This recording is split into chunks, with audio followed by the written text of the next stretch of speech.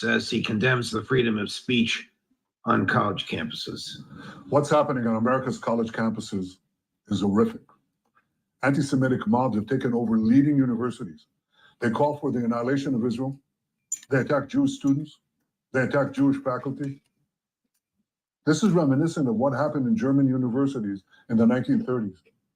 The response of several university presidents was shameful. Now, fortunately, state, local, federal officials, many of them have responded differently, but there has to be more.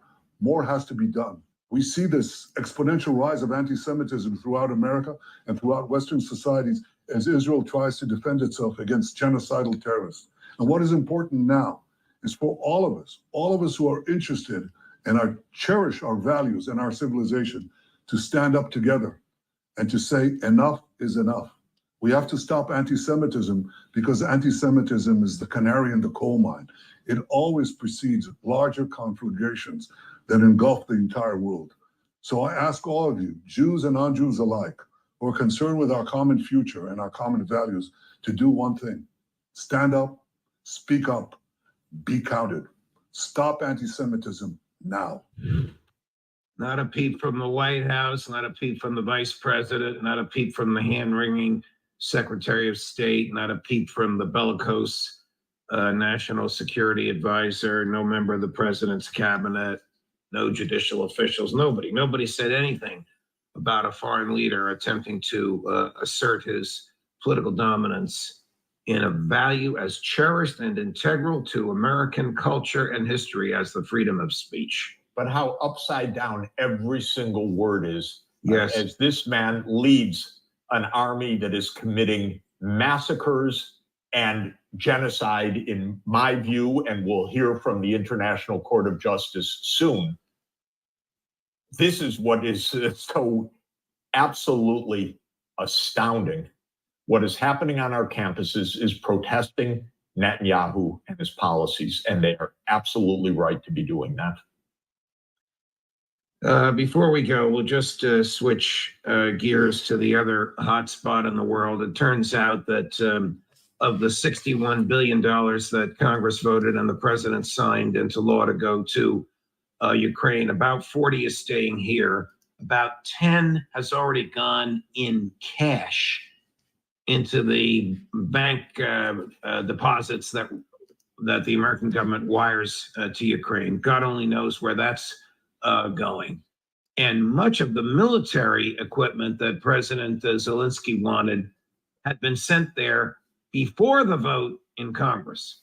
That means, under the law, that the hand-wringing Secretary of State needed to sign a statement under oath that it was essential to American national security and was an emergency, and therefore we couldn't wait for Congress to vote before we sent this equipment out there. More deception, more lies. But the question I want to ask you is, what good will this vote and this cash and this military equipment do? Isn't Ukraine on its last legs? And isn't it without the manpower, almost literally, with which to operate the equipment and fire the shells that we are sending there? Ukraine, of course, is losing so many people. The count is around 500,000 dead at this point. The official numbers of the Ukrainian government are, of course, nothing but absurd propaganda when they mention much lower numbers. Everyone knows this. We see the cemeteries across Ukraine, the obituary count across Ukraine. All this does is sending more people to their certain death. All right. I was trying to get, that went on longer than I wanted. I'm trying to get Kristen Shaughnessy's post upload so I can show it to you. Unfortunately, my system is so antiquated, I can't get it from here to there, up there, downloaded without big circles of death up from Apple computer, and I can't get it. But what Kristen Shaughnessy just put up Big question for Financial Committee before their vote Tuesday, May 7th. Are you trying to help market makers, banks, hedge funds block the CAT system from tracking their trades? This is Kristen Shaughnessy's post. The CAT system goes into effect this month and will be able to spot illegal trades and market manipulation, which obviously would provide a more transparent system for your constituents. So why does the Financial Committee have this on their docket tomorrow? Why are they, quote, trying to nullify the CAT amendments, specifically the latest that was implemented 1/2/2024, which requires reporting of bona fide market maker exemption usage? I tried to get this up here, and I'll try when Ham starts talking. Let me just look one more time. It's just so frustrating. Maybe it's my eyesight. I just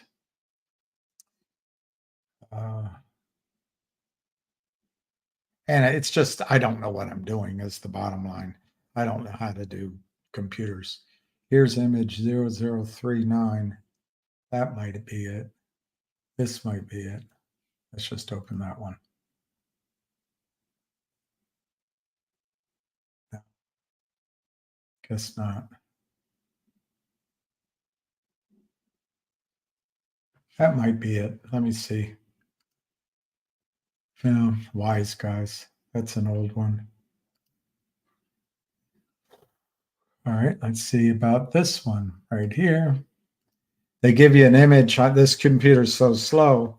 It just has a standard image. You can't see what the image is. You just see a indication that there is an image there. All right, let's see if this is it. No, that's not it. All right, I give up. So anyway, that's Kristen Shaughnessy's post. You can see it on her Twitter, and I think she asks a very good question.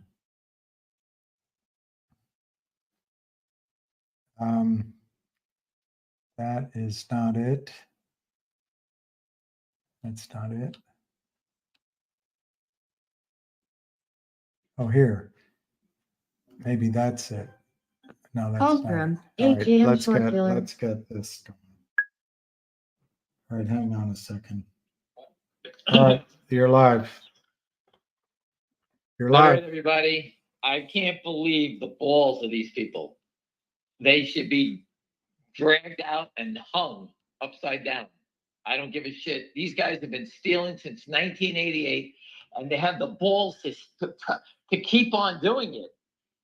They want to use the CAT system to show the world they want to see your trades, but not what they do. I've never seen anything like that. These people don't even use a mask or a gun when they're robbing people.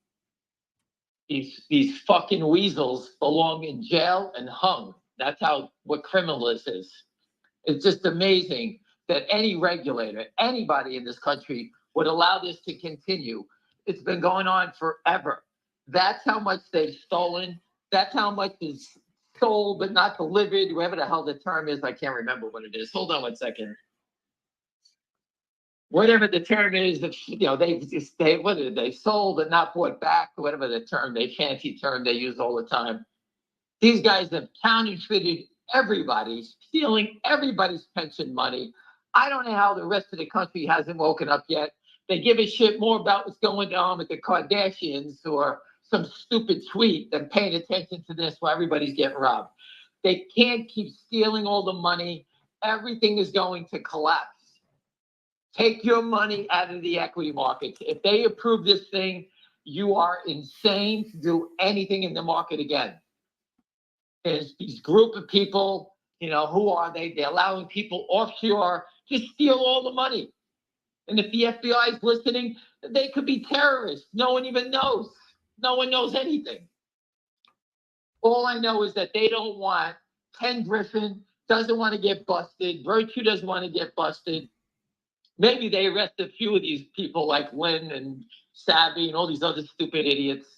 but they're letting these big guys control and say what they want, sue what they want, use their money and their power. I forwarded all the information to Devin Nunes and his group. I don't know if they saw it, but they do. They know about it about an hour ago. Let's see if they come out and say something. I told them they better speak up, better learn, get ready to fight back. This is just amazing what they're trying to do. Every day, shares are sold and never bought back. Finger motion, there's always a seller. Sell, sell, sell, sell, sell. I always tell you, who wants to sell it down every goddamn day? Every day. Same nonsense. It's remarkable. DJT, it shouldn't be 50 or 49, whatever the hell it is. It should be 100 by now with all those numbers shares short. Every day, it's 1 million shares of stock. 1 million every day. 20 million a month. No big deal. It's just remarkable. And they have the balls to put out that they're trying to get, they want to be blocked. You can't see what they're doing. Everybody else, they want to know that if William bought 2,000 shares or something like that, they want William to be exposed, but they can't be. You know, it's just remarkable, remarkable, remarkable. If anybody has inside information on any stock, okay, never buy it. First, give it to someone to post on Twitter, okay? Once it's posted on Twitter, you can go buy it and you'll never get busted for inside information, all right? I don't like to tell people that because I don't want people to break the law, but fuck them, steal what you can. Remember that. You get a tip on something and you really got your cousins working at the place, I don't give a shit. Have someone post it on Twitter and though they don't buy the stock, you could buy it after it's posted. So you missed the first 50 cents or $1 in the trade, you get the next 20. Fuck these guys, that's what they do. That's what the big boys do. They release the information, they know it's inside information. Learn to play the game as dirty as they are. The SEC, the FBI, no one gives a shit. It's unbelievable. So don't ever get caught doing insider trading again. Make someone post it, then buy all you want, and you blame the person who posted it. That person doesn't buy it, what are they going to say to them? Where'd you hear it? I heard a rumor, big fucking deal. It's time to learn how do you make money for yourself. Fuck these people, they're stealing everything. They don't even give a shit. They don't care if you're fucking starving. They don't even care. And it's me, William, and everyone else who's trying to help expose this thing, and people yell at us like I got something to do with this. I'm telling you right now, I'm close to go get people to raise money. I got a market maker, get a market maker exemption, and I can go fucking become Savvy Management or Lynn Partners. What's the big deal? Just fucking steal $1 million a week. Destroy companies, get paid people to go out there and say nasty things about it. It's easy. I'm telling the truth about KNW, and shareholders yell at me. The truth is right there. They have a toxic note with Lynn Partners. No one gives a shit. Shareholders are so fucking stupid. They're calling me up, but why am I trying to hurt the company? I'm not trying to hurt the company. I'm trying to save your ass. It's going to a penny, whether you like it or not. You got to be insane to buy it. This is how crooked this whole system is. Lynn Partners got people out here trying to attack me on the long side of a stock. And they got the toxic note. Why? Because they want to make sure people buy it so they can sell it. It's just remarkable. It's just remarkable. I don't even know what to say anymore. You know, 10 stocks go up. Everybody else is under attack every minute of the day. Every minute of the day. You're telling me they settled any trades in DJT? Impossible. They said, you know, they're not settling anything in finger motion. How can they trade 250,000 shares today? Who's selling all the stock? Day 2000, they keep selling it. It doesn't end. Hold on, someone's calling me. It just doesn't end. It's just remarkable. I'm a Wall Street veteran. I know all these stupid tricks. I'm not here to teach people how to steal. But at some point, we got to say, fuck them. If you can't beat them, join them. Fucking William's giving up his life over here, trying to help people. People yell at him. People yell at me, but I don't give a fuck because I know I'm doing the right thing. But think about how disgusting this is. People have to sit here like police and watch every day, every little trick these guys are doing. Thank God we have smart people following stuff. Who would ever think that these guys would try to exclude themselves from reporting their data? Think how low that is. In the last minute, they're trying to slip in something to protect themselves and fuck everybody else. That's the SEC. They're a disgrace. The DOJ. How do you allow these people to get robbed? They're just letting everybody rob everybody. Forget the guys breaking in, stealing jewelry and pocketbooks. Who gives a shit about that? These guys are doing it riskless. There's no chance of getting caught. The police are protecting them, as Pat Byrne used to say. But they got the fox watching the hen house. Is that the saying, William? I don't know. I've forgotten all the sayings you repeat. But all I can say is Gensler calls himself the cop on the beat. I wonder what he's beating. He's fucking. This is truly amazing. They haven't approved it yet, but the audacity to even try, keep trying. A system that can protect people. These guys want to keep doing it like it's no big deal.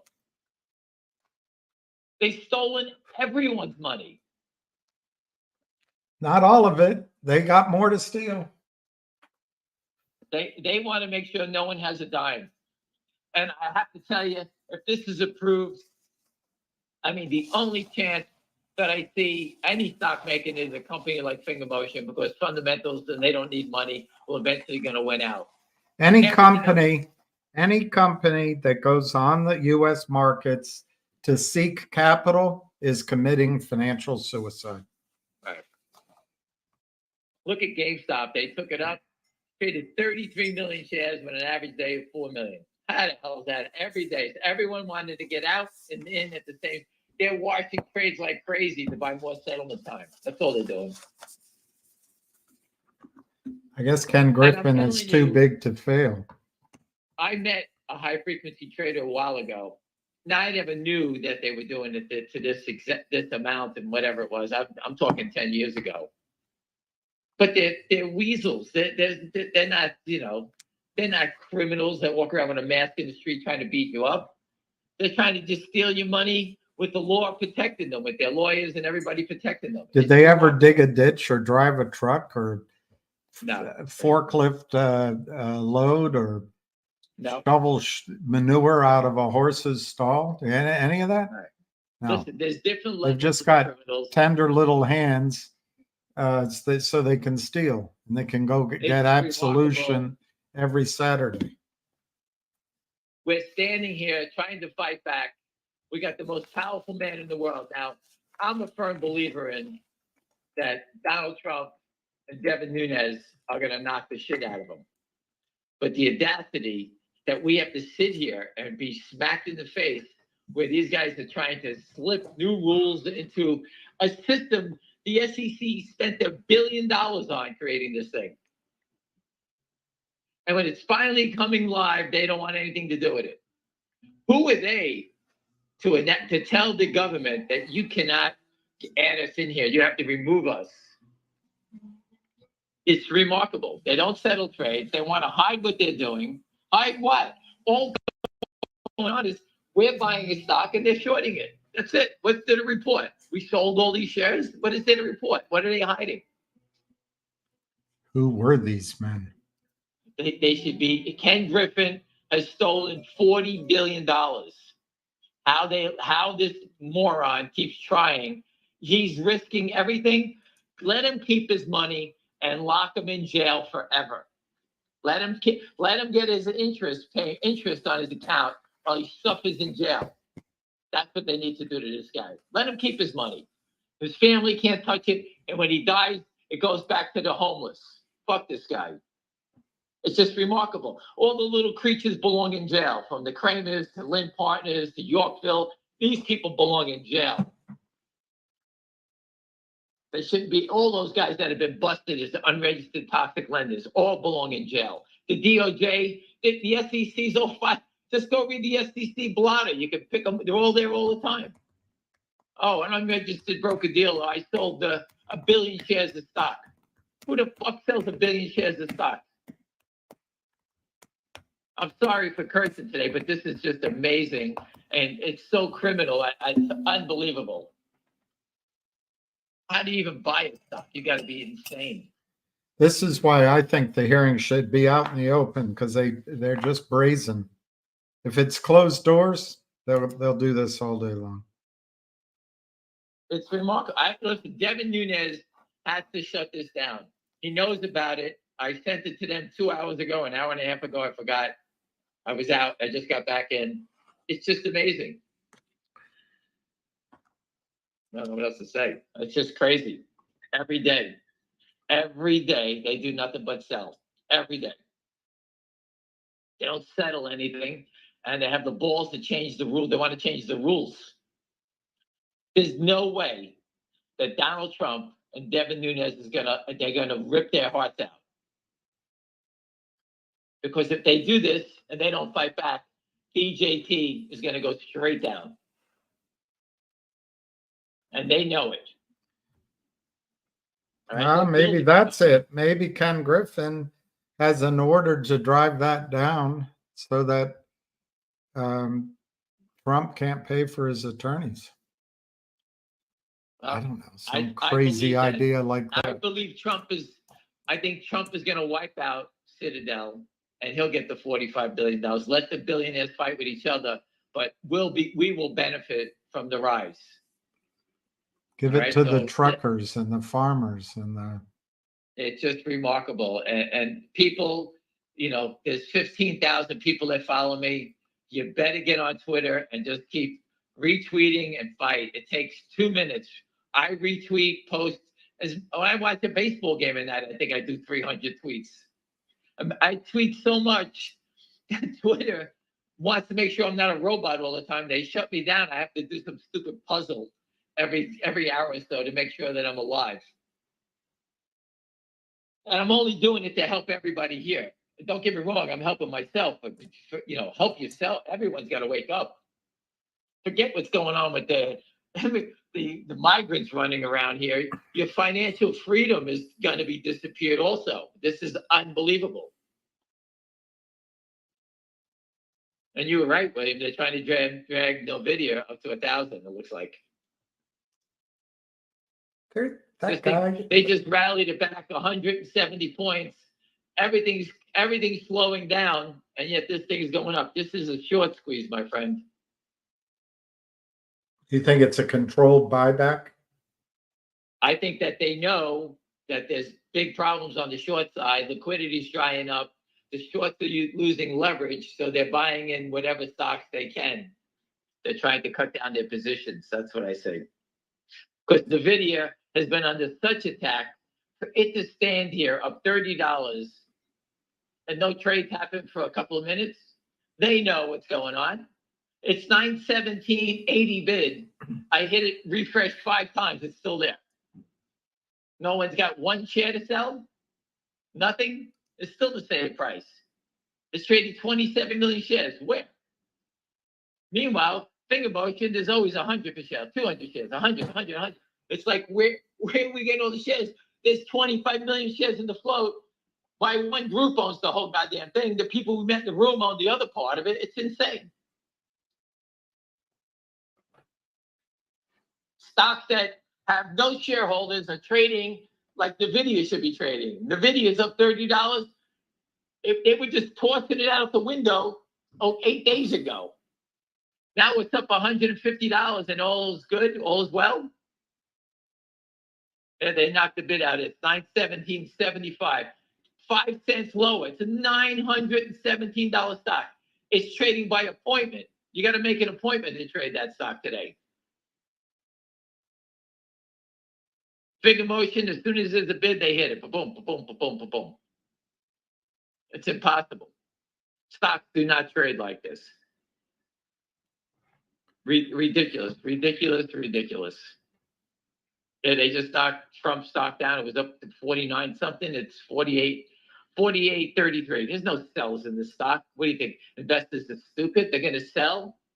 when the company's fighting back, exposing criminals, calling for an investigation, a hearing, and you're selling it? There's no one doing that. It's remarkable. Please retweet. Christian Shaughnessy put up a great. Did you read that to everybody, or I don't remember? I did. I can read it again. I put it up. Read it again. Read it again. I mean, it's the one I liked. It might be different than what you're saying, but Kristen Shaughnessy on Twitter wrote, "Big question for Financial Committee before their vote on May 7th, Tuesday. Are you trying to help market makers, banks, hedge funds block the CAT system from tracking their trades? The CAT system goes into effect this month and will be able to spot illegal trades and market manipulation, which obviously would provide a more transparent system for your constituents. So why does the Financial Committee have this on their docket tomorrow? Why are they trying to nullify, this is a quote, trying to nullify the CAT amendments, specifically the latest that was implemented January 2nd, 2024, that requires reporting of bona fide market maker exemption usage." And this originally was at Bleed Blue 18's effort. So she put that up. All right. Is that the one you remember? I don't Yeah, know. yes. I retweeted it just now. I was reading and told Elon Musk, wake up. Where are you? You know, like I said, if they don't do anything, they just don't know what else to do. I agree. You know, it's just remarkable. We've done everything to expose this 24 years to get to this point, and they're like a fucking greased pig trying to squirm anywhere they can. To cry. It's just remarkable. Come on, William, get fired up. Hey, you got all the There's no fire. running from the front. There's no running from the front line. We got to keep fighting. There's no way. We can't go backwards. This is it. You like fire, we'll be dancing in the dark. Listen, I'm not in your happy mood. I'm nauseous of this whole thing. I'm not happy. I'm only kidding. I'm just I saying. feel like I win when I lose. No, I'm kidding. I don't know what to say. I mean, it's as long as we have, and it's the corruption goes across all manner of United States lives and issues. We have a bought and paid for Congress and Senate. Congress in the big sense, bought and paid for asleep president. And I don't know how it ends. I really don't. Well, I agree with you, and I'm looking at it saying, I've thrown every cannonball, haymaker, whatever you want me to say, I've done. The difference between now and the first, as far as I know, the first 30 years of my career, maybe at the end it was changing, is there was a compliance officer and these laws were enforced. There is zero interest in enforcing settlement, enforcing the rule that the SEC put in one of their lawsuits. 2 lawyers wrote it, that when you borrow stock or locate stock, it has to be in writing before you enter the trade. They don't enforce any of that. They literally loan into existence shares, counterfeit. They loan into existence shares that don't exist. And if they did this anywhere else, if a CEO did this, the SEC would be calling for full disclosure. I think at a minimum, they should disclose to us that this is the U.S. financial market system now. If you put your money in it, you might be buying counterfeit shares. If companies need capital and they take money from the pretend lenders, certainly shares, their market cap's going to be expanded by lending shares into existence that don't exist by the major Wall Street firms by the major Wall Street funds using little twits like Jeffrey Easton as a front. It's terrible. But what do you do about it? They own Congress.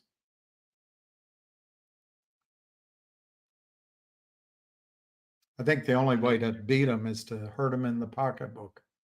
Well, they know that. They know what we're doing.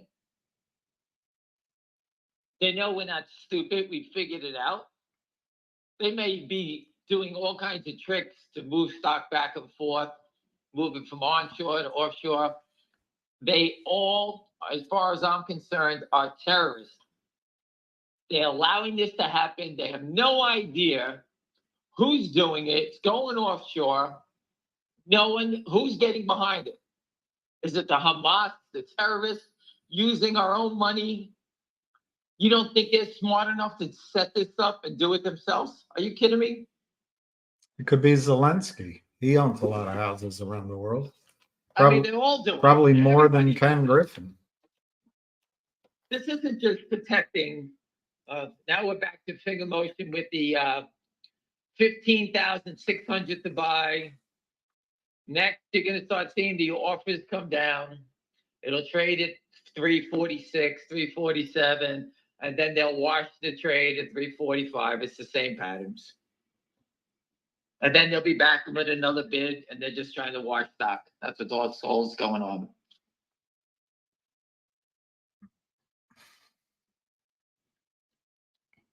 Peter Sachs I'm sorry. Peter Sachs summarizes it.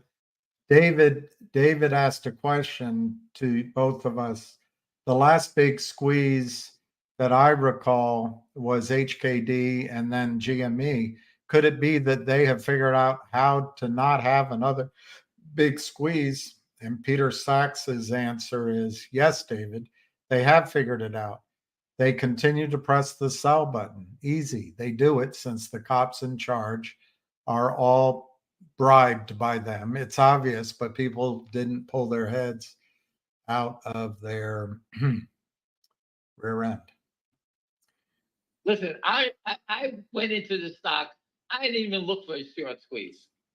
They gave us the data which presents a short squeeze. You can't avoid seeing the information. Once it's seen, William, like you said, you can't be unseen. I put the data up on GameStop in 2020, and it worked. That shows you how vulnerable the system is to these criminals. That just shows you how big and what can happen. That's what that was about. All right, HKD, I seen it go, but I really don't remember. I don't know what really made it go. I wouldn't study it that closely. All right, remember people, here it is, 345. They started little 100-share trades now. It's so obvious. It's the same stupid. There is not one person in creation when there's a bid for 15,600 shares would go hit the bid, sell their 100 shares.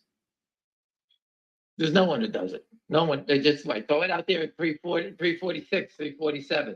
Remember, Wall Street's about a penny. If I paid 350 for it, instead of losing 5 cents, why not lose 4 cents on a trade, right? This way, I don't lose as much. They don't even care. It's so obvious. It's ridiculous. The people that are doing this stuff are children.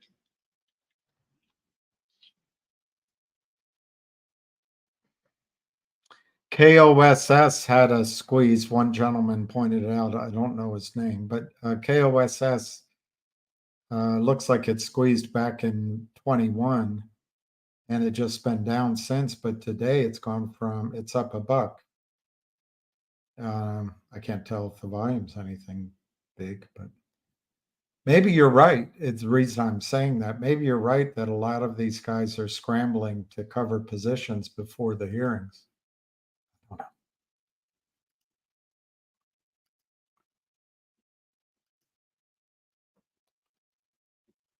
I think he's taking a nap. Oh, I'm sorry. He's I said I watched it squeeze twice. KOSS for 125. It's up 50 cents on the day, not $1. Oh, 50 cents. Okay. And I spoke about it and said, what is this company? It makes a headset, a shitty one, I heard. And it went for 125 twice. I'm just taking a sip of my Dr. Pepper. I'm sorry.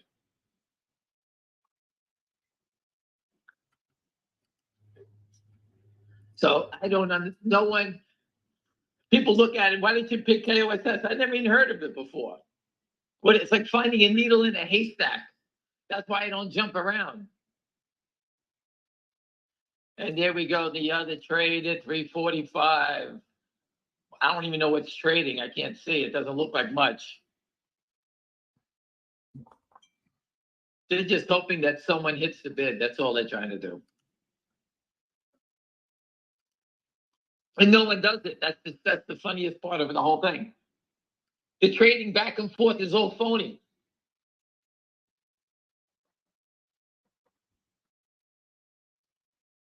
Everything. That's what I think it was Gerald Celente said, that you can't tell anything from the markets. You can't make any predictions from the markets anymore because it's all rigged. All the numbers are rigged. The trades are rigged. The data's rigged. Everything's rigged. Everything's fake. If you're talking, And we they want to can't hear charge you. you for the, and they want to charge you for the data. Sign up for Bloomberg, whatever. We'll give you the best data in the world. So worthless.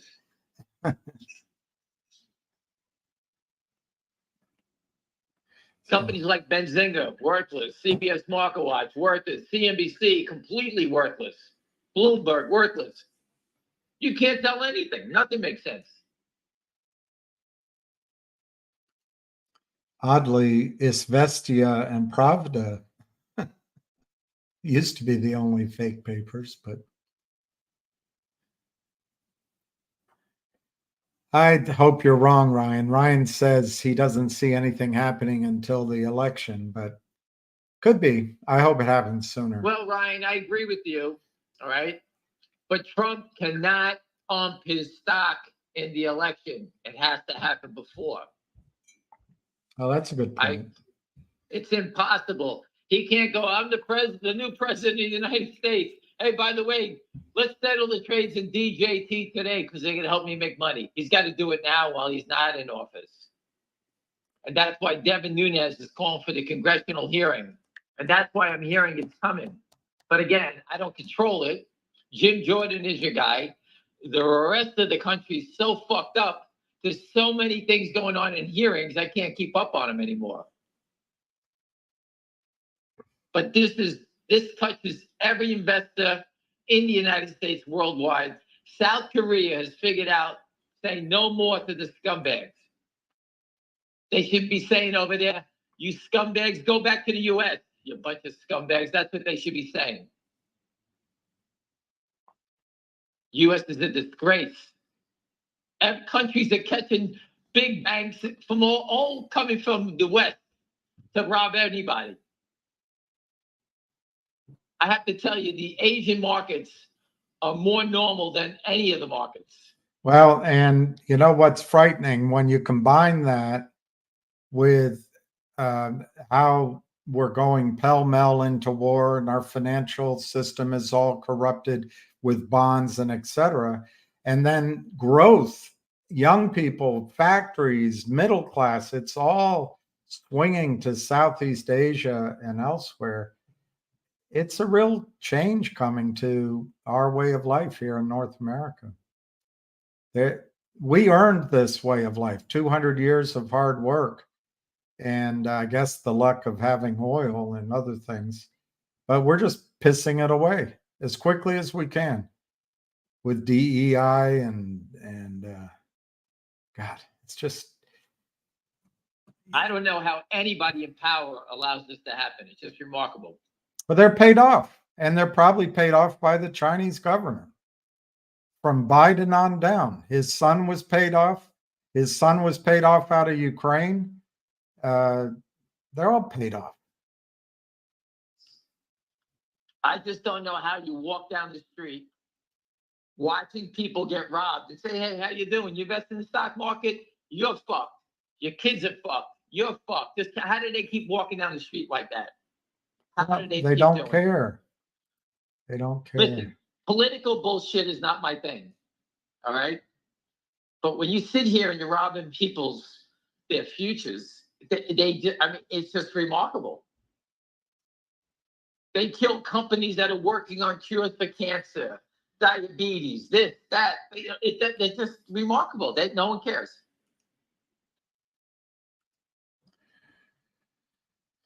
It's completely the Wild West.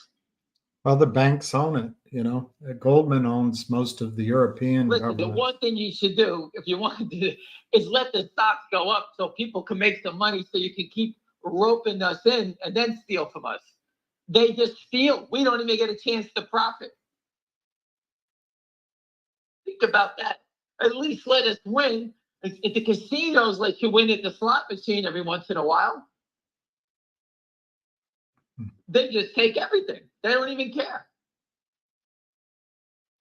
And it's supposedly regulated. Regulated by who? I don't know. Everyone that's in the position of regulated belongs in jail. I can't believe anyone in their right mind would approve to hide the broker dealers, their positions, and let them continue going on. The SEC spent over $1 billion on this system to have it shut down on the final days by the broker dealers, the people that are robbing everybody.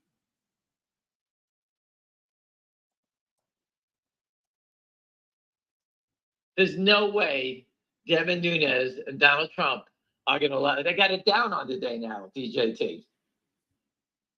Yeah. It's impossible. A stock that's got unsettled trades, piled up as high as the Empire State Building, and they can believe it didn't even happen. Oh, it's all make believe. The stock would be going up if it had unsettled trades, right? That's what they're trying to say. Big emotion. I must have unsettled trades. What? It would go up if there were unsettled trades. We would settle them. Yeah, sure. There's not one share for sale. Zero. Since I've been on the call with you for 40 minutes, nothing is trading except 100 shares, the market down, or 10 shares, whatever the amount is. Nothing's going on. We got one guy short 2.2 million and Lynn Partner's cousin and whoever the fuck hole he's in, somewhere offshore, and he's short 225 million shares. No one sees any of this, nothing. It's remarkable, remarkable. Again, I believe that Devin Nunes and Donald Trump, that's where my money's on. That's where my money is. And they're going to say something, they're going to do something, they're not going to let these guys get away. They got too much at stake for them. And we're lucky enough they're going to drag us along for the ride. Yeah. I feel lucky. Oh, boy. You said you made it sound like I feel lucky while you're standing on a ledge, ready to jump off a ledge. What, do you feel lucky that you're not going to hit the ground? Well, do you, punk? All right. Oh, that's what was that movie? What's his name with Clint Eastwood? Ask your What's wife. it called? I forgot what it's called. What is it called? I know what you're thinking. Did I fire You do sound like you're from an old movie. 6 bullets or just 5? What was that? What was that? Dirty Harry. Dirty Dirty Harry. Harry. Oh, I remember going to see that movie. I was like, that. My favorite was The Good, the Bad, and the Ugly. That was a good movie. Still is. The Good, the Bad, and the Ugly. Oh, I know I'm the ugly. You're the good. Who's the bad? Who would you throw in the middle there? There's I would throw Busy Brands in the middle. He's the bad one. the With Dirty good, the Mayo. bad, and the ugly. I don't know. Busy's probably a handsome guy. Hey, oof, oof, oof, You oof. sound like Don Rickles. I think I'm sending the message on that one. Thank God he lives in California. That fucking guy's so ugly. South Korea, investors turf. South Korea uncovers illegal short selling by 7 additional banks. I could throw a dart and find a naked short seller.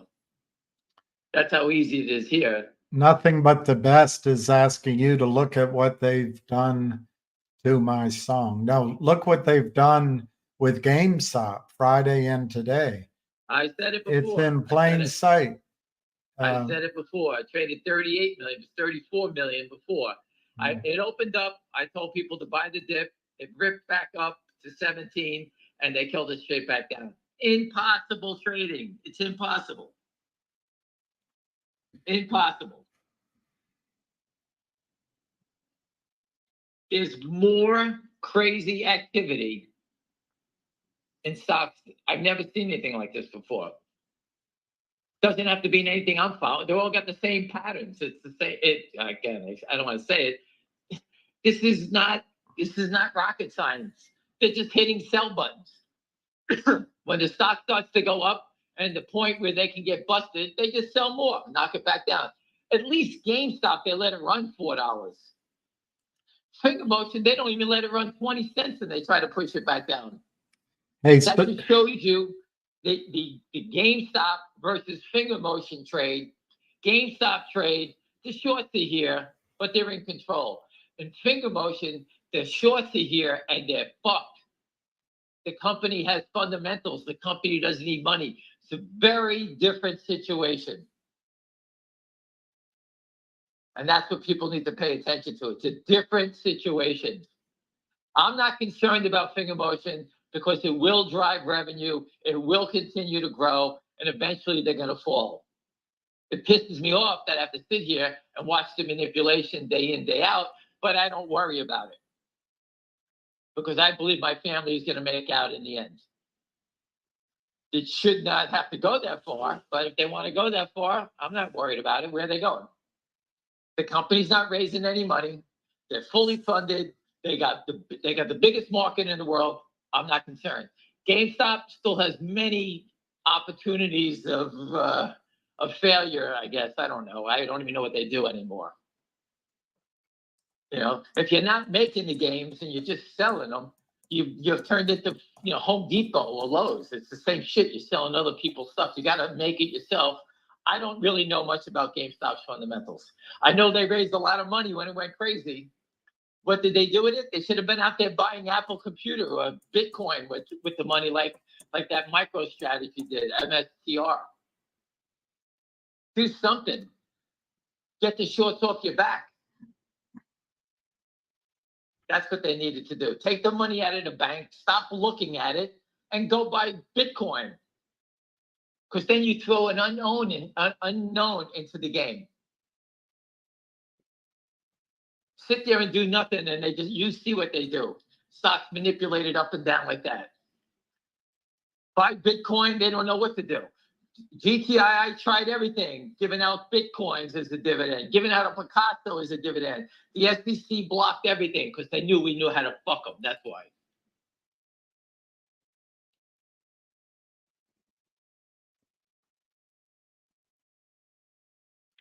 Come on, William, give me something. I'm just pissed.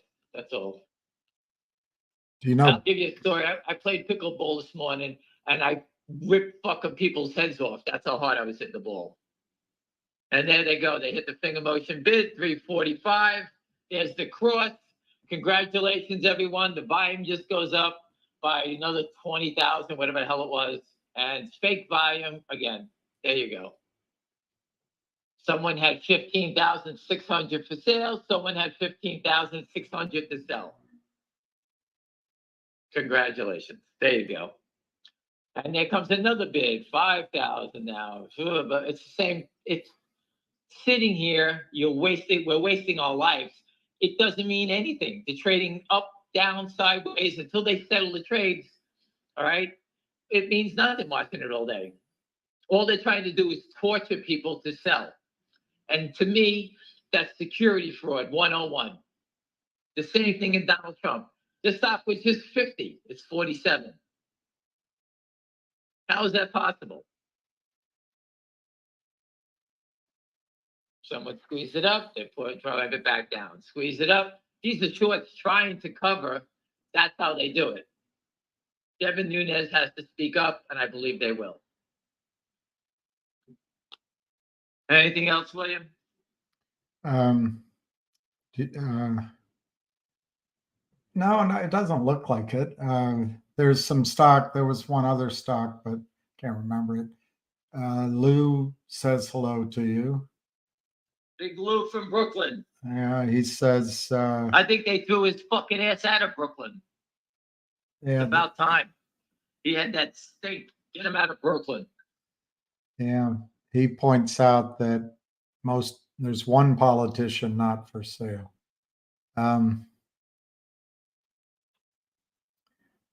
Could someone let DJT skyrocket? And I see. If he gets into office, then they'll investigate him again. You know what'd be great about that? They'd go after him, but then they'd see the truth about our markets, so they'd be shooting themselves in the foot. Listen, this game is over. It's just a matter of when it's going to happen. I wish it would happen already so we can move on with our lives. This is a waste. What do you think life. of Chipotle stock? AGM short killer. Are you calling me? What do you think of Chipotle stock? I stopped watching it. I don't even know. What It's because this guy's what was it, asking. like $8,000 now? Where No, it's 3,000. It's 3,200. I agree with him. How does it stay up? But I don't know enough about how many shares it has. they went after it a few times on when they had the E. coli problem, right? They went after it. Oh, I thought you were talking about that cereal. Nikolai, whatever it was. E. coli. No, that's the cough drop. Or the E. cough coli. drop. Whatever the hell it is. These vague memories of commercials in our head. Right. Back when I watched TV. So what's your opinion on the cat? Is it going to do a change? Is it baloney? Well, if they're trying to block it, what do you think, William? Come on. That's a stupid fucking question. All right. I shouldn't have asked it. I'm only kidding. Junk Savvy tweeted, I'll have to find that. She tweeted that they won't discuss the cat system tomorrow. See, the bastards. Bastards. They won't discuss it? That's what What does she's that saying, Junk Savvy. Maybe it's not on the agenda tomorrow. She's pretty clued in. Listen, I don't know what they're trying to do. It's a pretty open and shut case. The SEC has designed this system, and they don't care. And they're trying to. I don't know what they're trying to discourage about it, but it's ridiculous. The whole thing. I don't think they're doing it to get us to panic.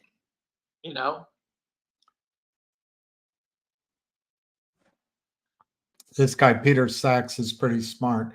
He said his point is communist agendas destroy the markets. Well, I was talking, I think, to him this morning. Imagine, Peter Sachs, how big our economy would be if our markets collapsed or if the dollar went down by half. How about that?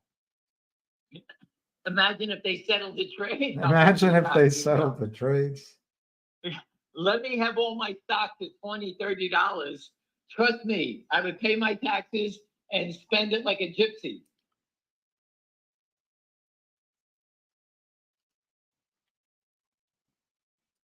Right? Yeah. Everybody would do that. Yeah. Everybody's just looking to go out and travel, spend money, and buy things. Everybody wants to do it. We're in this world one time. To have it and be held back and waste our time because they're stealing our money is ridiculous.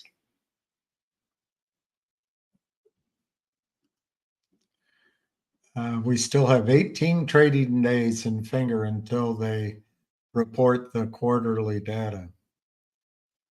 I think they already did their yearly. When is their year ends? Their year ends in our first quarter. I gave up on trying to figure that out. Yeah.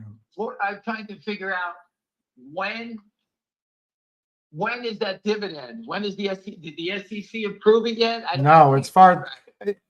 Last week, I didn't look over the weekend, but they hadn't approved yet. Once they approve it, my understanding is you have to give 10 days notice to the world and then it's effective. Holdrum, Mike Clarin. Well, we'll get that soon, right? Yeah, we should get it. We should get it. Sunil bought more finger.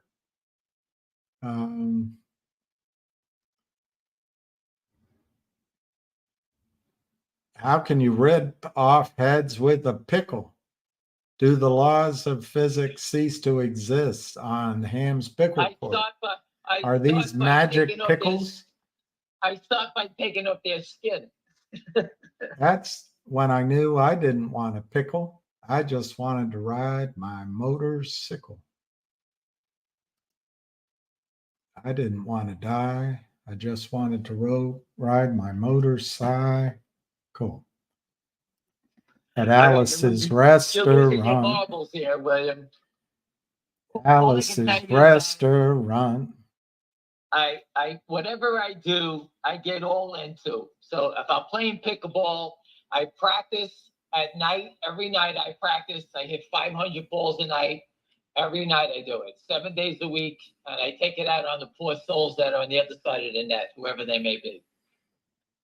And thank God I'm doing it, because I'm so angry at the SEC for what they're doing here. It's just remarkable. And I try to stress to everybody, I don't need you to buy stocks. I don't care about that. But we need to stop the fraud, because you may not be doing it, but your kids may want to play the stock market.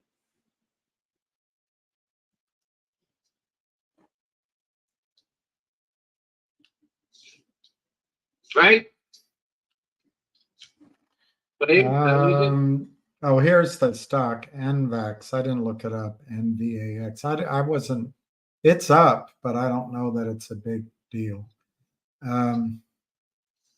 Listen, people, there's plenty of stocks. I don't follow them all. I try to specialize in what I do. Again, Chipotle's been nothing but insane. When the shorts beat it down, when they had that problem with the lettuce, whatever the hell it was, they were all over it then. And the shorts got roasted there. It's a company that makes money. When you make money, they can't fight back. There's your example of what that is right there. That's right. And it's very different than a Netflix. Netflix has to keep producing movies all the time. They need to get bigger, make more movies, more and more and more. So even though the rewards are big, but they're spending very large to keep it going. Listen, I know all the college kids, everyone goes, to Chipotle. I see them there all the time. There's always lines. It's not as big as it used to be, but there's always lines there. I think it's gotten more expensive now, but I had a friend that showed me how you can go in and basically stuff your face for $6. I don't know. I don't go there. It doesn't appeal to me, but it's excellent. It's excellent. You can walk in, walk out. Within minutes, you got your meal. What more do you want? But they tried to put that out of business. They're trying to shut down the movie theaters, AMC. Someone put a post up. Wasn't the movies a great thing to do growing up? It was. We couldn't wait to go. Take the kids. I took my kids. I loved it, buying popcorn. As soon as the movie started, I fell right to sleep. It was the best sleep I've had. I love going to the movies, but yet they try to kill it. Why would you even bother? Shut the stupid thing down. CEO should sell all his stock, tell everybody you're fucked and move away. Go watch TV in your home. Never leave your home anymore. That's what society's become. Let it be. That's what I would say if I was the CEO. I'm shutting it down. I don't want to pay anymore. No one gives a shit. All we do is get pissed on by people. Who the hell wants to do it anymore? I spoke to someone that's close to CVM today. The CEO has been working on fighting cancer for 20 years. You know what? I applaud him for trying to do it. A friend of mine had head and neck cancer. I told you about that. But at some point, your stock's $1.20. Who gives a shit anymore? Sell it, move on with your life, quit. Let people just die and get suffer and rot. That's what I would sit there and say. That would be my memo. Hey, buddy, you get neck and head cancer, fuck you. That's what I would say. The SEC doesn't care. Why am I wasting my life every day trying to cure this disease? By the time I cure it, I'll be dead, thanks to everybody. Do you see the world the way I see it now, William? I've heard all about your disease. Yeah, well, I've been doing this way too long, and it's the same goddamn thing, and they're a disgrace, all of them. Eventually, I got to stop because it's only affected the way I think, and I'm tired of doing it. What's your favorite pickleball paddle? I use a Gearbox Pro. Gearbox Pro. Are If they? anybody plays- Where is it made? In China? No idea. All I can tell you that when the ball hits that paddle, look out.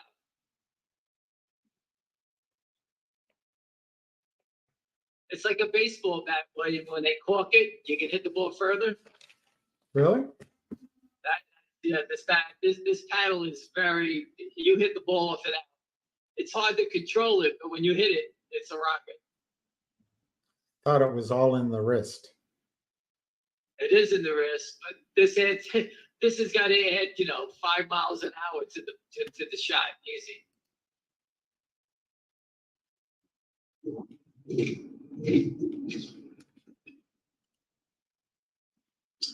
Well, I don't. Nobody has any more Well, questions? there actually one guy is asking about. One guy points out that MULN is up 50% today. NRX Short it. yeah. NRXP's up 40%. Somebody's asking about 40%. What price? What is that? NRXP. I don't know what it is. Let What me is look. it? What's the price of it? I'm looking. Chill out. If it's 30 and it's $50, that's a big thing. If it's 30 cents and it's 50 cents, I don't care. It's a pharmaceutical company, and I guess it's somewhere around $4. I don't see any reason to get all excited there yet. MLUN. Anyway, somebody's asking about the other two stocks that. GDC, I saw some volume coming into it, 77 cents. That's all I know. The other one has no volume, it's doing nothing. Were you one of the jerky boys? I love the Jerky Boys. Give me a tank, I'll sell the fucking thing. If anyone's never heard of them, go listen to some of their prank calls. Very funny. This guy wants you to lend him the money so he can buy a Gearbox Pro. That's a gift. I got this for my birthday present. Tell that guy to give me a pair of pickleball shoes that I can't wear out. It seems like my toes are hanging out already. Donna's buying more finger tomorrow instead of DJT. TJT, I told you can buy the dip, sell the rips, buy cheap calls, and don't worry about and tie up big money in it. That's the best way to do it. If you buy 500 shares or 1,000 shares, it runs up $1. You make $1,000. Throw $800 into the 60 calls and forget about it. Maybe one day you wake up, it's up 100 points, and you don't have any money capital at risk. That's how I would do it. And I would do it all day long. And it's been giving you the opportunity. Every dip has been a buy, correct? This guy says he started out with nothing and he still has most of it. But he started out with nothing and what? He still has most of it. It's over my head. I'm trying to figure it out. I started out with a lot. I have nothing left. I'm the opposite. I can turn millionaires into paupers. That's what I'm good at. Well, that's the Woody Allen line when he's invited to his girlfriend's family's house. The father's there, and the whole family is judging him. I guess they were all strict Jewish, and he wasn't, or something. So he was really nervous, and he wasn't comfortable there. And then they asked him, what do you do for a living? He said, I'm a stockbroker, or I'm in it, something like that. And the guy said, well, what do you do? He says, I manage people's money until it's all gone. That was Annie Hall. Annie Hall, yeah. And the best part of that movie, because he was Jewish and they were from the Midwest, they all looked at him, and every time they looked at him, they showed him Woody Allen. Oh, he put in that's what it was. Every time they looked at him, he looked like a rabbi. The best line is when she was driving like she does, and she parks and he opens the door. He says, that's all right, I can walk to the curb from here. No, he said he could take a cab. He could take a cab to the curb. Is that the movie when Christopher Walken was in that movie? Yeah. And he comes to Woody Allen, and he says to him, Woody Allen, he was telling Woody Allen about a dream he has, that he's driving his sports car into the oncoming traffic. What's her name? What's the girl's name again? I forgot the name. Diane Keaton. Diane Keaton tells him, I asked my brother to take us to the airport. Woody Allen's looking at him like, what?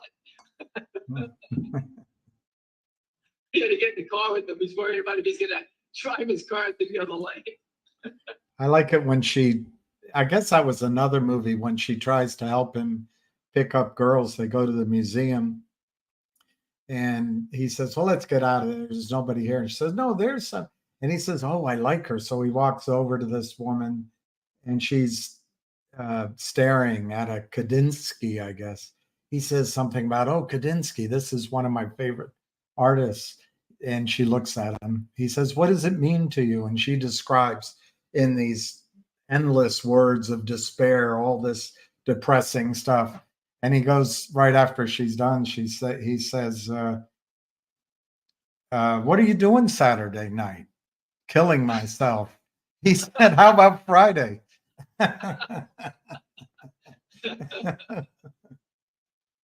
Such a funny guy. That's what life's about, not this nonsense of worrying about our stocks going down because there's fake trading back and forth. It's remarkable. I wish I could say something else, but it's just remarkable that we can't have a stock go up a quarter and stay up a quarter. What's the big deal if the stock goes up 50 cents, 30 cents? It's a big deal because they can't meet margin. That's why all these stocks have these rapid downturns. They need to get people to sell. Right. They can't have it go up. There's a point, 54.50 in DJT, and finger motion is 373. Could be 370 now because they keep selling it down here. It should be 473. I'm sorry. They can't have these things go above those numbers because everything they own then is in the red. And just to go back in time, GameStop, the average short in that stock was probably $25. So at 375, it took $22 before it got into the red for the shorts, and they still got killed. We're an inch away from that. And for the smart ass that wrote to me this morning, well, it went above it one time, it went above it once, and where'd it go? It went to 7, it went to 10, right? They started the squeezes then, right? Well, If the government would actually force settlement, once they go through those numbers, it should be all over with. It did it in GTII. I forgot the number back in the day, but it went to 9. What happened? I think going to the government and asking them to help us cause a squeeze is bad salesmanship. No, I went to the Jewish mafia and I asked them, how do we kill all the short sellers? What is that supposed to mean? Where do you want me to go to? Where should we go to? I went to the FBI. Well, you don't present it that way. You present it that you have to enforce the rules and laws. If we go in and if we say we're looking for a short squeeze, they're going to say, don't let the door hit you on your Oh, yeah. I walk in buttocks. their office and say, how you doing? I like to manipulate the stock to the upside. Can you help me out? What do you think? That's what we say? No, I was there. I heard what you said. And I heard how many times you said it. And I saw It's you the walk same. up and down the aisles, the hallways, and knock on every door. William, soon we're going to be in two wheelchairs rolling each other into these offices. It's ridiculous that we have to spend our adult life trying to do something. And he helps every individual in the country. Maybe the better idea would be to move to Singapore or Korea and just start trading in an honest stock exchange. If I didn't have family, I would leave in a minute. I would take you could be on the desk trading and write a report like you used to do, and we could make money. Everybody could make money in an honest exchange. But honest, I'm good. If this is going to continue, I'm going to raise money. I have a broker dealer. They have the market maker exemption that I could use. I just go out there and destroy stocks. Why not? I'll hire you, William. You could be my capybara. You could put out the. I'll be savvy management. No, I need you to write the fake stories. The CEO is part of the Hamas. He's laundering money out of the country. Sell the stock. Ham's a pump and dumper. Yep. This guy's into child pornography. Just put it up on Twitter. What are they gonna? No one says anything. You can say whatever you want. That's the U.S. equity markets, by the way. What I just described to you is the U.S. equity markets. Sounds pretty And once again, sophisticated. if you do get inside information, never get caught by the SEC. Just post it on Twitter. Post it someplace. Wait for it to be posted. Count to 10. Then go buy all the stock you want. When it gets taken over the next day, say, hey, I read it on Twitter. That's it. Blame them. That's all you have to do. That's my tip of the day. So if you have any inside information, that's the way to do it. Somebody Or- says Ham is a hump and dumper. Yes, I am. I'm the best at a hump and dumping. I'm the best. I don't know what that means, but all right. He thinks I'm pumping the stocks and dumping them. No, this is not legal advice calling you a hump and dumper. I don't know what it means, but I guess H for ham. Well, the only thing, the hump and dump, I don't want to get into that, but Yeah, any other description is this is club days. That sounds like my nightclub days. this That term. this is I wasn't that type of guy. I've never been that kind of Yeah, sure. that I remember. No. And Richard, not legal advice. Go get him in GTI. Throw that fucking guy out and let's get to work. So there's a question from Red Hook Texan.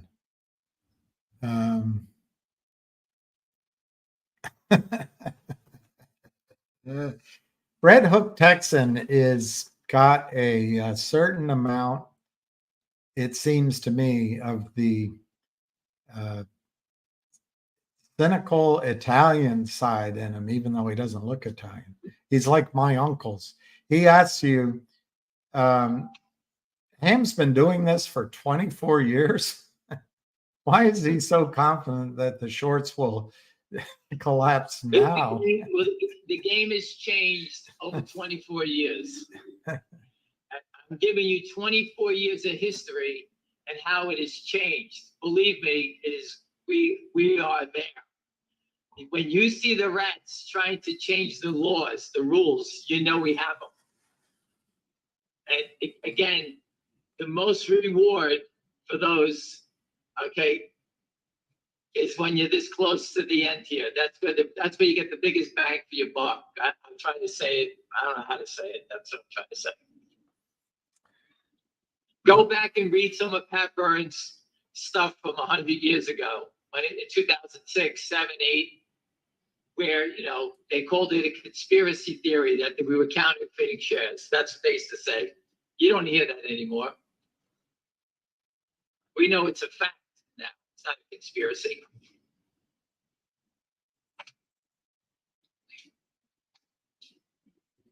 Bill, what time is it? You're just a market maker lover. 309.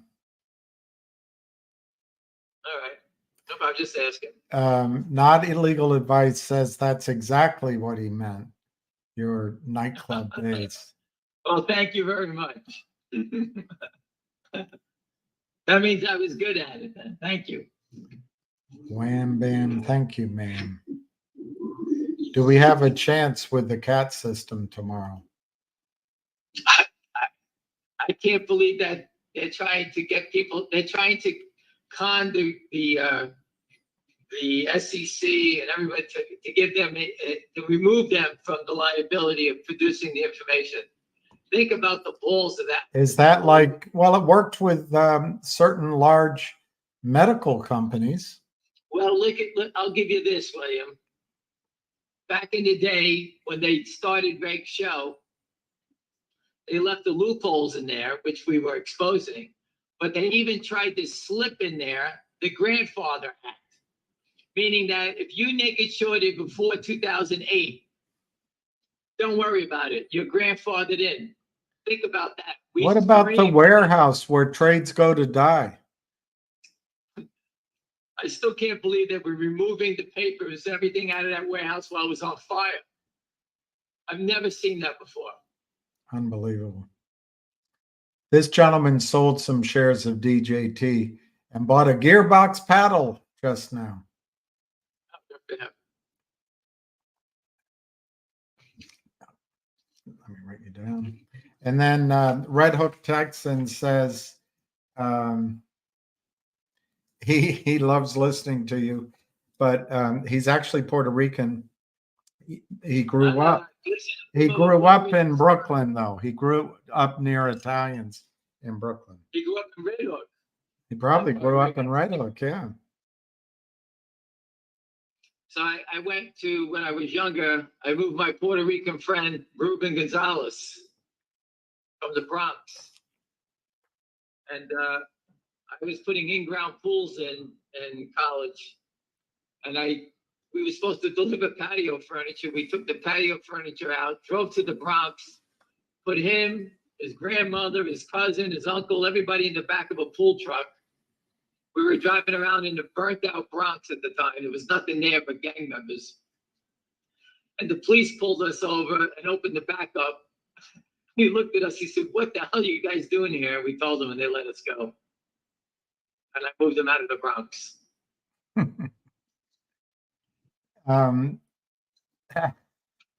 Ham, this is to you, so I'm not including myself. Ham, if you thought one of this group would not squeeze, which one is it? GTII, the two stocks I promised not to talk about, or Finger? I think it'd be the two Chinese names because I know nothing about them. All right. Hey, Susan. I think MULN has screwed themselves, CELU has screwed themselves. KNW definitely is not squeezing no matter what they say. I mean, there's a lot of stocks that have jumped on the wrong side of the fence here. So, there's plenty that I believe will never squeeze. Squeezes kind of have to come out of the blue, at least in the moment, which could last weeks, but it's you got to catch them by surprise. And then there's the panic that they're going to lose a lot of money. And I think GME and AMC and some of these others, they're prepared for it. But I don't. Yeah, I think they've been unwinding those trades for a long time. I don't know how big the short is there anymore. Institutional ownership is 24% or 34%, excuse me, down from 177. So that means that the institution who owned it dumped it. Right. So they don't believe it anymore. So, I mean, that's, there's still some that own it, but for the most part, they all dumped it and ran away. That's right.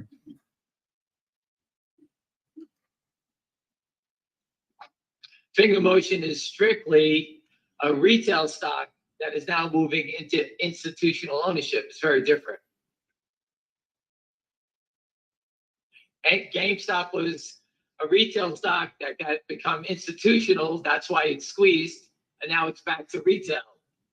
Can retail squeeze the stock? Absolutely not. And they didn't before, even though the newspapers said so. They had nothing to do with it. I just gave you what the squeeze was institutions buying it. Right. That shows you how stupid the reporters are that report on this stuff. Or And it's so purchased. funny, we all take those stories. Oh my God, the reporter said that. They don't know anything about what's going on. Zero. Yeah.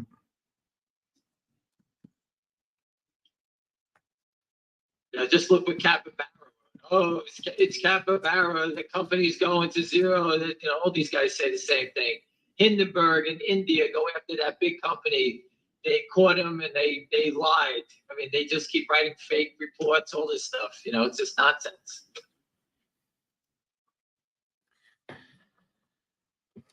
These guys who write these fake reports, they belong in jail. The DOJ said they're going to get them. They haven't locked up anybody. It's been a year and a half. They're too big to fail, these criminals. I mean, no, you're talking about. They're a the big small part of our economy, and they don't pay taxes. They create a lot of revenue. So we can't let them That's why I fail. don't understand any of this. I just don't understand it. They take trillions offshore, according to that one bit of research about the Anson funds in 1 year. And it's important to protect them. Could you imagine what California, Illinois, and New York would do with just a 10% tax on those trillions they took offshore? No one cares.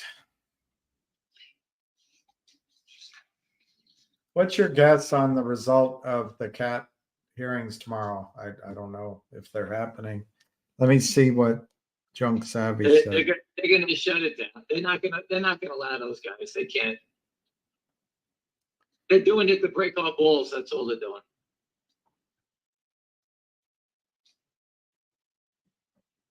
Maybe I'll go to the hearing tomorrow. Give a Go there and light yourself on fire.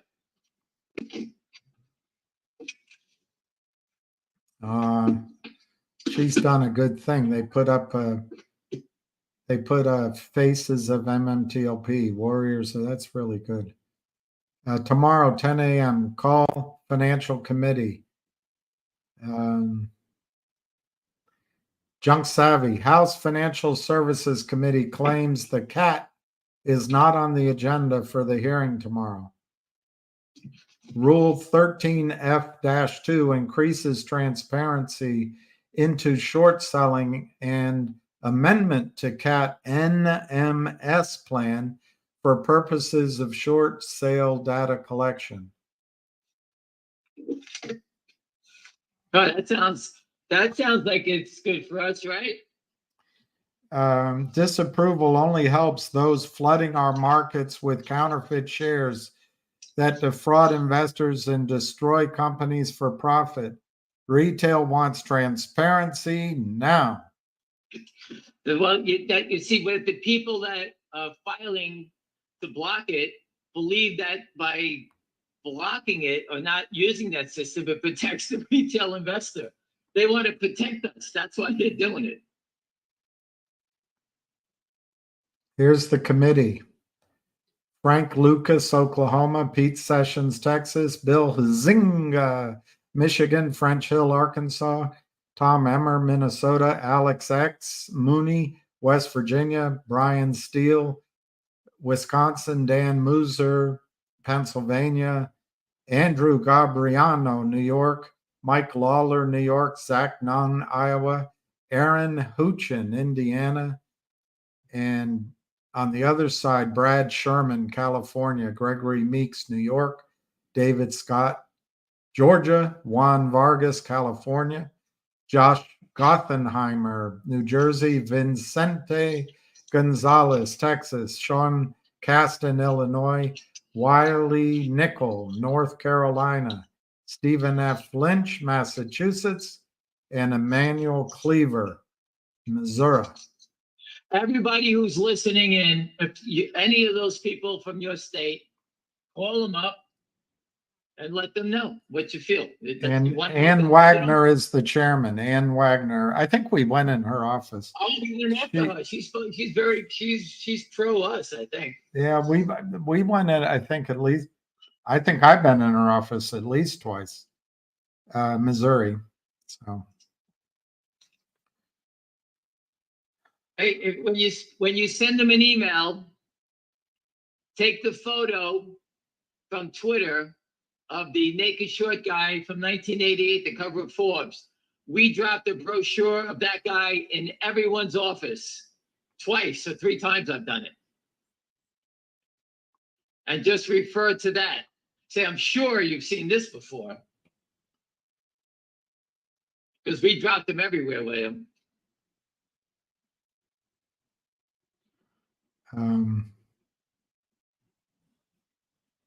Rare DD says, why would market participants like Citadel want to stand in the way of transparency? Do they have something to hide? Well, there's your answer. That's what's changed. He's just trying to protect your right to liquidity.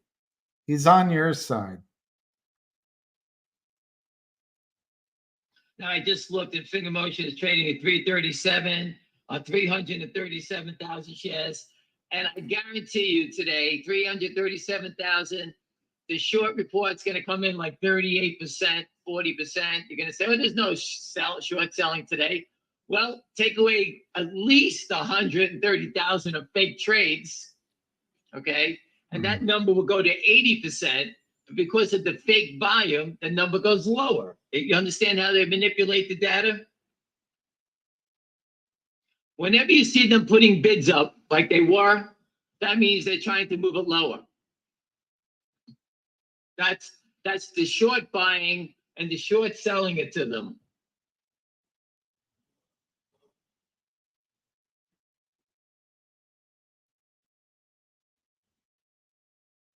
And I can't stop it.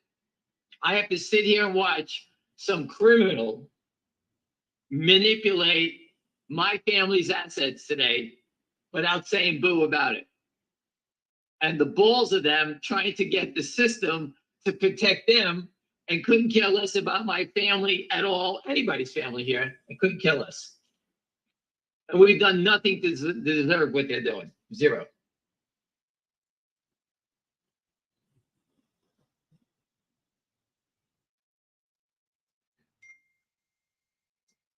Kristen, or is it Kirsten, just sent you something. She said, looks like they want to vote when there are fewer eyes watching. Cheaters. They can't win. They're not smart. They just cheat. In the tweet, their numbers in the tweet, the HFSC committee, 202-225-7502. Call them up. Everybody, repost that number. It take 2 minutes. Call them up. You're a disgrace. Here, listen to this. The SEC is someone who was heavily involved Listen in the Russia to this hoax. if you can. In fact, he was Let me start again. the Russia hoax. He was the treasurer of the Clinton campaign back in 2016. We investigated all of this in 17 and 18. And look, we found out that he was the guy who made the payments to a law firm who then moved it on to Fusion GPS. Look, how can a guy who I investigated, who clearly funded a dossier to target Donald Trump owns True Social, as I think most people know, how can that guy be in charge of this? And we can't have access to the capital markets like any other company can. I think it's really, really corrupt. And I think the more time that goes by, I think the Congress, as they begin to look into this, is going to figure out just how deep this is. You asked me, who are these players? Well, look, Ginzo, the head of the SEC. One chair just said, my friend William, I called the number 4 congressional on the Financials Committee this morning. Great.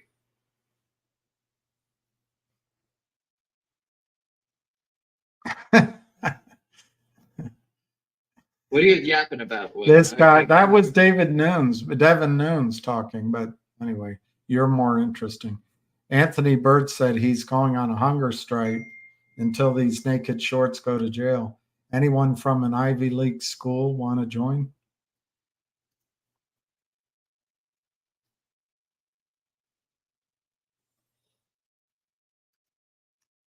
Oh, that fat fuck. Jeff Easton needs to go on a hunger strike, that fat bastard. Sandy, waitress I've been seeing, said she won't set herself on fire for me anymore. William, someone just sent me I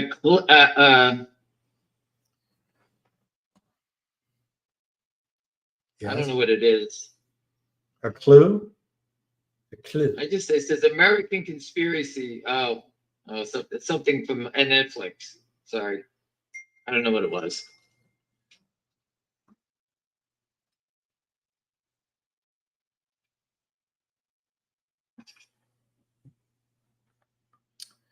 Anthony, I thought it was pretty funny, actually, but I hope you're well.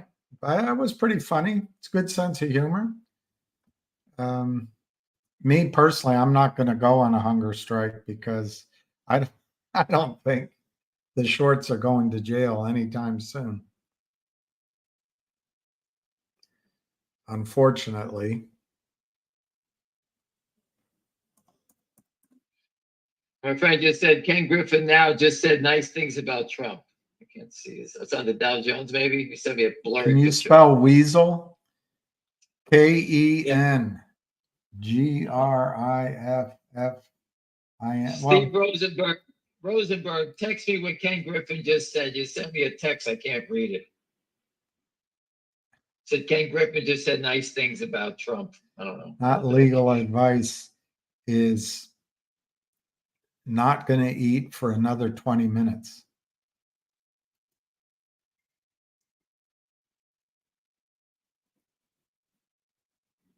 Yeah, this guy, Peter Sachs is pointing out a lot of these short stocks are starting to pop up a little bit.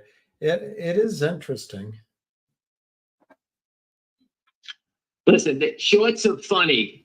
When they break rank, meaning that if there's 10 guys short, one starts to break, the stock starts to show a little strength.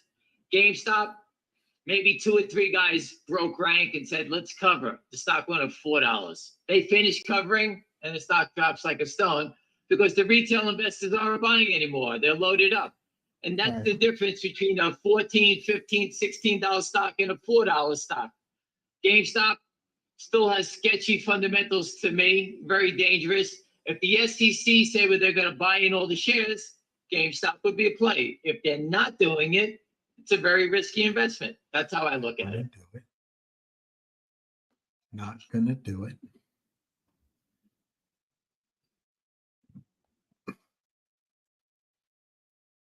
I have to physically sit here, William, and send out hundreds of text messages to people as we're speaking. Well, we're all glad to be here next to you while you do that. My friend wrote, the whole issue revolves around, he's an attorney, the whole issue revolves around whether they're engaging in bona fide market making activity. No, Following ratio is a waste of time. That's what he said. He's an attorney. He's right. I agree with him. You say it all the time. These market makers have less money than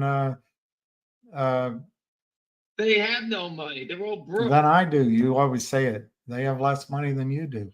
All they're doing is leverage trades. They go into a casino, they have no money, and the casino's letting them roll the dice. If they're wrong, they just file for bankruptcy and walk away. That's it. It's easy. Why wouldn't we do it? What happened to you? We were over leveraged. I didn't know. I did it in an LLC. My private broker let me do it. The private broker says, well, I told him not to do it. And you say, well, you never told me. And you see all my trades. They go to you. Why did you let me do it? I thought they were giving me more room to trade. No. Okay. On Wall Street, on a normal desk, once you start to lose, they come in with the big cane, give you the hook, and drag you out. That's how it works. Not anymore. These are fraudulent people exploiting the system. And it's gotten so big, the pool of money that Ken Griffin's running with is so powerful, You know what? And Donald Trump knows about it. So I think he's trying to take from him and give to him, which is okay with me. Kill him. I don't care. And he deserves to be killed. Didn't Pat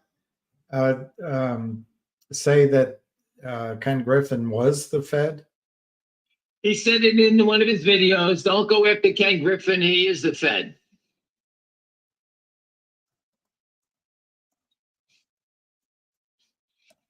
There you got it.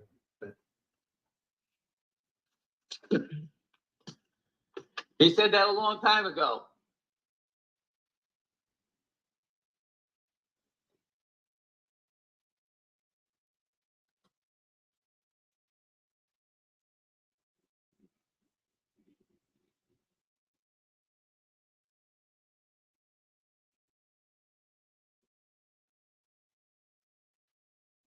William? Yeah, I'm here. All right, well, let's go. Come on. There's no more questions. I think you've run out of things to say. As long and as people everybody understands these guys, I don't know who started the rumor, whatever, that they were trying to vote themselves so they would be blocked. Okay, but that vote is obviously not on the agenda tomorrow, so that's off the table. So everything is still going forward. Stocks are drifting lower for one reason. They're trying to scare people out. They turn on a dime. Donald Trump's stock was 20, went to $55 in what, 15 days, whatever it went. They turn quick. If you believe in your story or your stock that you're invested in, you know, stay the course, you know, pay attention to whatever news, whatever it is that's in that stock. Like I said, MULN, you know, that's a stock that I think will never squeeze. The guy waited too long. He may have a good company, he may not, but he spends a lot of money. What's the only thing the shorts use against the companies? You need money, you're dead. Because you got to go back to them sooner or later, and they know it. When you're a company going to the FDA, they're pretty smart. They can figure it out. You need phase 1, phase 2, phase 3. They can figure it out. So if you're in phase 1 or you're getting ready for phase 1, get ready to take a beating for a long time, no matter what you do. A lot of these companies come out with great data out of the gate, right? The stock popped. I remember, I think it was Imclone. They came out and they said they cured cancer in mice. The stock went from $5 to $100 in one day. And guess what? That never happened. But the data, you know, going through all the different phases, whatever they had to do, took time and eventually it fell apart. Because it's very hard to cure cancer, right? Yeah.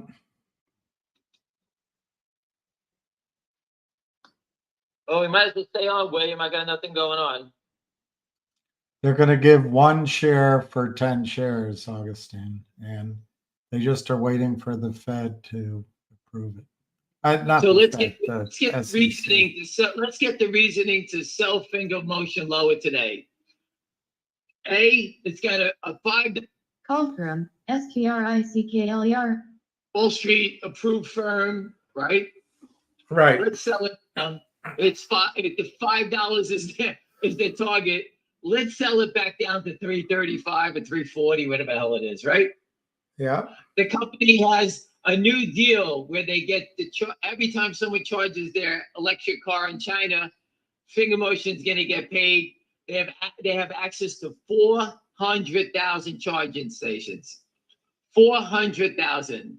Think about that. The whisper number was 450,000. Okay, 402,000. That's what it was. 100,000 charging stations is equivalent of filling up, the Michigan, the Rose Bowl 4 times of people. That's how many charging stations there are. Let's sell it because it's too many charging stations. The company started a new app. They have over 650,000 people signed up for it in 3 months. It went from 200,000 to 650,000. I don't know about you, but that number is getting higher, not lower. Anybody else who does that, their stocks would explode. But for finger motion, that means you should sell the stock. The company's got top-up minutes, selling cell phone insurance, selling data to the biggest players in the world. It's just so many little things going on, but every one of them is bad. Every one.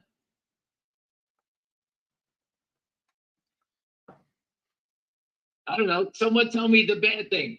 The only bad thing in this company was the deal with Lynn Partners. Lynn Partners is gone. Now what? Lynn Partners, we're just waiting for the DOJ to pull him out by his hair, that fat fuck, and get rid of him. He's like a fucking rotten tooth. We got to pull him out. The octopus murders, is that what you were referring to? Yeah, I didn't see it on my phone. I didn't know what it was.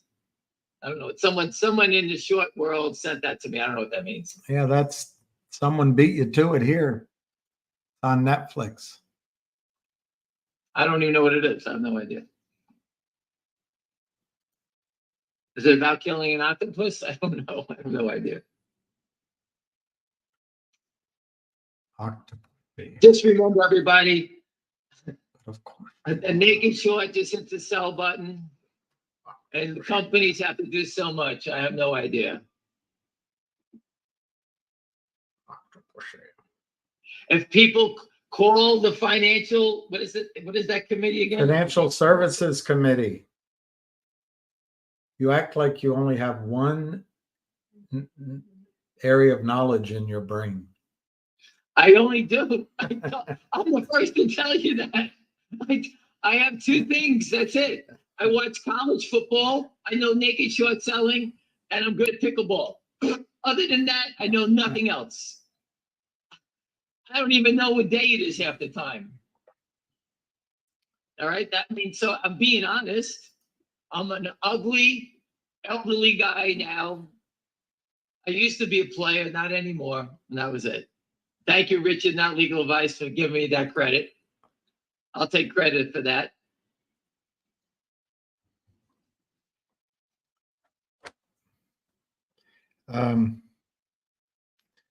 Ron tells you that pickleball is not a power game.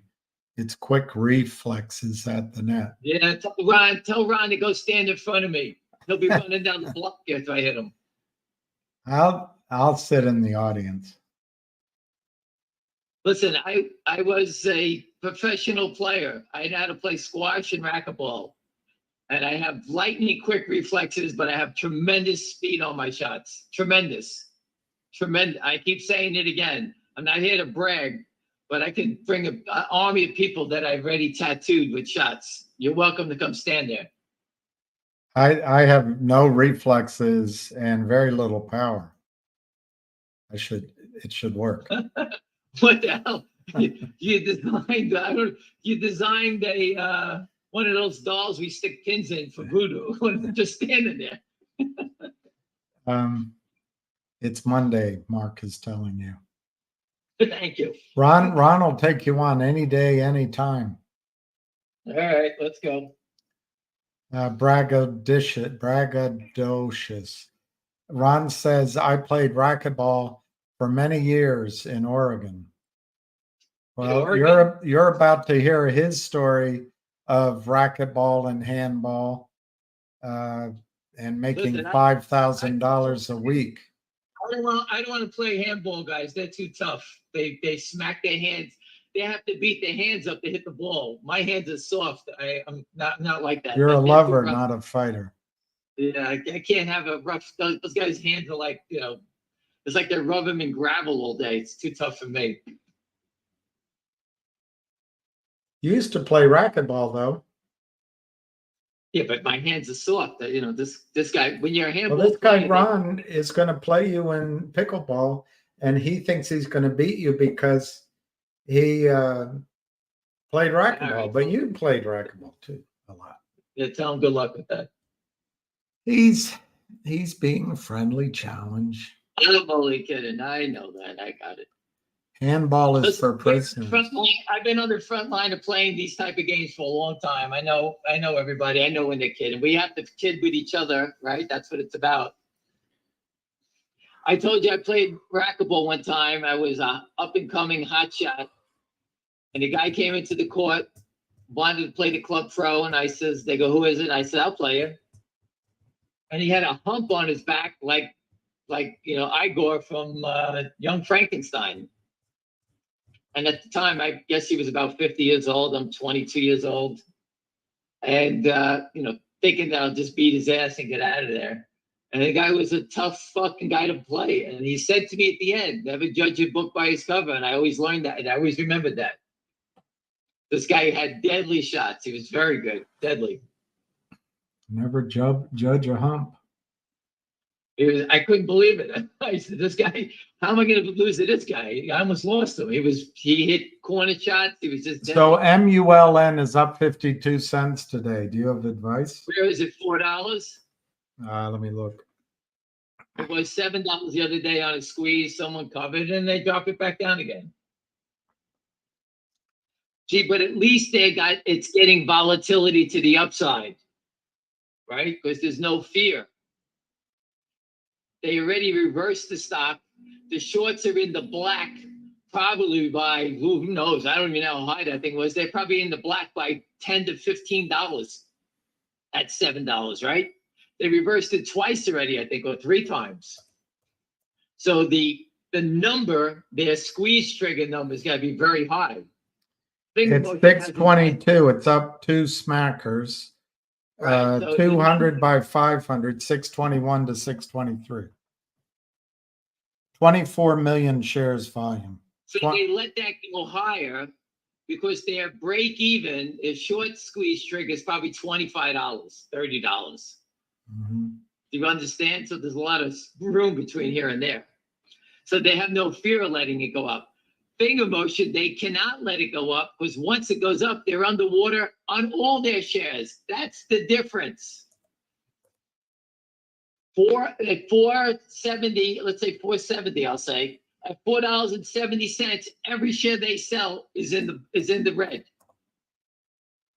That's why they don't let it go up. Because once it breaks it, they're dead. DJT, it's 54.50. That number, remember that number. 54.50. Okay.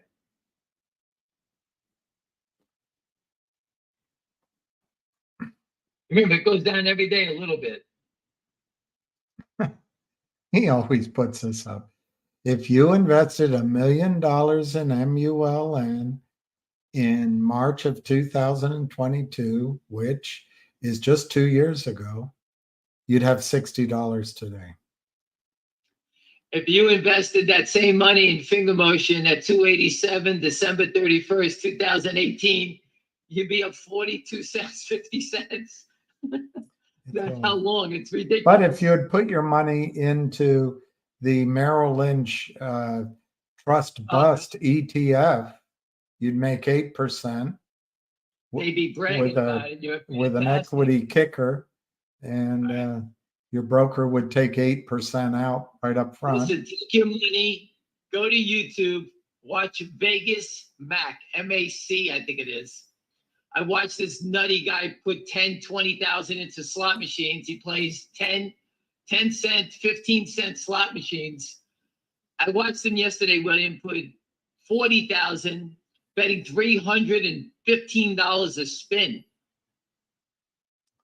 I mean, the guy's insane in slot machines. I wonder what your mother would ask you about that behavior on your Well, at least he says he's a professional gambler. I mean, that's, but I'm just sitting there. I watch it like it's a movie. I have to sit and watch it because I want to see if he's going to win at the end.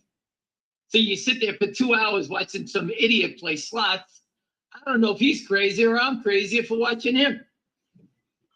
Well, you're not gambling. No, I just find it fascinating. And he's got 500,000 people that follow him. We're trying to save the world, your financial investments, and no one gives a shit. And I for the people that don't kick in and they help out, it's sad, but you know what? What can I say? It didn't go across Benzinga, but Trump media hires Semple, Marshall, and Cooper to replace B.F. Borgers as auditor. But that didn't go lightning speed around the world. That stock's up 52 cents, 48.45. Yeah, they had it on the day. Now the company comes. Devin Nunes is going to say something about that hearing, so be aware of that.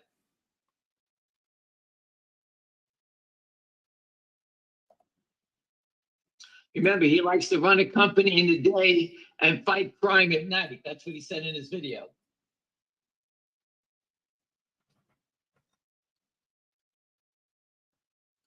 I'm still not. Oh, I'm Sandy Reeves. I don't know if this is a real person. I'm still bag holding heavy on GTII, and you guys will not talk about it anymore. I just did 3 videos on it, and I spent time on 2 lives after Ham got off. I ended up losing my cool talking about it, Sandy. So I'm sorry it breaks your heart, but I've talked about it again. After Ham's gone, I'll talk about GTI all you want. Why don't you type, Sandy, rather than just give a short little thing that says you're back holding, why don't you ask some specific questions? Listen, William, time out, people. William. Yeah. Anyone who uses that term as a bag holder, piece of shit, pumping, it's just it's a basher, it's a short. It's a basher. It's a basher. He's just trying to get to everybody on this phone call saying, oh, I own GTI, I'm a bag holder. That's a term they've been using for a long time. Go back to the Raging Bull. That's the same shit they were doing 20 years ago. They use the same terminology. Yes, let me go out there and piss on my investment more. Let me see if I get everybody else to join me, call it a piece of shit, so that we can all sell it together. Let's do that. That's just what I want to do.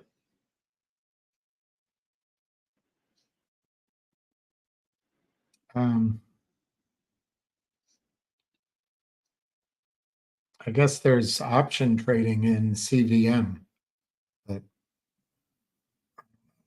most people here don't follow that stock.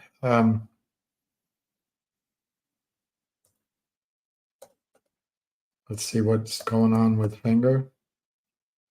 Anyway, Sandy Reeves, I don't know who you are. I'll be glad to talk about GTII in 15 minutes. Ham will sign off probably around 4, I'm guessing. And we can talk about GTI again. We can go over the last 3 years. Our biggest shareholders are working with Richard Hoffman, trying to get management to leave. There's 10 companies that want to merge into GTI to bring fundamentals to it. We are waiting for the management to get the fuck out. The company needs to build a business. That's it. What would you like me to say about GTII? It's got 500 million shares short. The Kramers are the short sellers. Alpine was the prime broker. The DTC, the NSCC, the SEC went after Alpine. It's in black and white. They have a concentrated short position. Now get someone to cover it. There's the magic trick. If they cover it, you'll be rich beyond belief. You figure out how to get them to do it. Go to the SEC, knock on anybody's fucking door you like, and tell them you own GTII and you demand to see the fails to deliver. Why? Because you said they have it. Here's the fucking proof. Show it to them. What would you like us to say? We did a great job exposing GTII. We exposed the Kramers, Alpine, management, you name it. We've done everything. What would you like me to do? You want me to sell my fucking kidney and give it to you? What do you want me to tell you? It's not my fucking job. Anything else you want to discuss about it? Ask away. How much is your kidney worth? The tickets don't come to me, because if they did, the SEC, DOJ, and the FBI and the Secret Service would be at my fucking door. You know where they come from. It's in black and white all over Twitter. Go watch Richard.Legal Advice. He'll give you the scoop on it because he digs into the details, the gory details. But you're too fucking lazy to go look at it. Instead, you want to sit here and piss on us. Fuck you. Next one, William. Go ahead. All right, there's a lot of new posters. This guy's down quite a bit on GTII. My friends are down millions on top of millions on top of millions, maybe 20 million, $30 million. They're working with Richard, trying to help us all. All right? This is not a joke. We're doing everything we can. Everything we can to make it work. We don't control the company. We don't control the SEC, the DOJ, the FBI. We control none of them. We're trying to make it work for 24 fucking years. What have you done? I'm sorry you're losing money. My cousin yells at me every fucking day. Think I want to hear that? What are you going to do? What are you going to do? I say the same thing to him. There's nothing I could do. Things will turn when management leaves in GTII. Put a floor in the stock and you build up from that point. That's it. One person said, the company's going to go to zero and you're never going to win, blah, blah, blah, blah, blah. What am I supposed to say to that? What do you want me to say to that? What would you like to answer me back? I told him, hey, listen, if we don't fight back, everything in your life is going to get ripped off. You, your kids, your grandkids, go take that mentality, get somewhere else. I have kids and grandkids, and I'm not letting them lose. Again, fuck you. I don't quit. I've been here 24 years. I may be a jerk off, but I'm the jerk off who I want to be, and I fight. I fight for people that want to fight with me. My friend in Lou in Brooklyn, I met the fucking guy in DC, and I befriended him because you know what? He stood right by my side. I just met the fucking guy, and he stood by my side. I met William, he's still here. I met Richard, he's here. Busy Brands, Dirty Mayo, I met all these people. They don't quit. They're fucking fighters. They all know the crime. Fucking sissies that are crying that you're losing money. Don't blame me. Call the fucking SEC up. There's numbers right there. We did it every fucking day. I never asked you any money when I put a truck all over fucking DC. No one said it. I didn't come knocking on your door for money. I didn't call us up until you hit the buy button. Once you buy a stock, it's on you.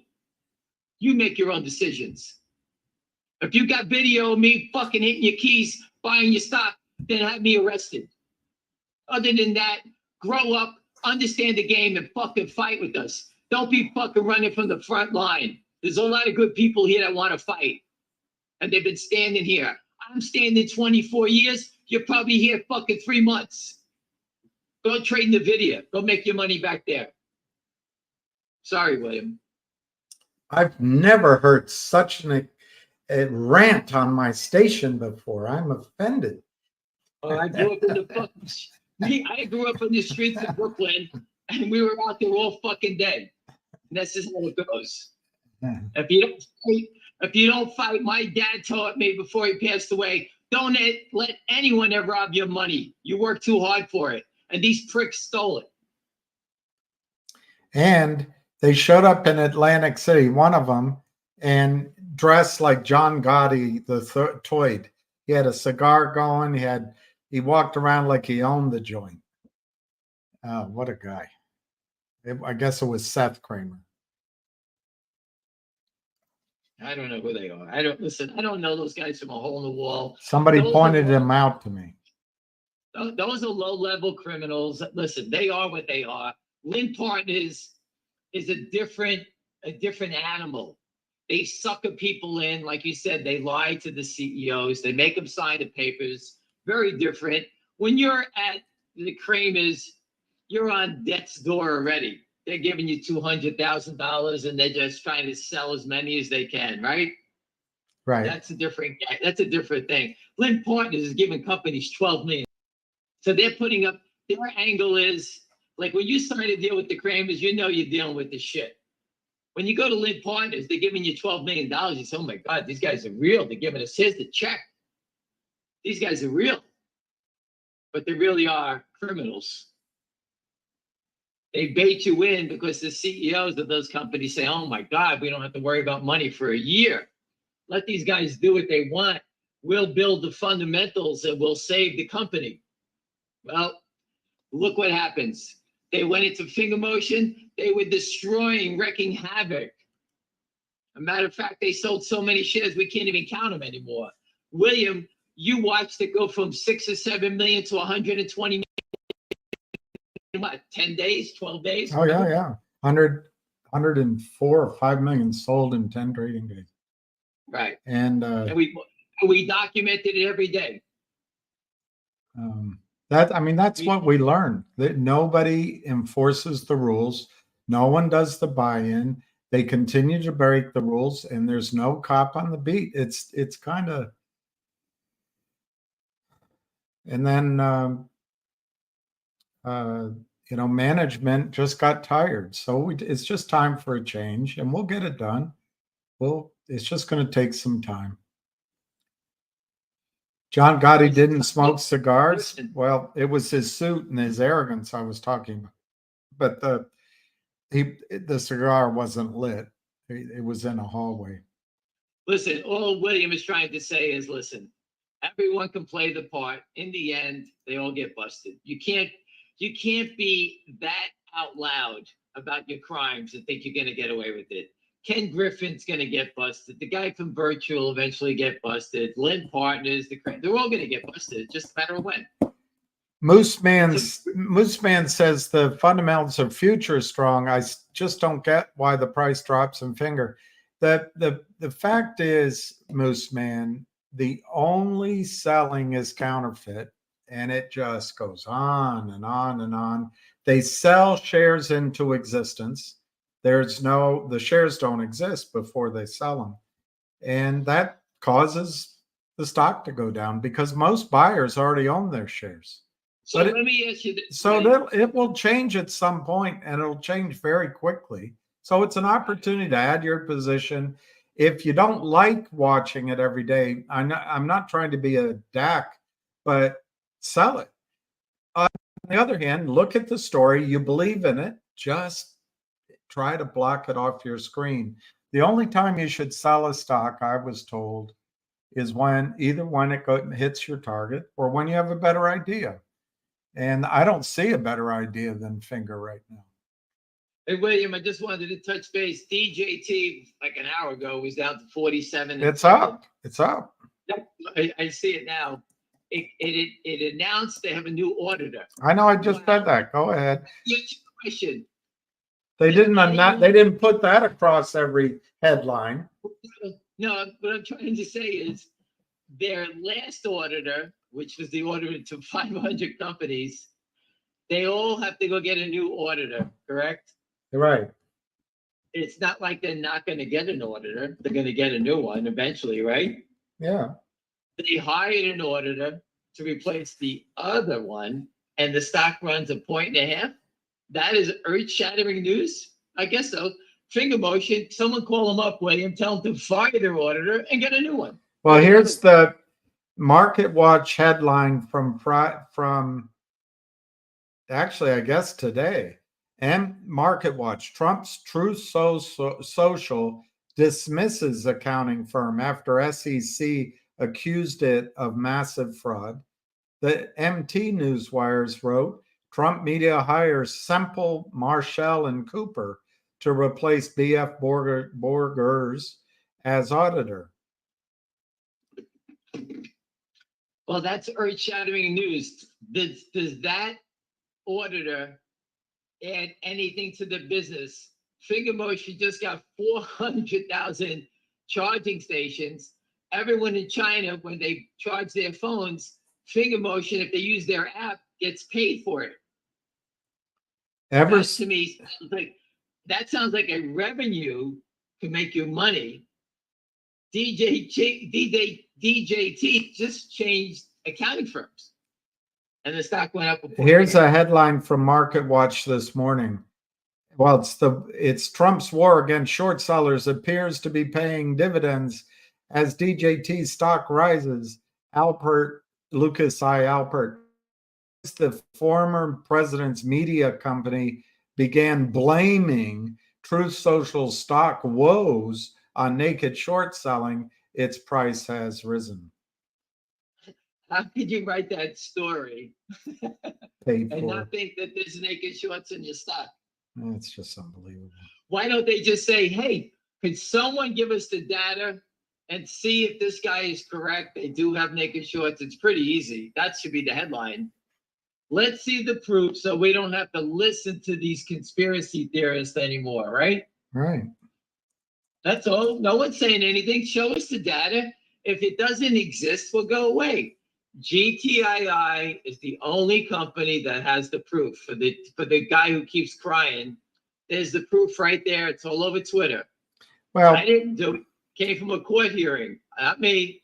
I didn't write that. I've heard you talk to me and others. I mean, it's not like you don't have sympathy. And all of us have been hurt in this situation. Listen, the most damaging thing that's happened to me, it's been a waste of my time. I've done everything. The government's done nothing. Now we have the most powerful man. You know, I started out with me banging a drum. I went through Pat Byrne. He came, he's gone. Many people have come and gone. Friends of mine have passed away. I got William, I got Big Lou, I got this guy, I got Busy Brands, Dirty Mayo, Kristen, everybody. Dennis Neal, I went and met. All these people are wonderful helping out. And yet our government has nothing to do with political. It's people that are Democrats that own stocks, Republicans, whoever you are, whoever you vote for, they don't care. They're equal opportunity crooks. They could kill us. It's funny, when you rob a bank, everybody wants the bank robber to get arrested, right? These guys are robbing us and no one cares. I don't get it. I just don't get it. If they're going to continue to do it, why don't we all just do it ourselves? The DOJ, we're going after the short and distort guys. They're all out here. How do you not rope them in already? Barbara, you got Hindenburg, you got Andrew Left. Andrew Left is enjoying a nice life living in Beverly Hills, crying that he can't sleep at night because he's afraid he's going to get arrested. For how many years? When are they going to arrest him? On his last day of life? When are they going to arrest him? At 92 years old? Crime pays on Wall Street. Go steal whatever you want. No one seems to care. That other guy from New Jersey blew $15 billion. He killed Nomura at Credit Suisse, everybody. They arrested him. He's the only guy who got arrested. He was on the long side. He got arrested.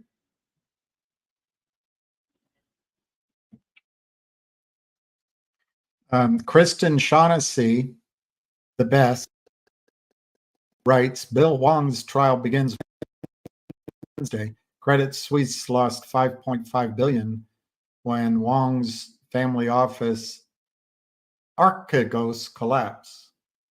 That's Yeah, like, they were over leveraged. Can you believe it? Over leveraged. There's that word again. they just were given a rope to hang themselves with plausible deniability. Archegos sounds like Meghan Markle's website. Archetypes. It's just remarkable.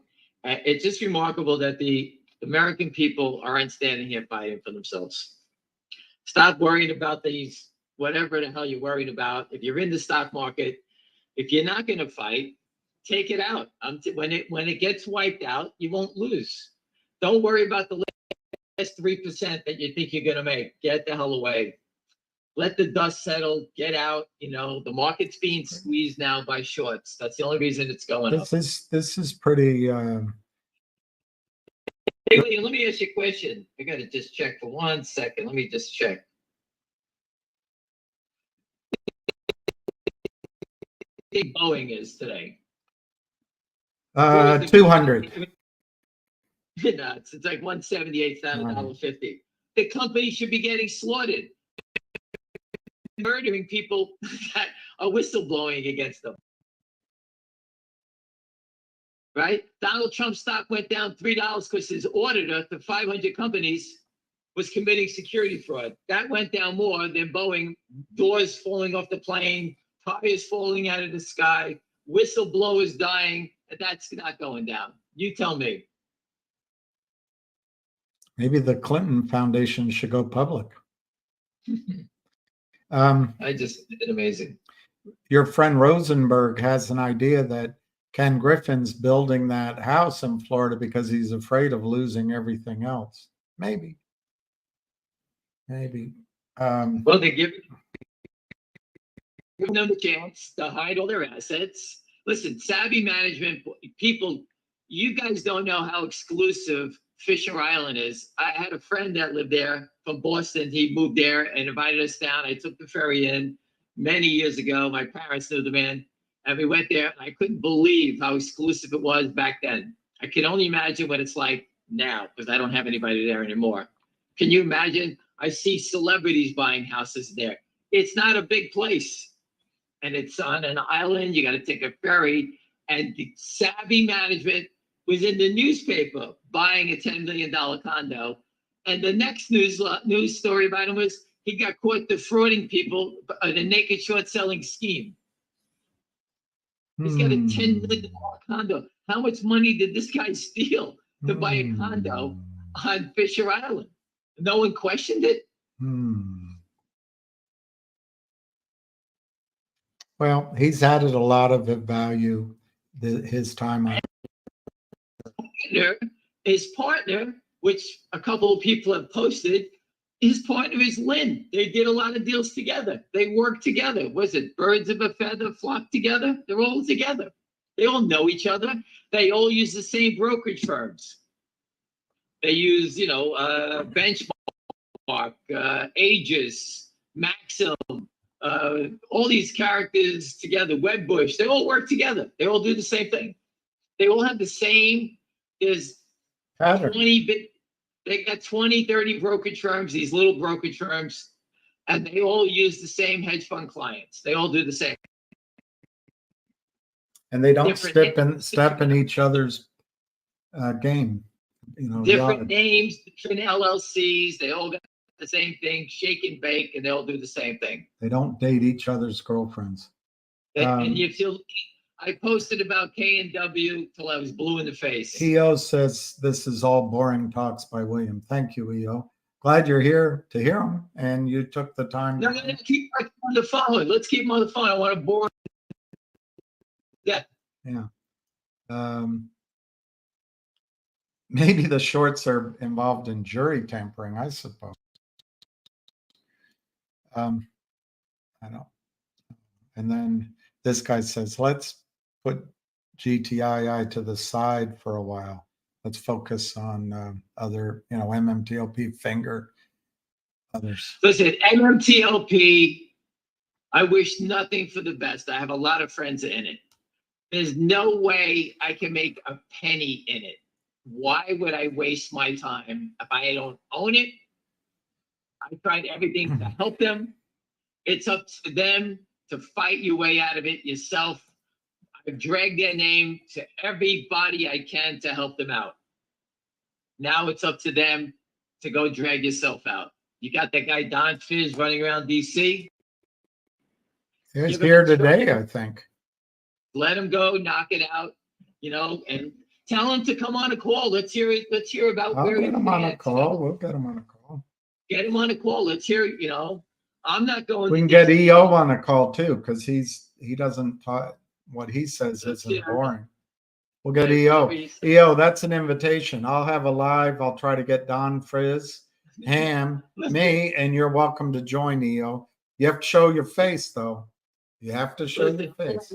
All I know is that for someone to say that, did you call him up and put him up to the call, No, or did he call you? I mean, I happen to agree with him. I'm often very boring, but hey, Tell him to call me. I'll fucking talk to him. look at the subject matter. It's not like we're talking about, What does he want us to talk about? The academy? What's what he want to talk about? I mean, how big the universe is. Why does the new satellite show that there's fully formed galaxies where the Big Bang is supposed to be? We want to talk about that? Well, let's talk about they found a rock on Mars. Let's talk about that. They found a funny looking rock. Where did it come from? Let's talk about that. Listen, everybody, I had enough. Whatever that guy's name is, I don't want to bore him anymore. Yeah. He's probably on a ledge ready to jump. If you upset like we are, please call the SEC. I beg you. We're the only people that are criminals that are pumping and dumping. Want you to call the police. Please call them up. You can just tell them one thing. Follow the sell tickets. I think they lead back to William and Ham. Go tell them to follow the sell tickets. And if they don't lead us, please tell us where they lead. They lead to these fake market makers, these offshore and onshore accounts, these big pools of money. I mean, actually, in retrospect, Ham, I wish 3 years ago we had just set up an illicit market maker.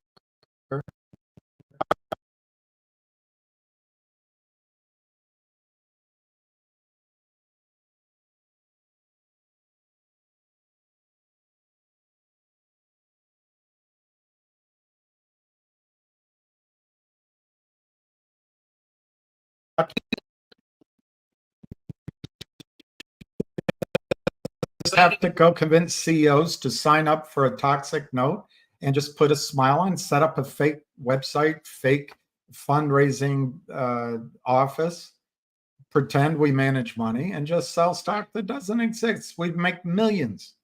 There you go. You could get on Fisher Island probably. We didn't want to do that. We didn't want to go out there and murder our own family members or little kids that can't see, that are blind or can't walk. We didn't want to do that. We could have done that, but we chose not to do that. I'm sorry we're boring trying to fight crime, all right? But we're trying to do the best we can. Anyway, people, I had enough. Have a great day. All right, Anybody Ham. wants to Thank you very call? much. I'm going to go out and kill somebody tonight. Don't do that. All right. Goodbye. Hey, Call ended. hey, EO, you're sharp as a drill and twice as boring. No, I didn't buy into GME. I never did. I've talked about it a little bit.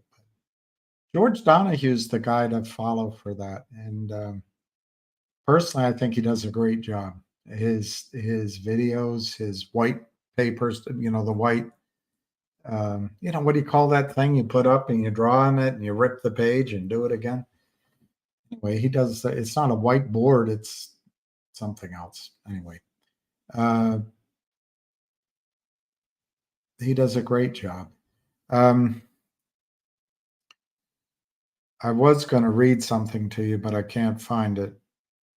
So maybe we can end it there. We can look at a couple of the stock prices. It doesn't seem to meet with any real enthusiasm, but Logic closed at 0.038, and according to I see why, because you're not seeing the news stories on your accounts. You have to go look at the filings. But anyway, they've made the filings for restating their 2022 earnings, which was based on revaluing the spinoff they did. And then they've completed their 2023. So what that means to me, either or next week, well, and frankly, it could be later than that. It could be the following week or more. But I think this week or next week, they announce their reverse merger. I guess that's reverse merger is worth, depending on how it's disclosed and described and how they do it. Is it all at once? Does it have some sort of period of being put in place? Whatever. But I think that could be worth 20, 25, 30 cents a share. And anyway, that's a trade. I think a trade, not a buy and hold, a trade. Unless you really like the news when it comes out. Let me just see what. Mullins signs agreement with California based on HVIP approved National Auto Fleet Group. Wow, exciting. Problem is the share count. That's the problem.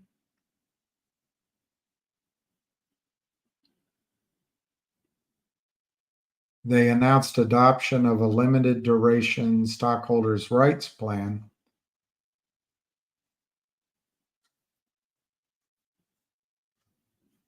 I'd have to look at that, but that actually sounds like that might make some sense. Oh my gosh, Pecos Bill, near Abilene, Texas, they had a tornado.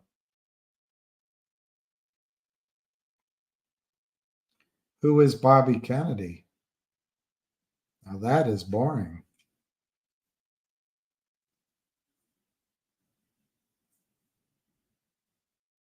Okay.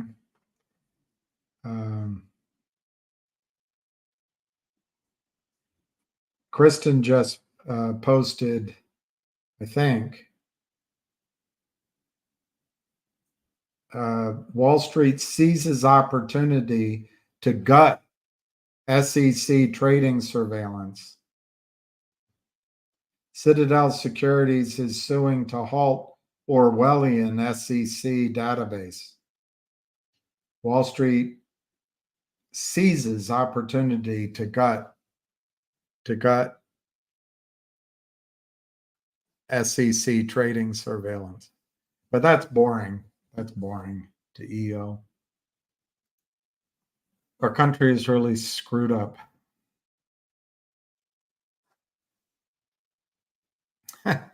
That's a good point, Stephen. Let me just see.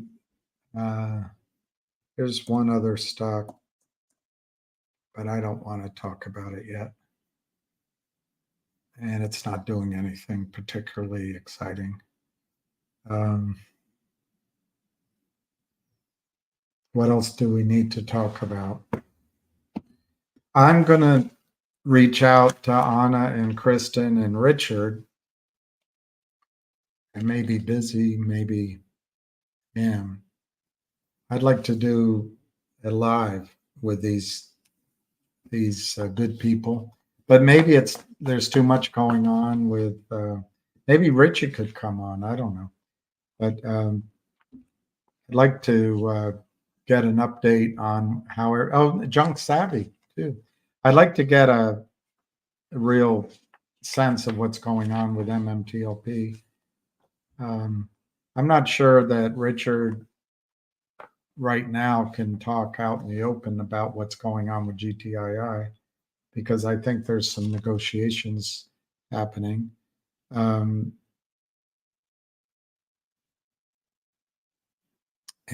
there was something that, you wanted me to, I temporary ban that guy. I'm going to go in. I don't know how to do it while we're live, but I'm going to go in and take everyone out of purgatory and try again. I don't mean to ban people permanently. When I've done it, I've tried to just time out, and hey, we'll try again. All right. I guess there's not much else to talk about.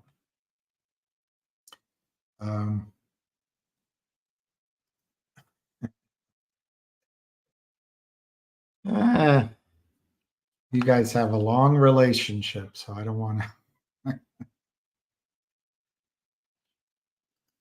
Did you have a chance to think about the discussion regarding fundamentals?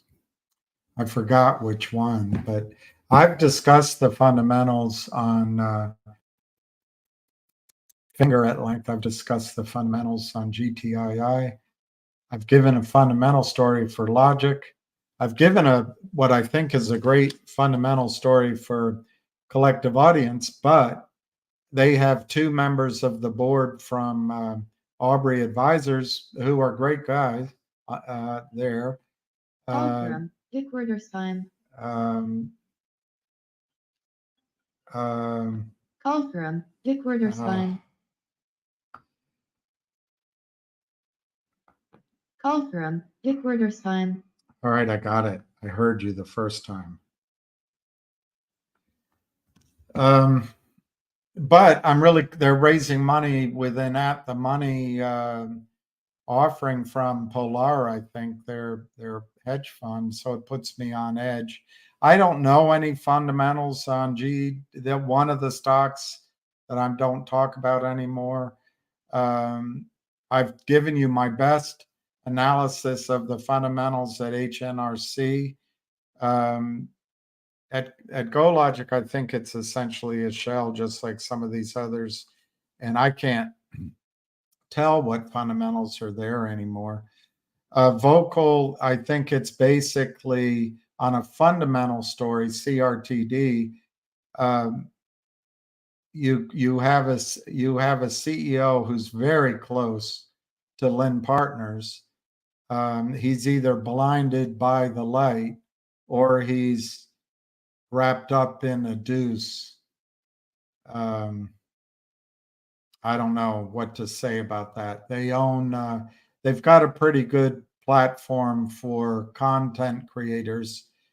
And they own a bunch of, pictures from the 80s, 70s, and 80s that they can sell. I've gone over a very cursory explanation of the fundamentals at Wolf. That's pretty simple to understand. CLNV, I really like that they're trying to clean the 17039344840. that they're trying to clean the seas very much, but I think the financing gets the way. MMAT, absolutely great technology. I've talked about their battery. That's a fundamental thing, but the board was warned not to do the last financing, well, not to listen to the smiling faces, and they did it anyway. And now they've just released 80% of their team. CEOs, you can't listen to your lawyers. You can't listen to the smiling faces. Wall Street is corrupt. MULN, I don't know the story that well. I try to relate it from a friend of mine. But I do know that the financing was devastating. So those are the fundamentals that I know on those stocks. Of course, I know fundamentals on plenty of stocks, and we can dig into any one of those that you want. If you're asking, why does Ham not care about fundamentals? Ham is a trader. So Ham literally has a brain like the taxi cab drivers, the black cab drivers in London. They have a bigger part of their brain, or I suppose Novak Djokovic. He speaks 6 languages. That part of his brain is bigger than mine anyway. And so Ham can see trading. He can see a build up. He can remember it. He sees the pattern. And so Ham is on what would be called the technical side. But I don't even think he uses charts. He is a trader. Fundamentals don't matter to him. He looks at how a stock is trading, which is what charts are. That's called technical analysis. For me, I like to know the fundamental. I don't like trading technically. 1, you got to sit in front of the computer all the time. 2, you have to remember counts. I remember I had a really big client who owned, I forget, I think it was Apple Computer, might have been IBM. It was so long ago, but he had 100 or 200,000 shares back when everyone around me had clients with 100 or 500 shares. So for a while I was a big swinging. But I raised my hand at a chart meeting, and I think I might have told you this before, but we were taught how to read charts. And I raised my hand at the end. Can you give me your read on Apple Computer, please? Well, let's see.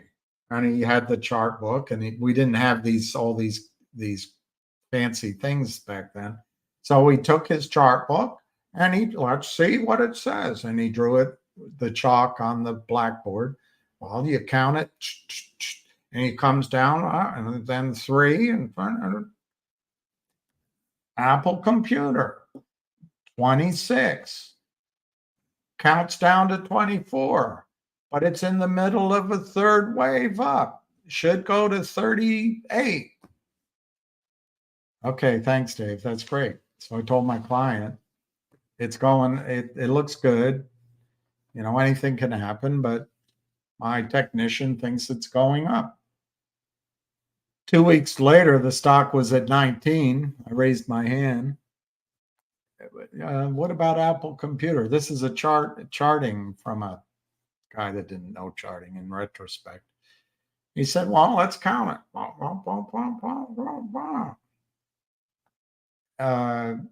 I said, my client bought it at 26. I didn't say based on your recommendation. And he said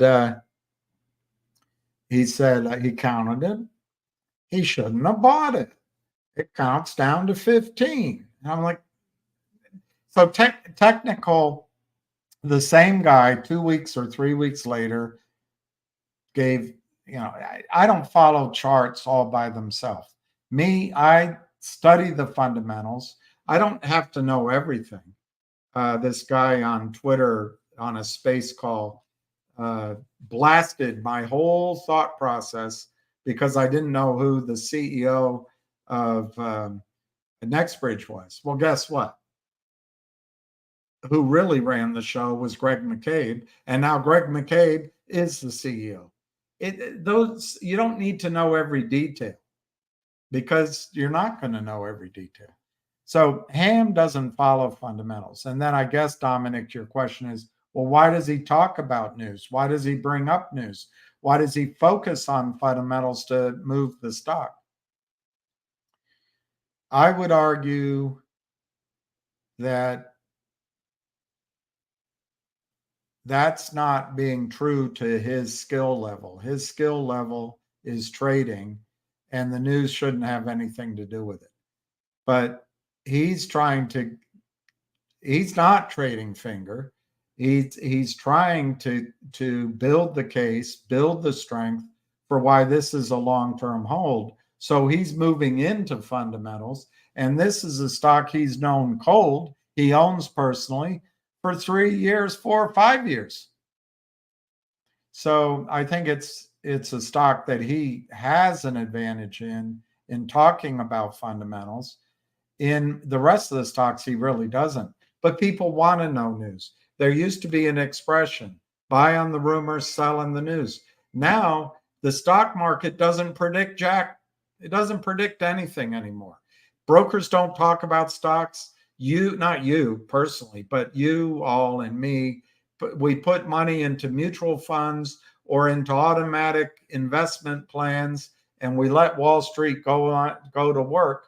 And so money just gets reinvested on a huge scale.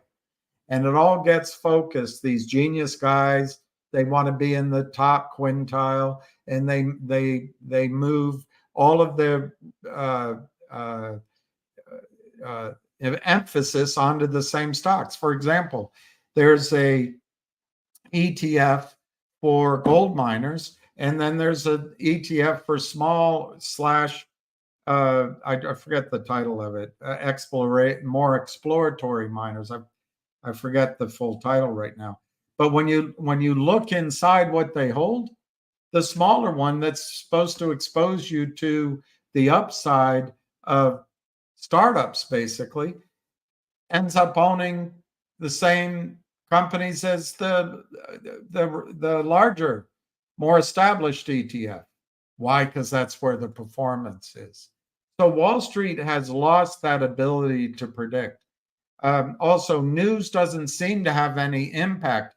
If we are stupid enough, and I'm talking about myself, to buy into news, run it up, what the sellers do, the criminals, the counterfeiters, they sell stock into existence. They basically are printing money for themselves by fraudulently selling shares that do not exist. This hasn't changed. This has been going on for all the years we've been talking about it. If anything, it's gotten worse. So news, to me, sets us up. Wow, that's powerful. And then they just short it down, down, down, down. It gives them more money to put into their pockets by selling stock that doesn't exist, creating a credit balance. They create a credit balance at the prime broker. The liability is they don't have the stock, and Wall Street works with them. Gary Gensler covers for him. Adina Friedman takes $2.5 million a month to look the other way and smile a toothsome smile, as if somehow she's worked her way to the top and has skills nobody else does. She comes from Carlyle Group. She worked her way up there because she had a pretty smile. She has no talent. At least it's not evident. They don't protect. They protect Carlyle Group. So I don't think news matters. What does matter, Dominic, and the reason the shorts follow, is news that would change the story, the cash flow, the earnings, the investor base overnight. That scares them. That scares the heck out of them. The other thing that scares them is if for some reason there's a flood of buying and it gets out of control. But they call their buddies, they put out reports, and the SEC doesn't care. If the CEO of Finger put out a report that just promoted his stock, and it was truthful, but there was no real news, the SEC would be on his ass because you can't promote. But the people that are criminal, they work together, they collude, that's all illegal. So anytime the stock is up, it's like the fatted calf. Time to bring it slowly into the slaughterhouse, and it'll be really nice to strip it of its fat. So my feeling is fundamentals in these stories in terms of trading, if you want to sit in front of the computer, don't matter. Fundamentals in terms of causing a short squeeze, almost every single story is not going to squeeze the stock. It's going to set people up to buy more, and then the clients behind, groups like Polar, maybe groups behind the Kramers, groups behind Alpine, groups behind Jeff Easton, they start selling stock that does not exist, creating money out of thin air because it's fraud, putting it in the prime broker. You send the money and they just take it. Thank you very much. Thank you very much. Thank you very much. No institutions buy in the small stocks. No institutions have research for buyers. No stockbrokers, wealth managers recommend the small stocks. There's no research from the bulge bracket brokerage firms. There's no trading desks. There's no power of buying that steps in based on news until the stock gets above 7, gets above 10, gets above 15, and stays there. And then institutional desks and institutions who own portfolios, they'll do their own analysis. They'll do their own research internally, and they'll have their own trading desks. And they can counteract the false financiers. But down in these stocks, news doesn't matter. Fundamentals don't matter. But we all want news. We all want to look at, and what I think news is a suckers, it's a mugs game. people like the CEO with 3 first names. Hey, this is my fight. That sure, all he did was get people to buy, and he did a deal. COSM, same thing. MULN, I don't think they had bad intent, but the effect was the same. Then you have advisors like Aubrey advisors who were either incompetent after 100 SPAC deals, or they intentionally left stock to be destroyed. But they're good guys, so it's probably they're incompetent. Good companies like Wolf get destroyed. News doesn't matter. Fundamentals don't matter. Down here, what's happening is the schemers, the false financiers, they just sell. It's all they do.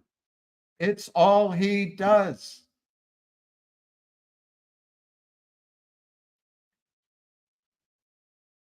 He'll kill her. It's all he does. They're like the Terminator. They just keep selling. So a CEO with best of intentions goes to the liars who run Power Up Lending, the liars who run Lynn Partners, the liars who run Yorkville, my opinion, the liars at possibly at Chadron and Aubrey Advisors, the liars at Ionic. It's all in my judgment, in my opinion.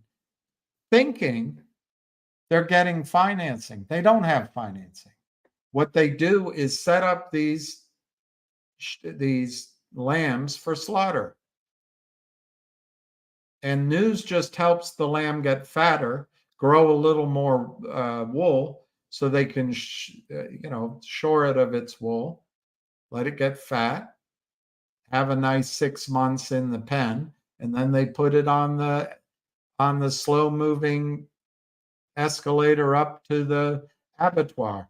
And the NASDAQ is just a glorious slaughterhouse run by Adina Friedman. If you're a company that needs capital and you're on NASDAQ, you think, wow, we've made it. No, you haven't.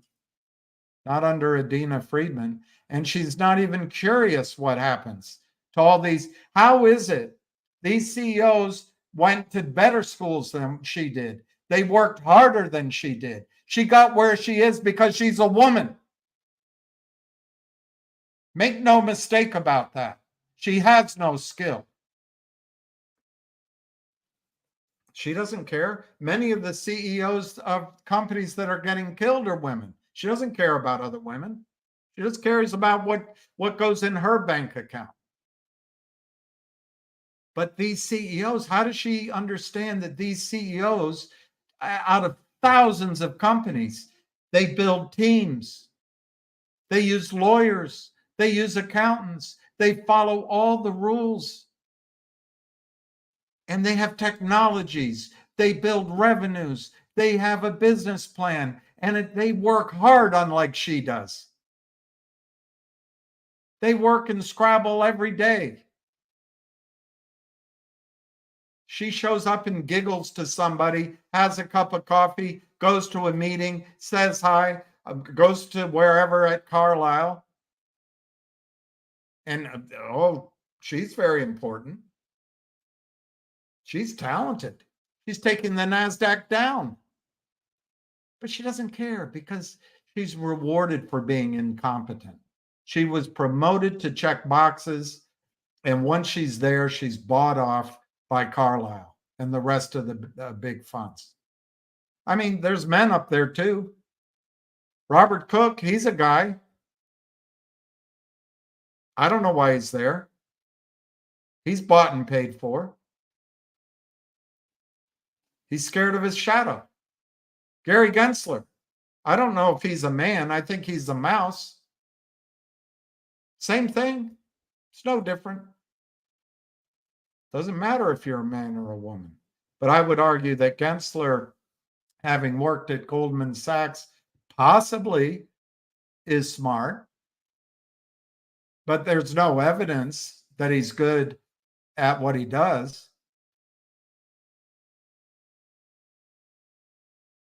So we have a situation where in Adina Friedman's NASDAQ, thousands of business plans, thousands of CEOs, thousands of teams are all bad. They'd all deserve to be destroyed because Kurt Kramer says so, because Philip Easton says so, because Ari Firestone says so. Who died and made them God? But she doesn't care. She has no curiosity. That's how I know she's not all that bright.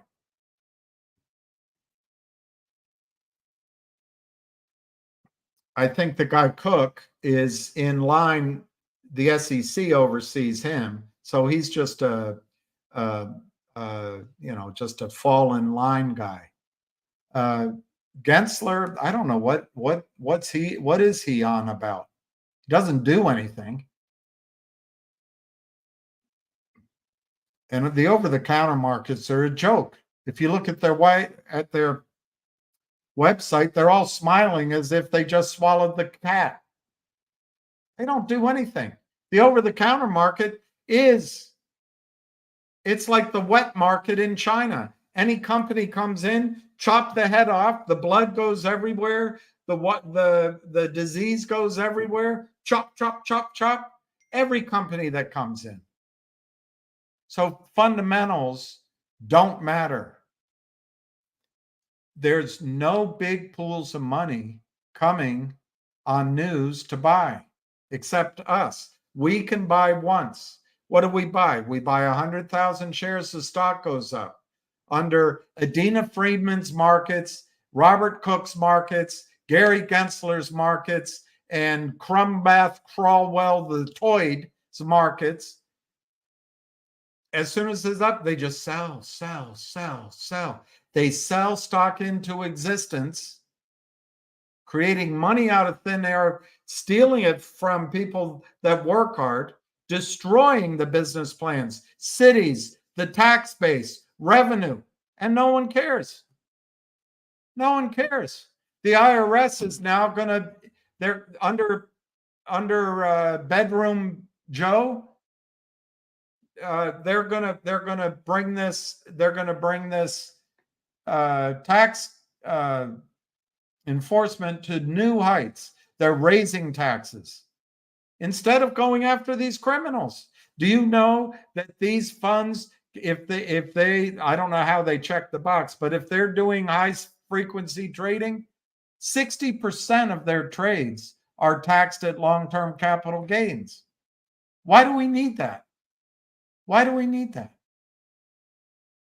But instead, you and I argue, oh, you're a Hamas lover if you're worried about kids. Oh, you're a Trump lover if you're upset that this president is a complete jerk off. Let's stop arguing like that. That's what they want. They want us arguing over inanities.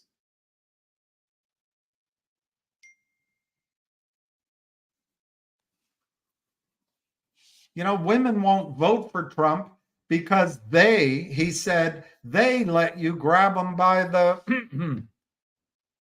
Well, they all vote for the guy where Tara Reid accused him of actually pushing her up against a wall when she was a legislative aide, young, pretty,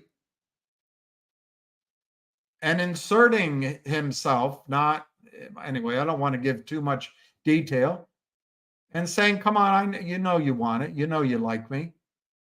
That guy's okay. She says, no, stop, don't do it, don't. And her mother called in, but that's okay. Both sides are just the same. There's no answer except we take it more seriously. We can't just shut our eyes and assume that Congress is going to make sure that Goober Gary Gensler is not corrupt. Gary Gensler is corrupt. And I think the rest of them are too. They're all bought off. They are not there to protect you. So I don't think fundamentals matter in these in any of these stocks, except, Dominic, except the slow, steady accumulation. I don't know, putting straw in the camel's back. I don't know what. The slow, steady addition of fundamentals without selling stock, without using the false funders, the pretend funders, without destroying the denominator, adding in, and eventually when you have growing revenue, growing cash flows, and growing profits like Finger does, or you put together a bunch of companies that give you growing revenues, growing cash flows, and visible profits that are going to grow into the future, you then become of interest to bigger institutional buyers who have their own research, have their own money. And if they take you on, they're not scared of the shorts. They're not scared of this idiot, Jeff Easton, whose only qualifications are he traded Yahoo, day traded. They're not scared of the Kramer brothers. One of the Kramers worked 4 jobs on Wall Street in a year and a half. They're not all that bright, but they sure know how to steal. And Gary Gensler does nothing. So fundamentals don't matter. I think building buying pressure, to me, the way to catch any of these in a short is when a prime broker is scared of losing money and you get that buyout. I'm not going to go back over it, Dominic, but I believe GTII was in a squeeze. I believe it with every bit of my heart. I also think GTII now, over the last few months, I don't know when that guy came on, it's my opinion, but I think the threat of a gigantic acquisition like Trento Mine scared the criminals. My opinion, I've never spoken to him. So maybe he's 1 in a million. But they took on the board even, and Reichman didn't know how to judge it differently. I think he did it in terms of trying to maintain control of his company. But they brought on this guy that does derivatives trading. Now, let me ask you, why would a guy with derivatives trading join a shell company? GTII right now is a shell. Always has been, but at least they were adding the Picasso, they were doing the coins, they were doing the legal firm, they were doing Trento Mines, they were doing the education firm, they were doing the Beyond Blockchain firm, they were going on upstream, they issued a warrant as a special dividend, they've issued a dividend as a restricted share. They were doing everything they could do to force the system to enforce the rules. I think we've learned that Gary Gensler does not care about settlement. He does not care about locate. Why? Why? Because it's profitable. The stock loan desk at Goldman Sachs, figured out what banks out of Italy and Netherlands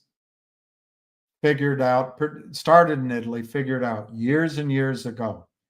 People would bring their gold. I'm talking 400 years ago, 500 years ago. People would bring their gold and they'd get script.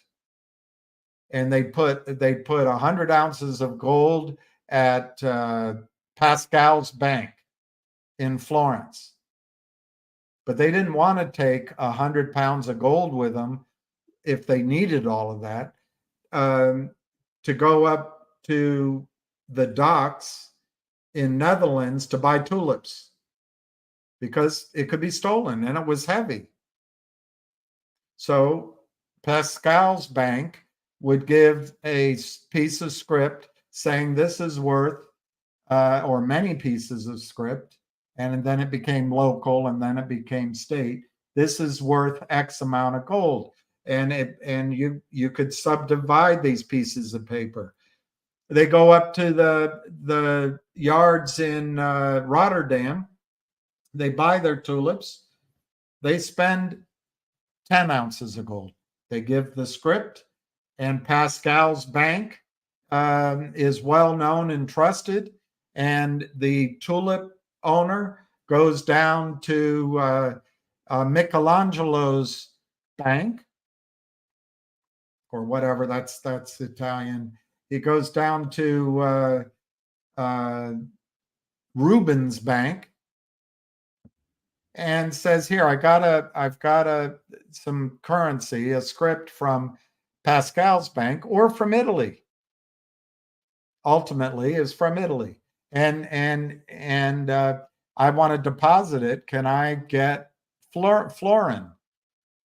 Well, in the early stages, it was Rubens Bank's script. But what they noticed over time is that when people deposited their gold, on average, the demand for that gold on any given day, any given week, any given month, less than 10%. So they started using the gold that they had in their accounts to lend out money, created out of thin air. But it was based on the gold they had on deposit. And that's called fractional reserve banking. And it's basically been 10 to 1 ever since. But if you scratch below the surface in the United States, I think it might be less than 1 to 100 now. It's pretty scary, but whatever. So what's Wall Street doing? What's Goldman Sachs doing? They take the certificate that you bought, whether it's real or not, and they lend it out. And then the new place lends it out. And then the new place lends it out. They are lending out certificates in imitation of the fractional reserve banking system. They don't call it that. I've never heard anybody call it this. So if I'm wrong, it's because I'm an idiot. I didn't read it anywhere. But they are creating a fractional reserve security system. They are securing your securities with chits, with pieces of paper that say you have it. You don't care. I don't care, because the account shows the value, because we trust the accounts. And they figure as long as when you go to sell it, they give you cash, everything's copacetic. But the fact is, they mimeograph certificates as if it were a pop quiz in a high school class full of 125 people. So Dominic, doesn't matter. Just doesn't matter. Fundamentals don't matter. Well, those are my thoughts. What does matter is performance.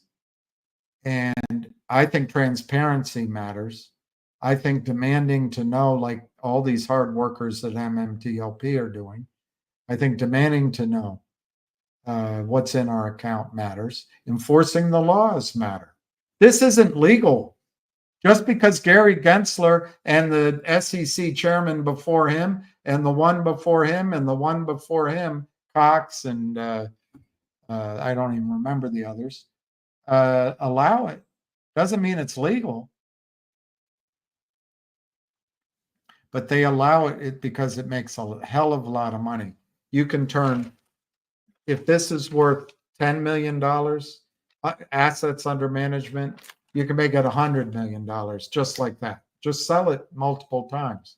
You can charge fees, you can charge interest, your balance sheets look better, you can borrow more and put it in other investments. You can make speculative investments. You can put it all in the same 6 stocks and it goes up. You can buy Janet Yellen. You can buy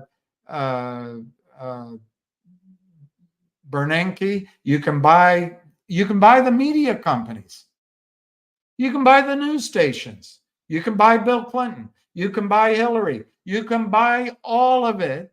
And so you can keep trading, and you get the Treasury to issue trillions of dollars. And if you can get your hands on just a few of those trillions, you're bloody rich.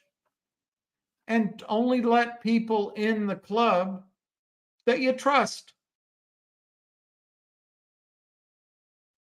So it narrows it down to people of a certain backgrounds and certain shared experiences. Goldman's one. I would guess J.P. Morgan. I don't know. Morgan Stanley, maybe. And then, it's probably, there's a reason it's the Kramer brothers, because they're brothers. They can trust each other. Anyway, it's things like that. Fundamentals in face of all of that don't work. Doesn't mean a thing. Absolutely doesn't mean a thing. I think people talk about fundamentals because they hope it works. Look, in the oil business, nothing's going to change nothing. You're always going to need more money. In the healthcare business, you're always going to need more money. Any announcement, nothing's going to change anything. In a new technology like batteries or electric vehicles, nothing's going to change nothing. Once they understand you need capital, once you've signed that note, they're just going to flood the market with stocks. And as long as there's no curiosity, there's no enforcement of the rules, the stock prices will go down. Fundamentals might get it up a little bit, and then they'll sell it right back down. They have no fear.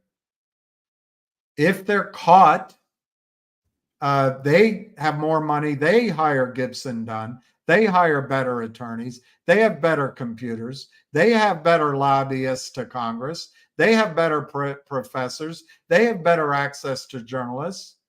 They have more bashers. They bring bashers out like it was the Revolutionary Army.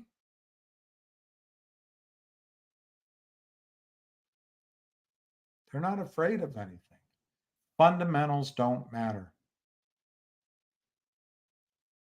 If by chance you were drilling a well and you expected it to find, I don't know, 1 million barrels, and when you drilled a little deeper, all of a sudden it was a bloody 20 billion barrel, call it just 1 billion barrels, when you were drilling for 1 million, that would make the stock move.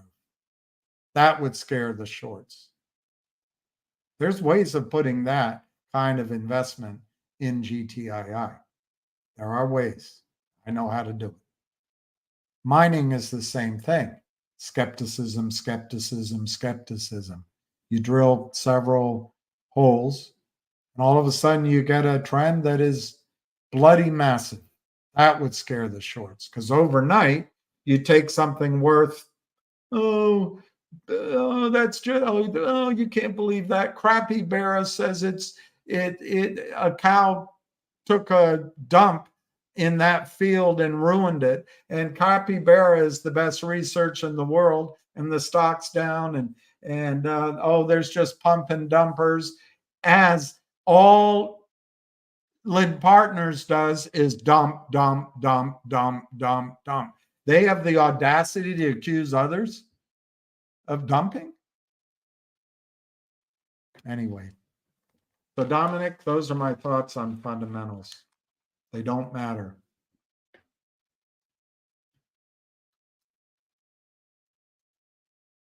when you're trading. If you're building a position and if you're trying to catch out the shorts and you're trying to raise money and you're trying to build a team, Adina Friedman at NASDAQ does not care. CEOs have to stop trying to jump on NASDAQ before they're funded. If you get up to that, like Finger just had a celebration at NASDAQ. Why is Finger okay? They're funded. And from now on, they're going to get funding from good, honest sources as best as possible. But if you're a dream and you do some financial engineering, you move from the stockyards that slaughter in the mud and the blood and the rain and the overflow of sewage because you're at the bad part of town of the over-the-counter market, and you somehow get yourself out of that muck, and you think by achieving NASDAQ, you've made it? You've just gone to Adina Friedman's gold-plated, silver-plated abattoir. She just has it set up so you don't notice when the knife goes in. It's the same thing, though, if you need capital. She gets paid because she helps the criminals. Everything I say here is my own opinion. Fundamentals don't matter. What matters is getting your stock price up above 5, 7, 10 with a certain market cap, with revenues, with cash flow, and with earnings so that institutions buy your stock. And you don't have to go to the pretender funders like Jeff Easton. So that's it, Dominic.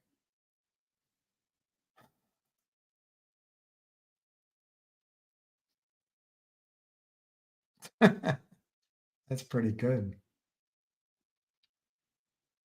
You earn your timeouts. Yeah, I don't know. I earn my insults, I guess.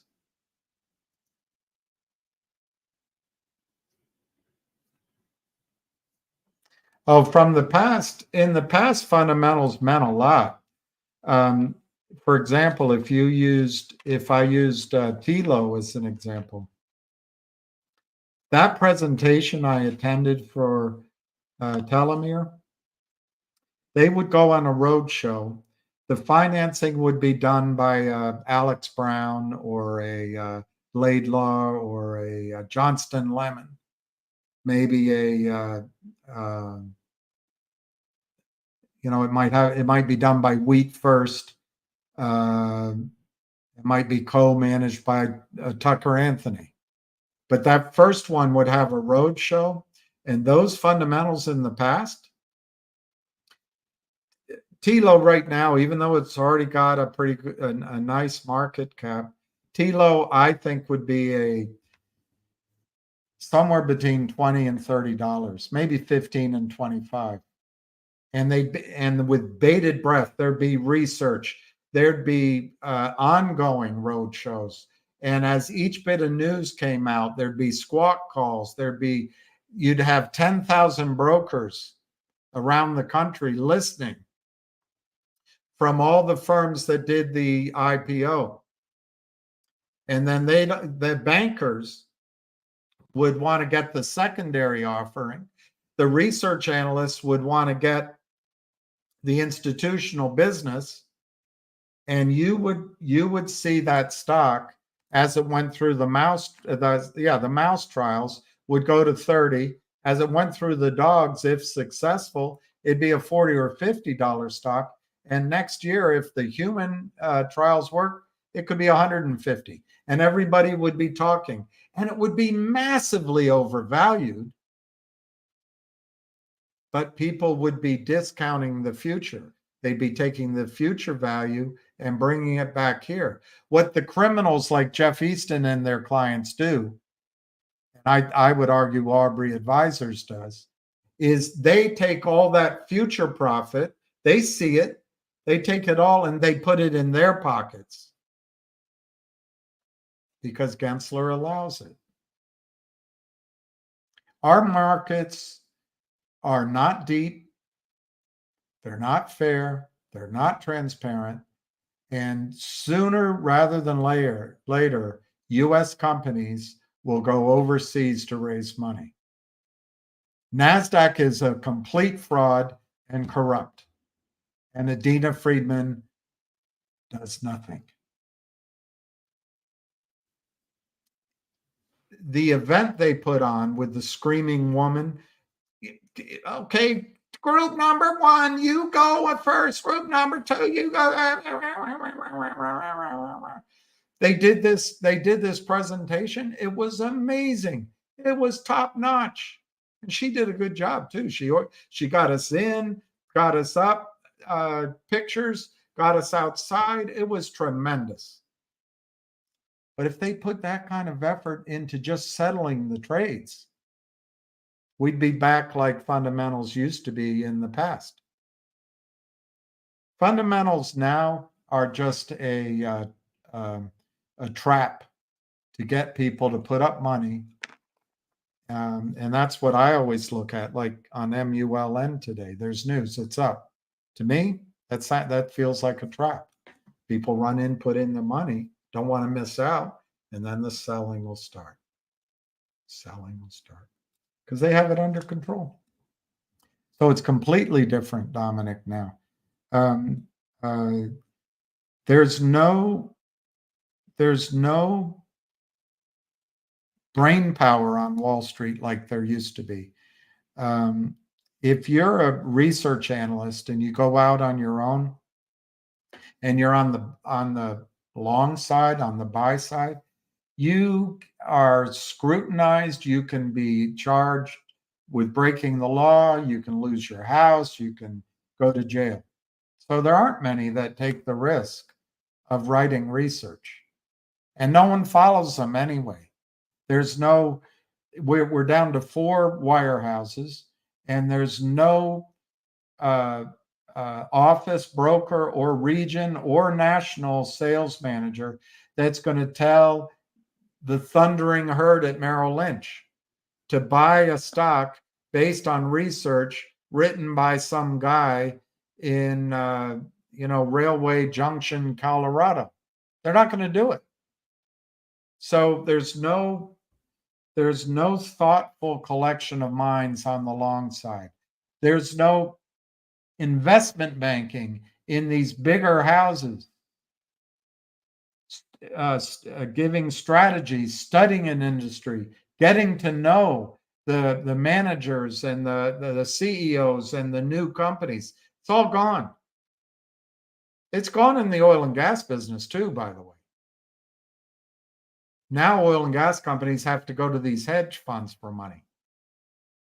It's all changed because of the corruption on Wall Street and the concentration of money at Goldman Sachs, Stevie Cohen, and the rest of Larry Fink and somebody Black and Ken Griffin. All these.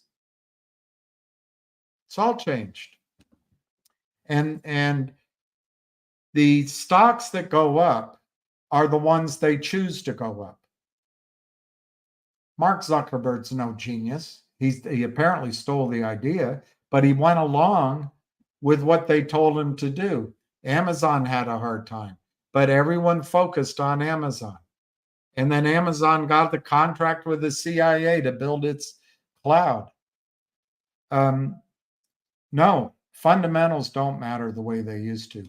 There's no nurturing of a company. And Adina Friedman is riding on the shoulders of men and women that built the NASDAQ into the premier over-the-counter market. That's where everyone wanted to go. And she's a fraud. She's milking it for all she's worth. That's my opinion. She's probably thinks she's doing a great job because everyone at Carlyle is telling her she is. But on the negative side of research, if crappy Barra comes out with a hit piece, it's blasted everywhere.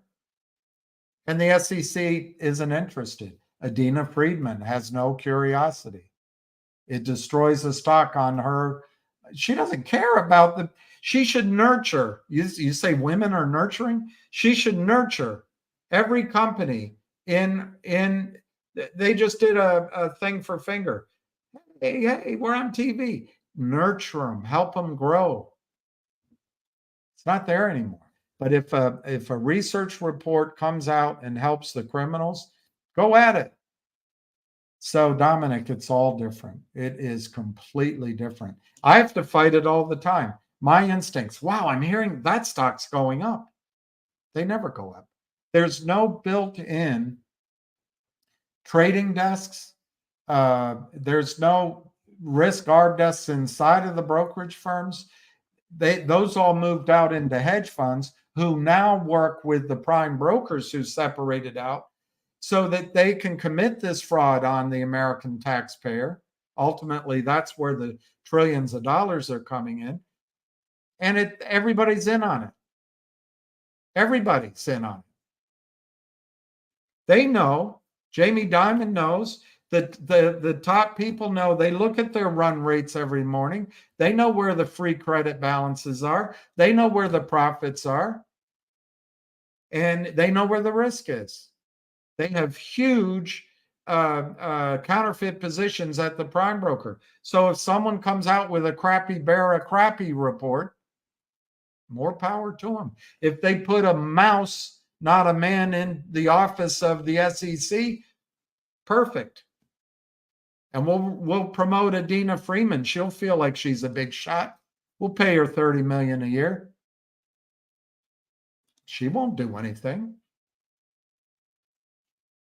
She won't. So we're protected everywhere we can. Dominic, there's nothing that can shock the system. GME was shocking them. AMC was shocking them. But that's when I agree with him. I don't think it was the retail. That's when the pools of money on Wall Street knew what was going on and they wanted in on the action. They'll destroy a short fund in a heartbeat if they can make money. And that's all, to me, that's all we can do is try to get stocks moving forward, building, not taking money from the criminals, not destroying the denominator, and not leaving any, spaces where they can shoot you down. And if it's slow, fine, it's slow. If it's quicker, fine. Just make sure they don't have room to shoot you down. And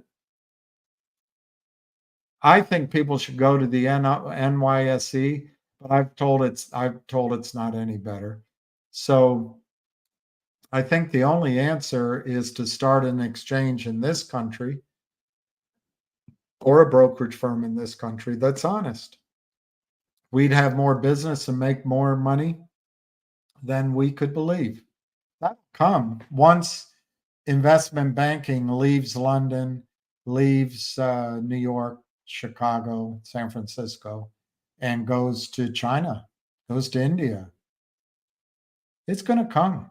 They all speak English. They all have lawyers. And you know what? There's people in the world who aren't Christian who are honest. Honest. There's, in the Middle East, there's the DFIC, the Dubai Financial Investment City, or DFIC. Anyway, if you do business, list on the DFIC, you can use American laws and you can use English laws, and your company is set to go and you're protected. Unfortunately, they still allow shorting. So the corruption goes everywhere. Why is it that as Americans, we believe God's on our side as we spread war, famine, financial fraud, food that's questionable, other things that are for health reasons questionable. We spread them all around the world. And why do we think people are sick of our democracy? We're not being truthful with the rest of the world. Other places in the world are truthful. So fundamentals just don't mean anything. I do think, Dominic, though, fundamentals mean a lot to so-called family offices, but you don't know. Family offices aren't always invest there. Sometimes it's just a guy with a desk. Other times there are pools of money that take it seriously. As you get more money under management, it's harder to meet your targets. The easiest way to meet your targets is to go to a guy like Jeff Easton and say, Jeff, go nab some CEOs. We'll back you initially. And here's the hedge funds to use. We'll split it 70-30. 70 for the big guy, 30 for you, and we'll give you a kickback if they work. And that's how the returns can come. And by the way, somebody asked, does this happen in this Blythe Masters? I've already gone too long now, but Blythe Masters, I'll try to do a boring video for EO. Blythe Masters out of the UK, she came up with, I guess it was called the first credit default swap, but she is blamed for participating in fraud in either the currencies, the energy market. But she also was in the vanguard of destroying the precious metals markets with these hugely leveraged positions. Everything's fraud. Everything, everywhere you look. I think things are more truthful in Russia. I have a feeling Pravda is more honest than MSNBC or CNN. I don't know. I don't read Pravda. But it used to be a time where Pravda was all propaganda. At the U.S. Embassy in Moscow, we used to put up, I didn't put them up, but Americans, we would put up on the outside of the embassy our newspapers in English, and so people could come read real news. I bet now Russians don't read our real news. It's all, and so we argue with each other, we break apart, but the whole system, the top people, they laugh at us. They laugh at us.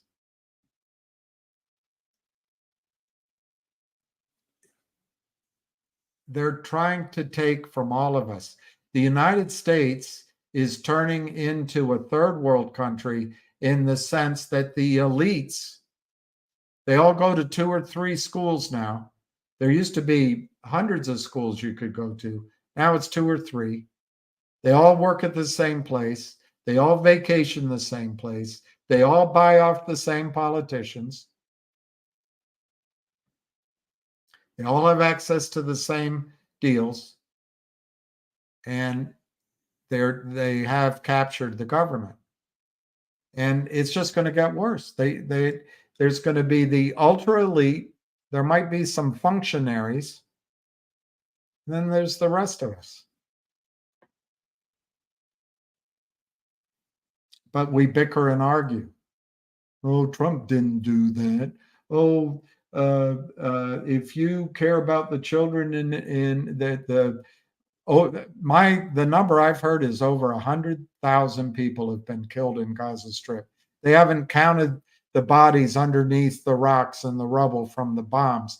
The 2,000-pound bombs that the United States is delivering to Israel that are dropped in Gaza Strip. 2,000-pound bombs. Oh, you're a Hamas lover. No, I'm against the killing, the slaughtering of human lives. But we get in that fight, and then we get angry at each other. And we don't realize they're stealing from us every single day. And it's just endless. And it's all going to collapse. It's all going to collapse. And I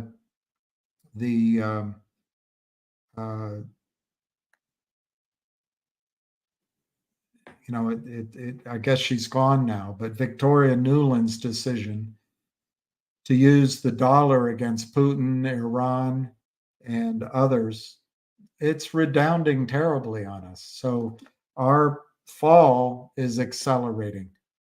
And just imagine when we have to live with the resources and the productive capacity of North America, and we don't have the exorbitant privilege of printing our dollars. If you're in Argentina, for the most part, you have to print the peso, convert it to dollars, for the most part. The dollar used to be 80% of the world's reserves. We're now down, I think it's down to 60%, and it seems to be heading lower. When we have to live with just what we've wrought, what can we produce? We can't produce a toaster. Can't produce a t-shirt. Can't produce a bag. All of our technology and intellectual knowledge in these companies destroyed, owned by China.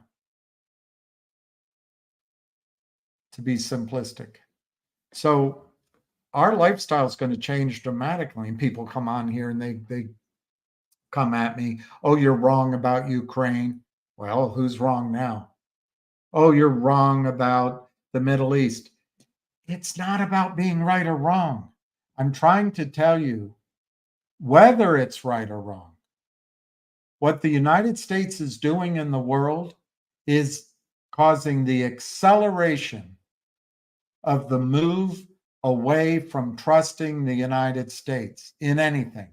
And that's going to remove the deal we had with the rest of the world, which was a pretty good deal for them too.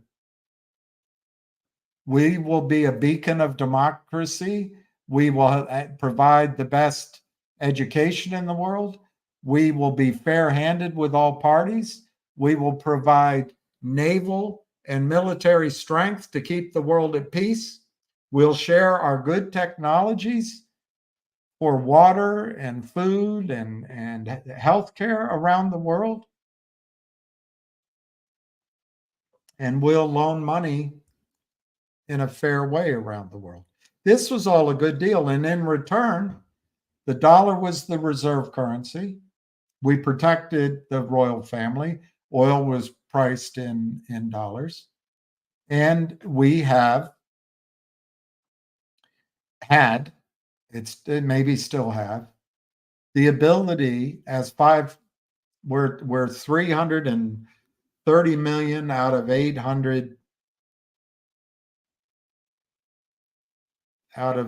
billion. We're 4% of the world's population, and we were able to consume for a long, long time, 25 to 30, even sometimes more, 30% of the world's resources. What's going to happen in the future while we bicker and moan? Oh, you're a Hamas lover. Oh, you love Trump. Oh, Trump wasn't any good. Oh, the students are bad this, and you sound like whatever personal attacks. What's coming? China, instead of bombing deserts and assaulting mountains and getting all caught up in DEI and putting commercials on that every couple you see is interracial, which doesn't exist anywhere. It's okay, but it exists some places, but not everywhere.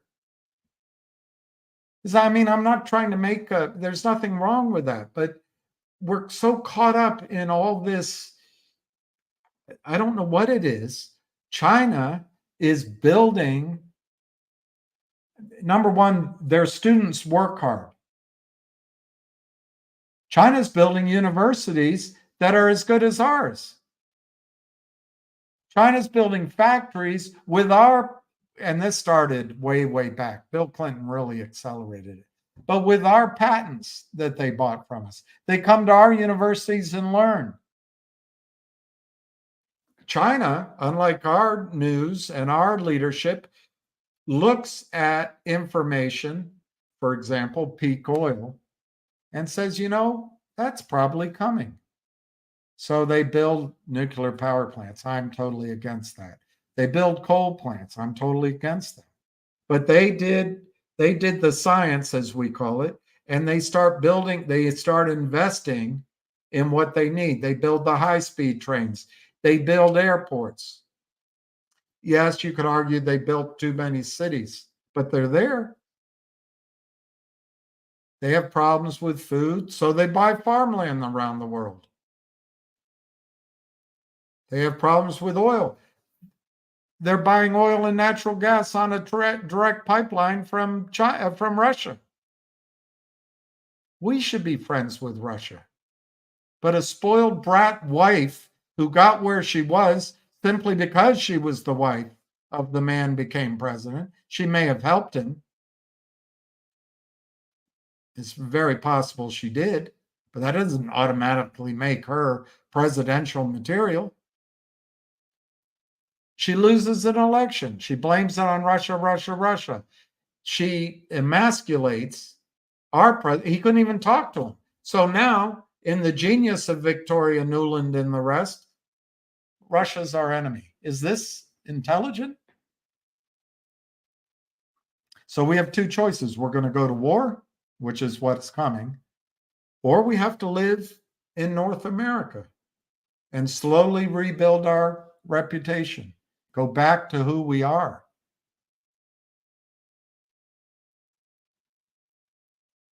And I think it's going to be a little problematic for the shift away from the dollar to happen overnight. I don't think there's a marketplace out there or institutions or the law apparently or Congress that can replace the dollar, pound, yen almost. They're in trouble, but the dollar, pound marketplaces. So I think we have time. I got interested in these plays that we were in because I really saw a business model or a trading model of having access, picking stocks that had a story, that had a short position. When one ran, we could go to the next, the next, the next. I was never under any illusion that we could do it forever. But by following the rules, we could take advantage of the imbalance in supply and demand that the criminals created illegally. But Gary Gensler protects the criminals. There's no two ways about that. So it's been discouraging, to say the least. I've been fooled by several times when I thought the things were going to run, and then you can't lay up. You try to line everything up, and then somebody knocks down one or two pieces, and it all falls apart. I also saw that trying to make money in some of these plays could give that 10 to 1, 20 to 1, 30 to 1, 100 to 1 return that would allow you, I don't even know you personally, and potentially me, to become our own financial island of strength, fight the debt-based system, own what we know, possibly prepare for the next iteration of life by owning investments that get you through to the other side, like precious metals and oil, income from oil and gas, for example. But we haven't had the big successful trade. And I've tried, EO is bored by it, but I've tried to start talking about some of the other ideas out there, which have to be foundations for how you think, if you want to think that way. But I think we have to get ready for a world that's going to be completely different than the last 40 years. I can't say it on YouTube, but there's a couple of things which could blow my thesis that we're going to have higher oil prices, higher precious metal prices, all that. And that is population collapse caused by a couple of things, which I just can't talk about on YouTube. But scientists, doctors and scientists, and not in several fields, are predicted. There are some predictions that by 2050 our population collapses on this earth. I don't know. I always try when I'm predicting to listen to all sides. If that's true, it's going to be difficult to make money in real estate, difficult to make money in in resources with the idea that demand's going to outstrip supply. But there will be ways to stay financially independent. I think that seems to be a few years out. But one of the events, and I guess I got to sign up for Rumble or something so I can talk about it, happened in 2011 and continues to be a threat to all of mankind and all of God's creatures. And that could change economics. The other was more recent, and the side effects are either going to be small or they're going to be a tsunami. So that's the risk to my projection. But I think oil prices are going to be massively higher. I think the Middle East, India, Southeast Asia, China, big parts of Africa, South America,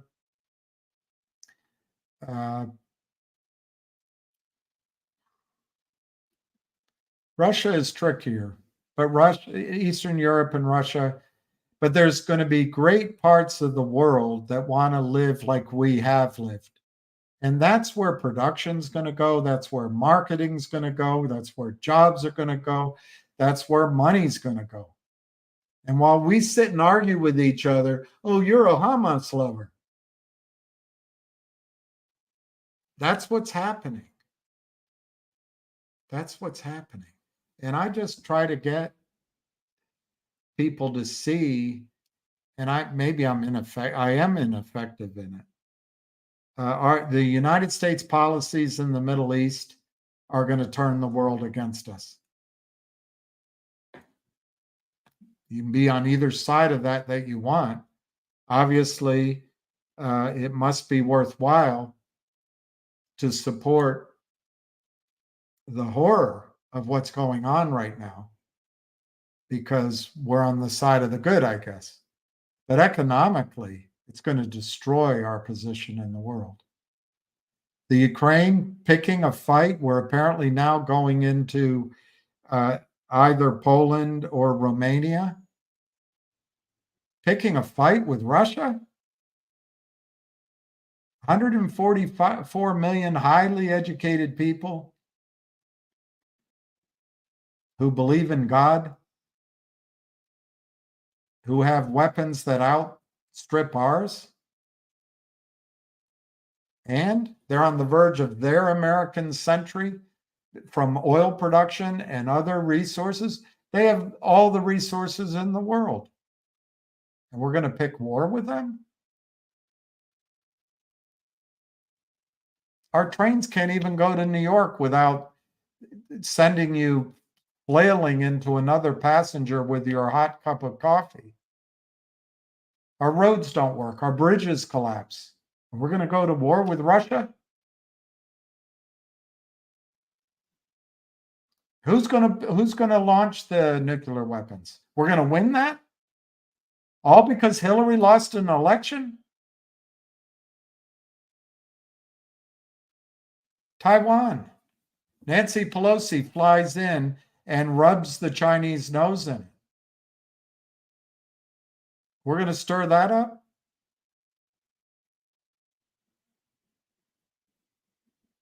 I don't get it. I really don't get it. But what does it really mean? We can get it like I just did.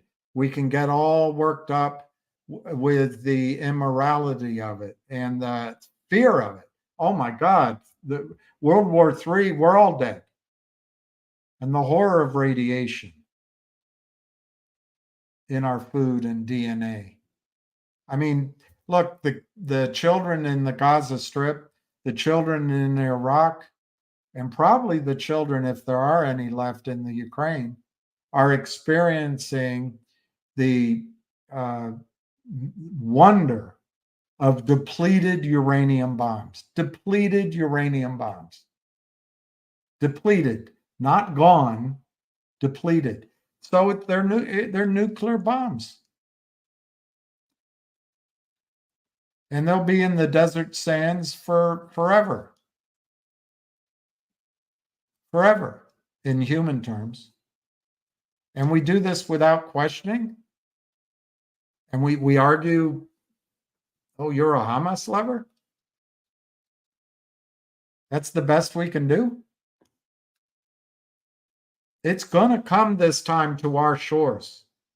They're letting in thousands, tens of thousands of military-age Chinese men.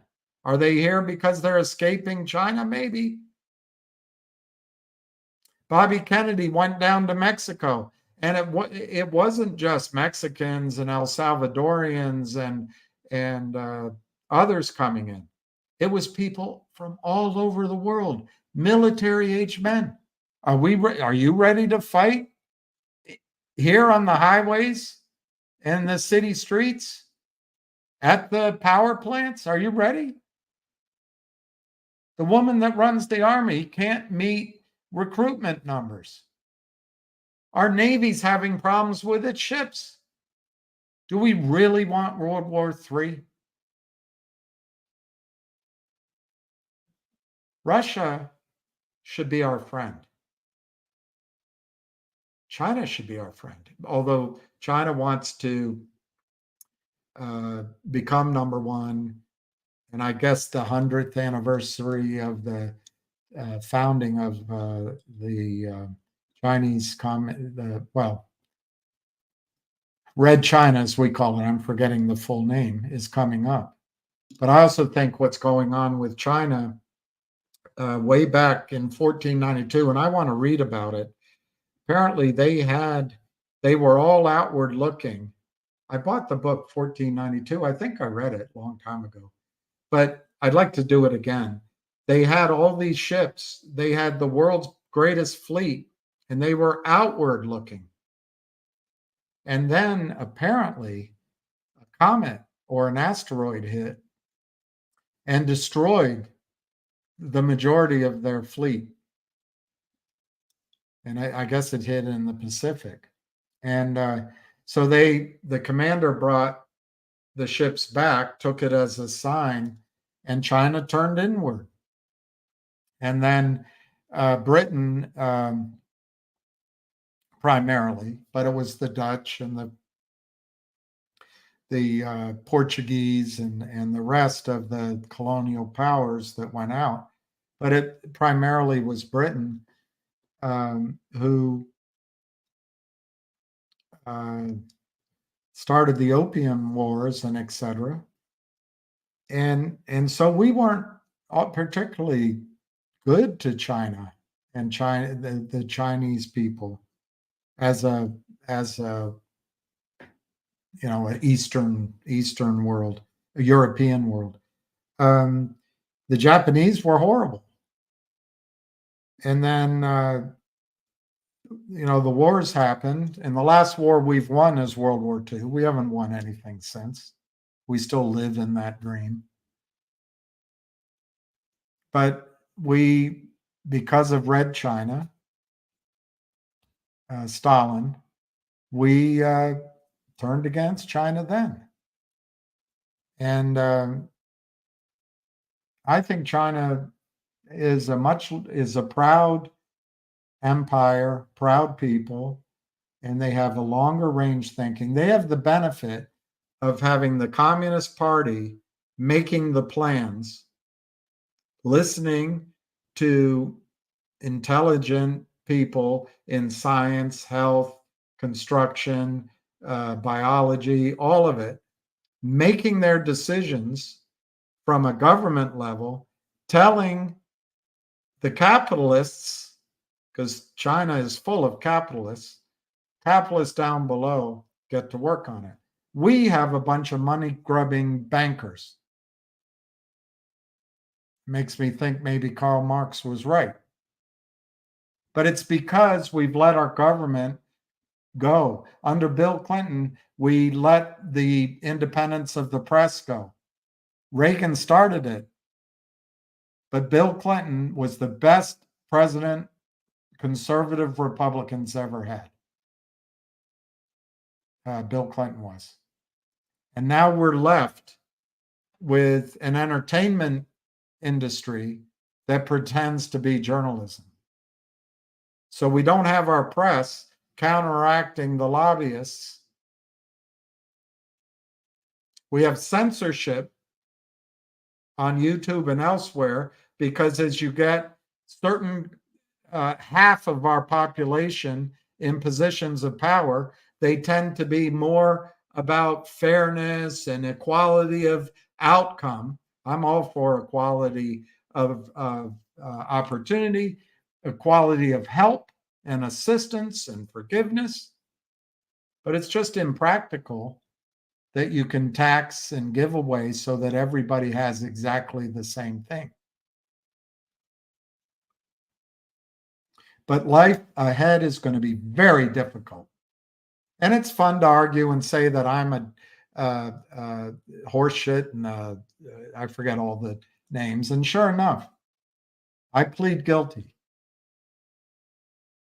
But I'm telling you, with everything I can, the world is going to be different. I hope we have 5 years. I hope we have 10 years.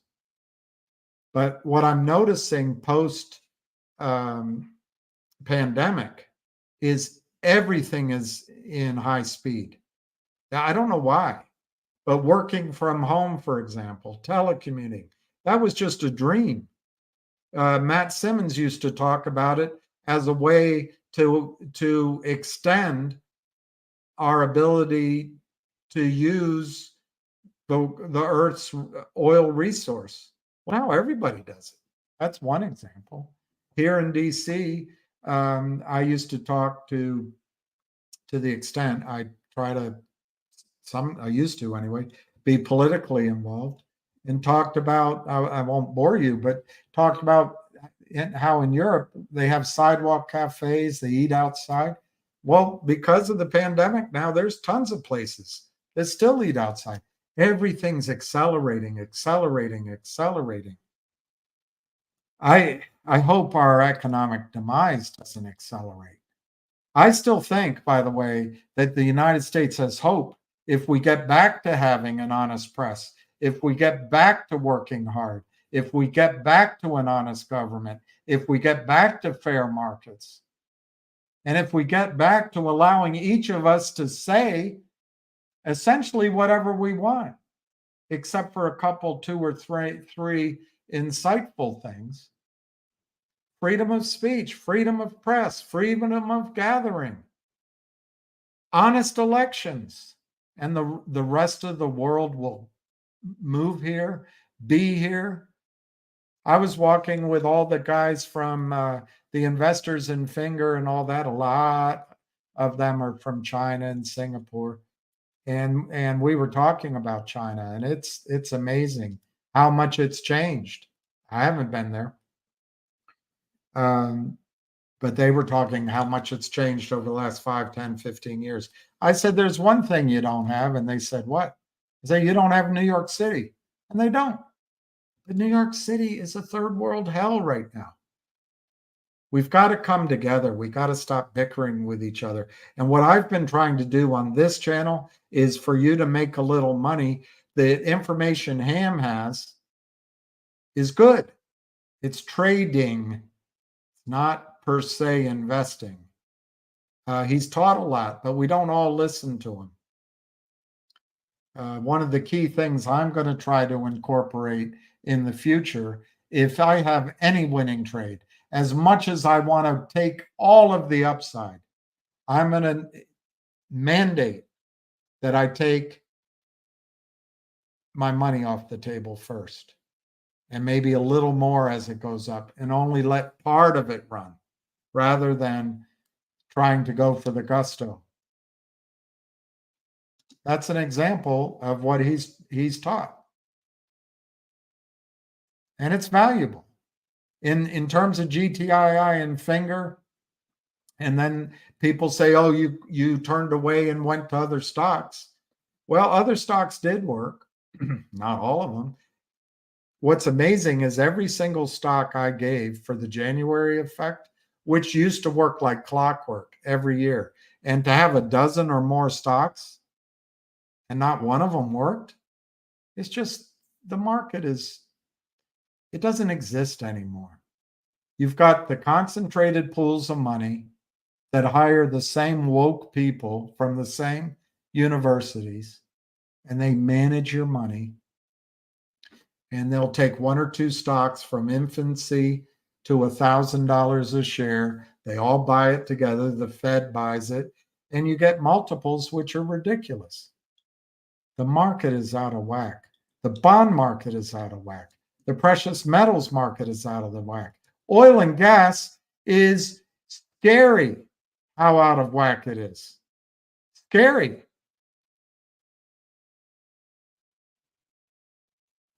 But we go on and on and on as if the free markets that used to work are going to rescue us.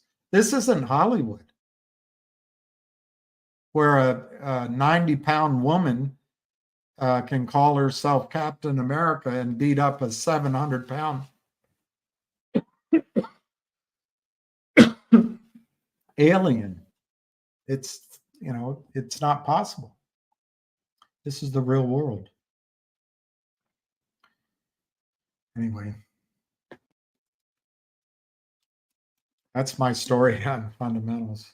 I'll go down here. I'm sorry I got behind. I don't know how to fix it. I don't really know how to fix all this. But Dominic, I know I went too far on that. Part of it's my own frustration.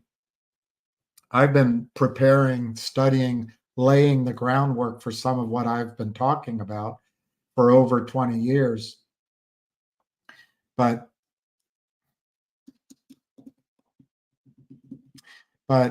people don't really listen. And I never thought God would give us another 10 years of oil, but he did. And instead, and now I'm going to pick on Trump a little bit.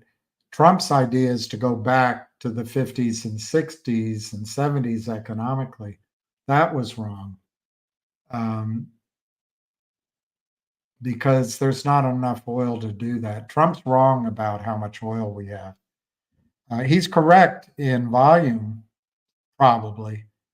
But where he's wrong is with artificially low interest rates, there was a financial incentive to go drill up rapidly put more straws into the same milkshake and drink it more quickly. But it's the same volume. The United States cannot have another American century based on oil.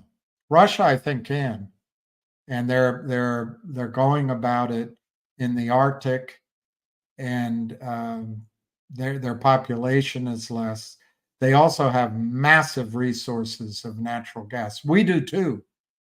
I wish we'd keep it in North America because I think we're going to miss it. But we're starting a war with Russia, and we bombed the Nord Stream pipeline in order that we can send our huge amounts now of natural gas over to Europe. But we have to rethink how we live. I'm not a big fan of nuclear power, but I understand there's been advances that are safer. I used to think it was all right, but there's been some accidents in the world that have totally changed my opinion on that. We have no defense. We can't smell it, feel it, you know. Anyway, let me go down here quickly.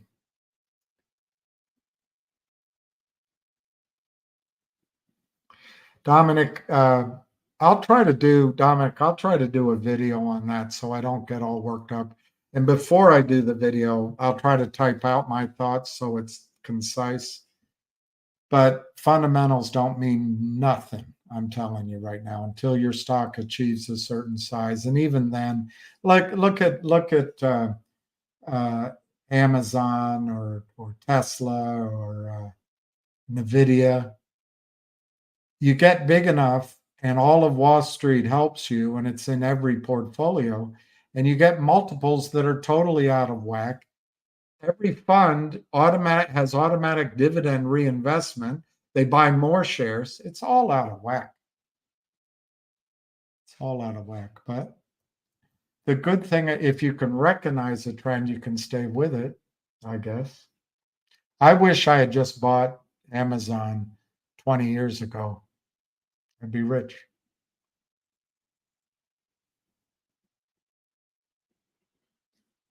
So I agree. Computer AI now, 4 digits to the right. Amazing. It's all AI. And Ted, I think I went on so long, I wouldn't blame you for you've already hung up.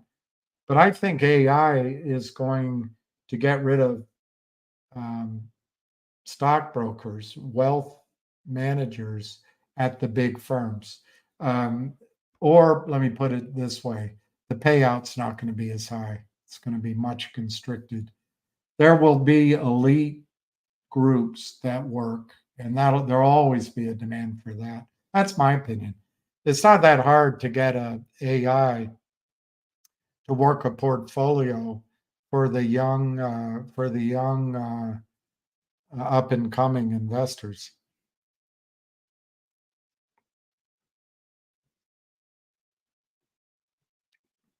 I love that, Kit. Ken Griffin created billions for himself, but never created anything useful for the country. He only invented scheming people out of their savings. Yeah, I don't know. You might be right about the karma. There you go. Kit Kitteridge, that's it. Junior miners versus major miners. God, I'm way behind from when I started talking. If you look in the portfolios, you'll see some overlap. So when you buy the juniors, you're not broadening your expansion. Real men play tennis. Well, I think gay men are real men too. I mean, not that there's anything wrong with that. I'm not gay, by the way, but I suppose if you have to say it, there's a reason. But just as I read that, that's why I felt I needed to say it.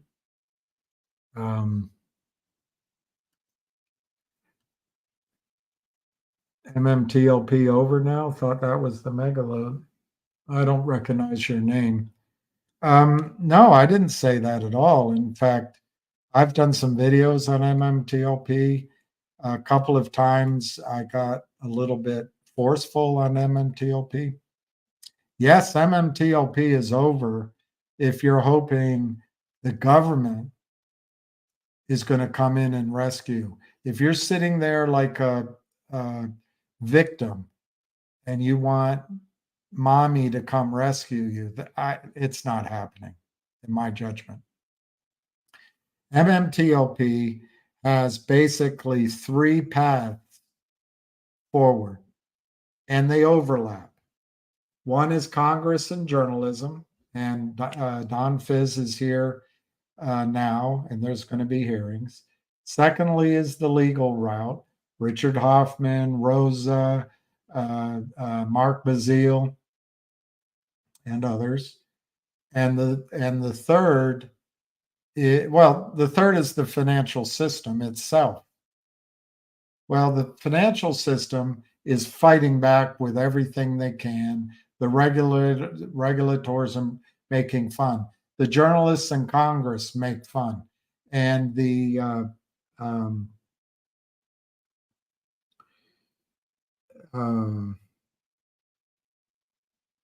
I forgot what my first one was.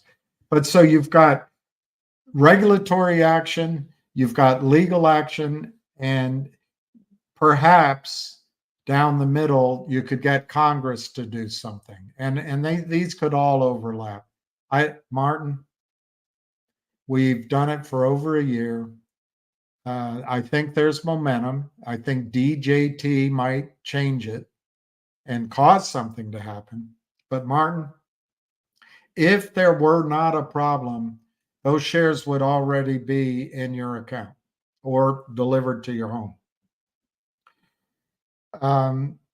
I don't see journalism helping us. I don't see Congress helping us without continued serious effort. And I'll give it what I can. But so far, a year and a half of work, no settlement. And I would expect that there won't be anything this year. Good. And I'm not saying quit, by the way. But what can you do, Martin, anyway? It's not like you can sell the stock. So anyway, the legal route, I think, will be years. I think the legal route could take a decade. The financial route, the brokerage firms themselves, the only way I see them doing anything without prodding from Congress, public, legal, is if somehow this whole corrupt fraud gets exposed and they don't want it exposed, or if NextBridge is doing so well that they are seeing the price of NextBridge going up and their liability is going up. Now, there are people on Twitter, Martin, that are trying to get you to do nothing, and they are emphasizing that NextBridge should trade as a public company. I've said all of this. If you've heard it before, the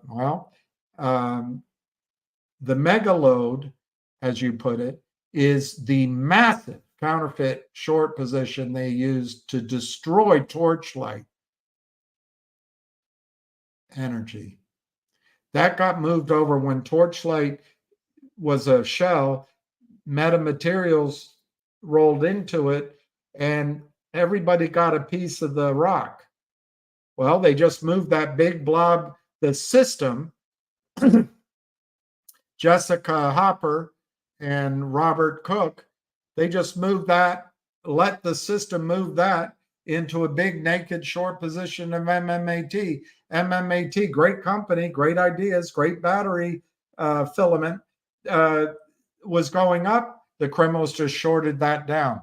Again, Adina, Robert, Cromwell, and Gary, they don't care at all.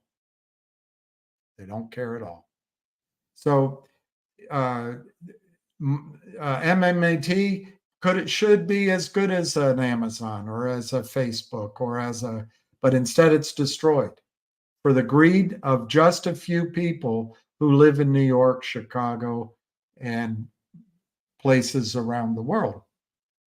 So they moved all of that huge position, and it was in MMAT. MMAT distributed MMTLP just as a placeholder for the oil and gas assets. The criminals couldn't deliver that, so they went in and fraudulently got MMTLP to trade. You bought it, obviously. I bought some. The criminals shorted. They created the trading stock in the first instance, and then they sold into existence. What I hear is it could be 1 billion shares, all told, that don't exist. And now there's a forceful guy on Twitter that wants you to stay in MMTLP because you have more choices. And there's a guy that works very close now with NextBridge for tokenizing or something, arguing that they should trade that way. I'm sure Greg McCabe never listens to these long calls, but if I ever were to talk to Greg McCabe, I would tell him, do not go public in any fashion, stay private, do not go on blockchain. Do not go on blockchain. Do not go on blockchain. Not yet, anyway. Because the criminals will create some sort of default swap, some sort of paper against the trading to help them hide the huge megaload of counterfeit shares. That's my opinion. I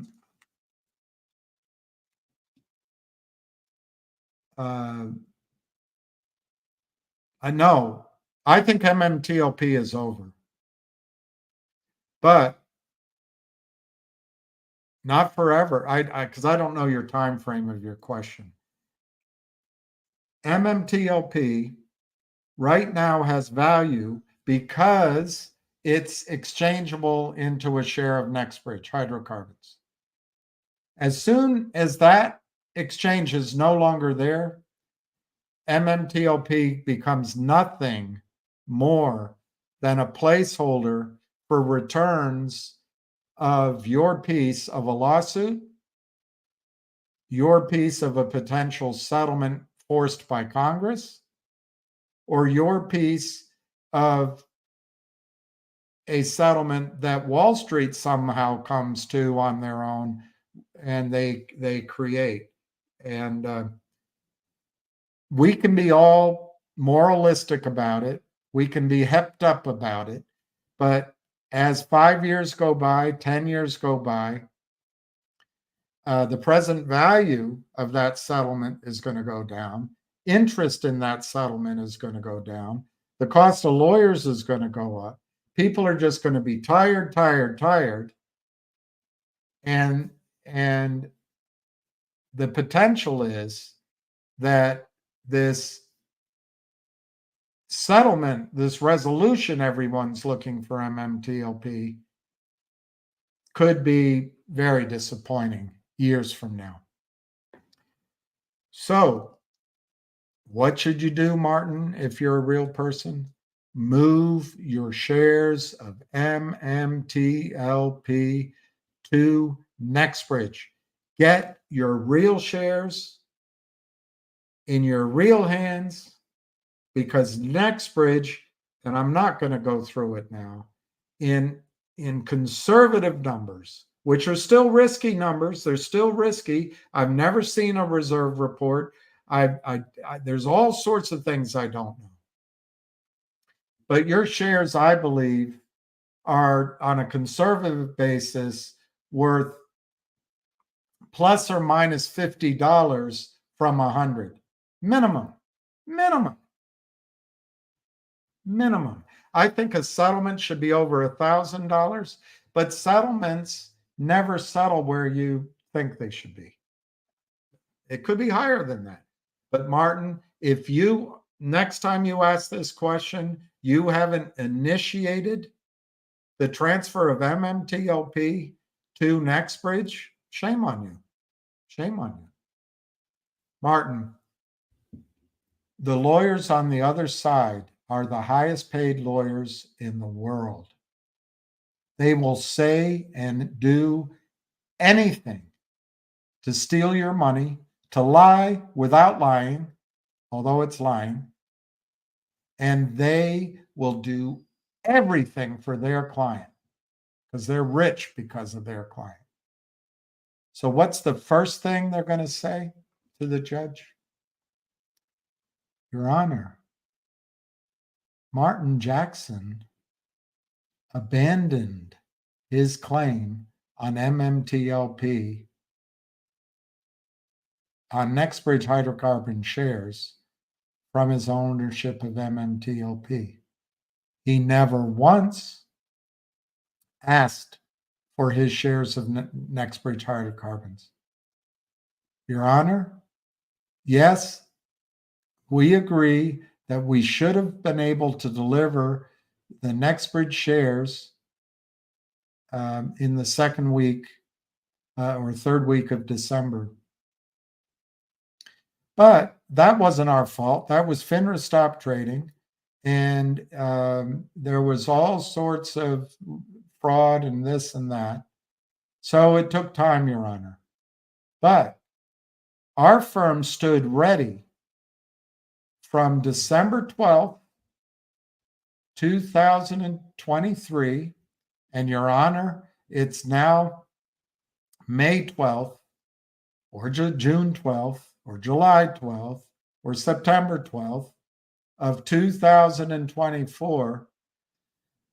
And here's the list of clients that we did deliver Nextbridge to. We honored it, Your Honor. Nobody else asked for it. So, Your Honor, we feel we fulfilled our requirement. We honored the request for shares from everybody that asked for it. Now that, I will argue, Martin, is not what they're on the hook for. Those shares should have been delivered automatically. I'll grant you that. But the lawyer on the other side is going to say, Your Honor, there's 65,000 shareholders. We honored the requests of every single shareholder that asked for their shares. And that meant that there's 15,000 shareholders out here who never asked. It's our contention, Your Honor, based on Wellman versus Missouri of 1872 and Popcorn versus Peanut Butter of 1966, and more recently Ferris Baker Watts versus Merrill Lynch of 1981, that we fulfilled our duty. A year has passed, more than a year has passed, and these 15,000 people abandoned their claim on Nextbridge because they never asked for it. I think it's I would object and I'd get all upset and I'd fight, but who's going to pay for the fight on the other side, Martin? And that leaves you open to what the judge thinks. And the judge is going to go, gosh, I left my Jaguar at the mechanics, and the mechanic gave me a bill of repair, and he told me that I should pick it up in a week. And then he called me and said, it's ready, pick it up in 2 weeks. And then he called again, and then I ignored it. And after 90 days, he sold it at auction. And when I showed up He said, we already got rid of it. You didn't come get your car. You'd have no standing in court. They say, why didn't you come get your car? You didn't want it. And he had to move on with his other business. He obviously didn't want it. So Martin, I got upset twice, and I got upset with GTII. If you want to play a victim, that's your choice. If you want to resolve MMTLP, move your shares to Nextbridge. Do not support trading for Nextbridge, or you'll get ripped off. And do not listen to the lie that you have more options if you stay in MMTLP. Don't listen to it. I've gone through it before. I don't want to bore everybody. I think in a settlement that is forced with Greg McCabe at the table, CEO of Nextbridge, everybody will benefit from the same thing. Because the problem's so large, I think you'll be able to reverse it. The only reason to stay in the MMTLP is that you value potentially that there will be a cash settlement more quickly than Nextbridge ever is sold. That might be an argument. But if there's a cash settlement, it's going to be very small, in my judgment, compared to the value of Nextbridge, unless Nextbridge and Greg McCabe are involved in the negotiations, then it's going to be the same thing. So you haven't given that up. And I believe if Greg McCabe is in the negotiation, they're going to say, you know what, let's give the shareholders of Nextbridge the option of helping solve the problem of the naked shorts by delivering their real shares to cover the naked shorts if they want to, and it'll be at the same cash price. There, you don't lose anything, but you gain the asset. So you can be the victim, and you can go, it's over now. I never said it was over. In fact, I've said the exact opposite. I still think they should settle for $1,150 a share. But I tried to do the lowest chop. And that could still be wrong. I think I came up with $198. But if you chop that, you can go lower. But if you ignore it, you might abandon it. If I were you, and I did it for my shares. I moved it to Nextbridge. I'm so happy that I'm there. Does that mean I'm going to get my money right away? No. And get over that. Get on with life. Am I suffering from that? Absolutely. Absolutely, I'm suffering. Am I being unsympathetic? I don't think so. I've wanted to quit doing this many times, and I always come back because the job's not done.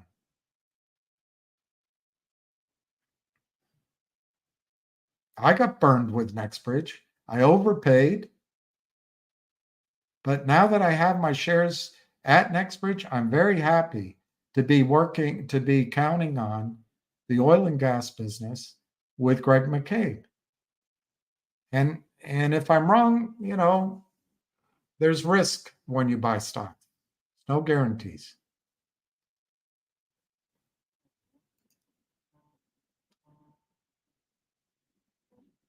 That's it, Kit Kitteridge. You said it better than I did. If you listened to Kit Kitteridge, you didn't have to listen to my long answer. MMTLP Nextbridge is not going away. Forcing discovery will happen. I agree with that. It's just when.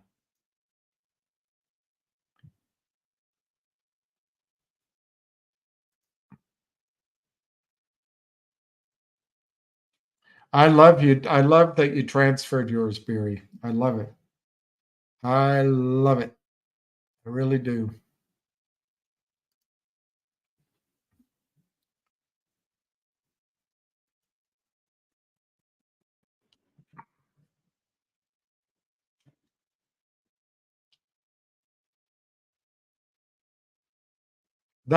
See, Peter is better than I am. Peter says it in one sentence. Oh, gosh. From now on, I should let the audience answer. Peter says reporting fundamentals might not be relevant in fake markets. However, what is relevant is that a company with sound fundamentals will not rely on financing from the lying external sources. Perfect. Will you show the? No, I won't. But you can contact me. You can contact me. I wrote it down here. Mark will point out I still haven't gotten in there, and that's true. That is true. I need a technician to show me, but that's my email, fairandbalanced at Gmail, fairandbalance at Gmail. And Peter, I went to New York last week. I went to Texas the week before, and I was doing something else the week. I was doing a small project the 2 weeks before. But I want to follow up with everyone on this gold company right now. I want to do it. So I will get into this tonight or tomorrow morning. But I might go to the hearing tomorrow, so it might be tomorrow night. But I'll get to it, Peter. That's my email, fairandbalance@gmail.com. All right, Peter. Mixed shelf offering, Caroline. What did it say? Mixed shelf offering. Let's look at it. My dog is driving me crazy. But I gave him a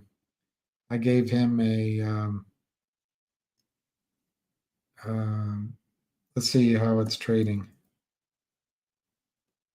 Gave him a long walk. All right, it's up nicely in the after hours. Well, I mean, it's green. But let's see what it says, Caroline. Let's see what it says. Amtrak. Okay, I'll use that one. And thank you for pointing that out, Caroline. Sweet Caroline. Bum, bum, bum. Good times never felt so good. Oh, that sounds like sail on, party. Okay. They are going to raise $100 million of common preferred and debt securities. Nevada company, China Securities. I'm going quickly through it, Caroline. Their auditor was Enron. All right, let's just go to this summary. All right, here's the summary. GD Culture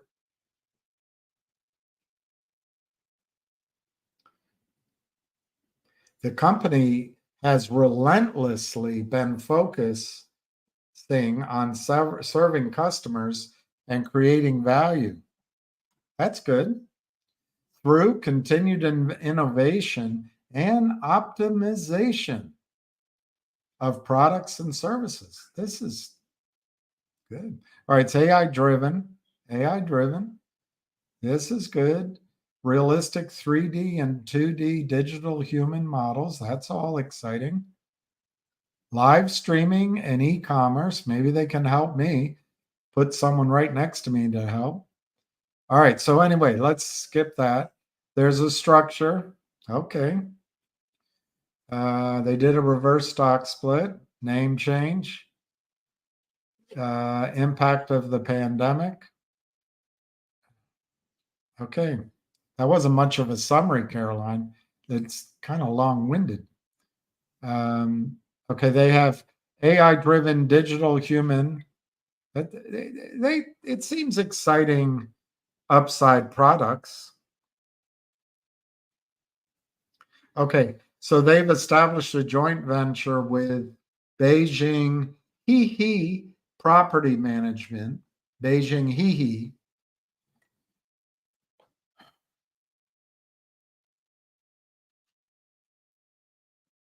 They have an equity purchase agreement, registered direct offering, 810,000 shares, $830,000. And that was dated last month. So I don't know. That might be $1 a share, huh? Doesn't, oh, here it is. Pursuant to the placement agreement, the company issued to a placement agent warrants at $1.73. Sorry, $1.37. My eyesight.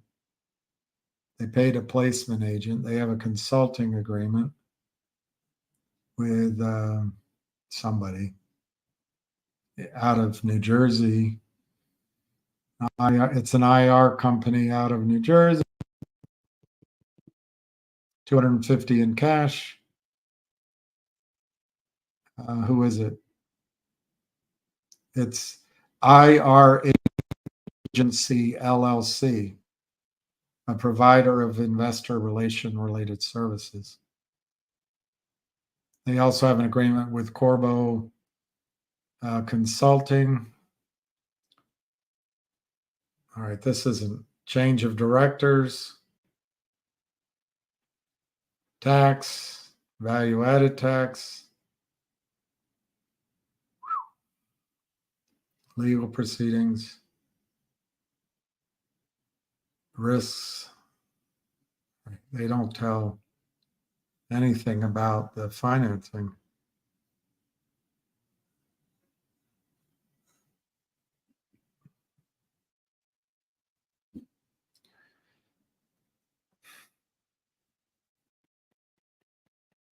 Right.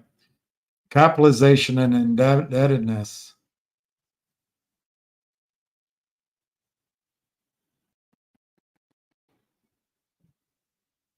It might be penny stock. They will put into a supplement a description of the book value, dilution, and etc. Use of proceeds. We intend to use the net proceeds. They'll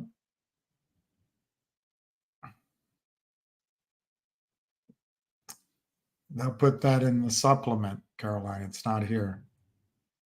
It says they'll put it in the supplement. Preferred stock, 20 million shares of preferred. I don't like that. I mean, to me, could be wrong, but that means shareholders lose control, common equity lose control of the company. Doesn't have to be that way, but that's typically, they got warrants.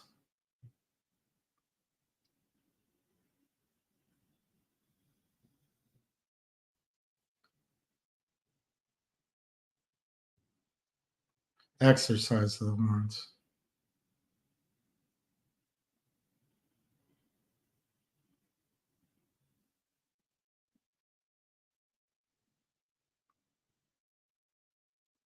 If debt securities.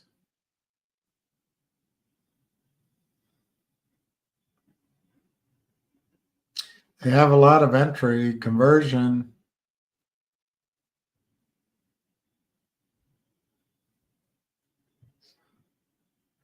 To my quick read, Caroline, this is all just boilerplate or preparatory. It doesn't, I don't see any terms other than just statement after statement, hundreds, tens, dozens of them. So I guess the supplemental prospectus will, oh, here.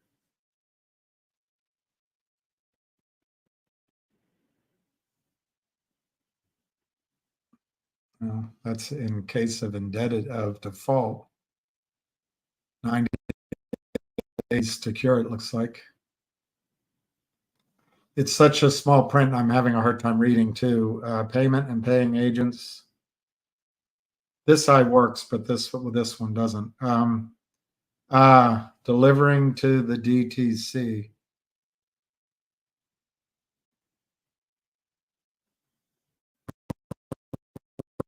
Law. State of New York. Conversion. The unit. They don't even describe the unit. I mean, they describe something, but it's the detail. There's no plan of distribution.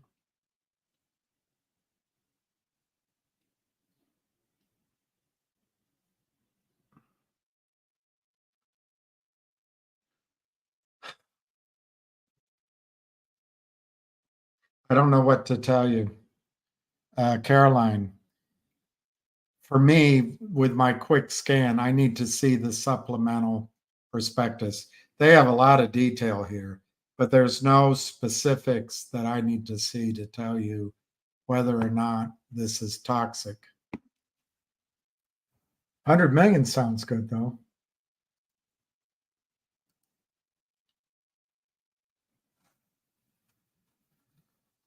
Good for you, Kit at Equinity. Brokerages are inept. They've clearly shown they have trouble delivering dividends. I love that, Kit. I think that's great. And thanks for writing it because people trust you. Thank you. We'll see if it works. I think it will. Otherwise, I wouldn't have put it out. No way people are getting 1,000 share for, well, okay. Everyone will probably get $2 a share and it'll take years, in my opinion. They won't pay you for a halfway short squeeze. Well, I don't think it'll be two. I guess I have to show that. I don't, my board is over there, but Moose Man, I'm not basing it on the squeeze, although the squeeze, as you know, there's evidence, maybe not the best evidence. I don't know. I haven't seen it. I've been told it, that trades on the Friday and the Monday went as high as $25,000 a share. So there's a real argument for damages from a short squeeze that didn't occur. I think that's a real risk to the system. I don't agree with you, but you have your opinion. I have mine. If you take a low end of the recoverable oil reserves, which the CEO of Torchlight and of Nextbridge, I don't know about of Nextbridge, but the Torchlight presentation went from, to my memory, 2.3 billion to as high as 5.7 billion barrels of oil recoverable. Let's just take 2.3, take the low one. I've never used that low a number before. And Exxon just bought Pioneer. Yes, Pioneer was in production. Yes, their reserves were definitely proven, but they paid $30 a barrel for proven. On the other hand, oil was under $40 or around $40. Oil's now $90. So let's use, instead of $30, let's say a buyer pays $21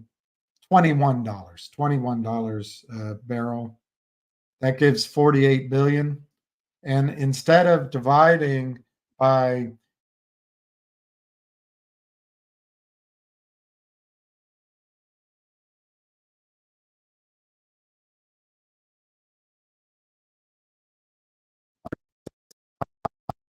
million shares that is the non-diluted number, which I think everybody is on. Let's just use the outstanding shares that are there now, roughly 260 million.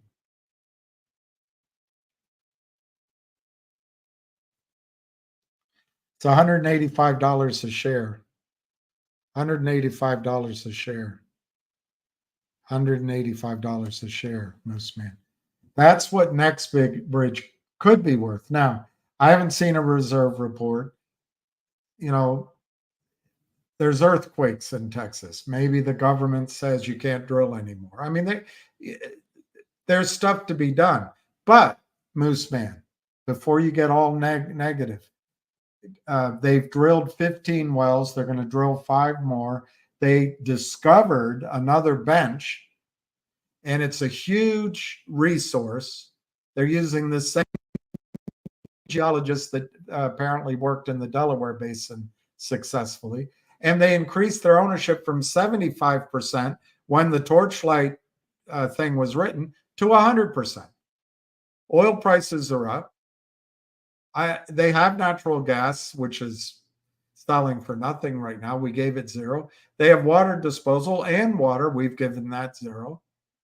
So, Moose Man, there is no way people are getting $2 if they go over to Nextbridge. Just on the acreage value alone, you might come up with if you just do really conservative numbers, you might get down in this, under $10.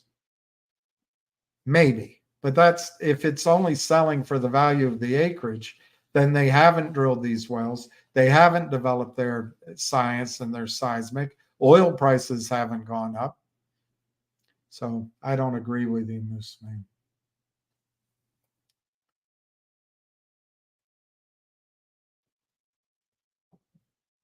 Well, Moose Man, I happen to agree with you that they're not going to pay in a settlement for MMTLP anything like the high numbers.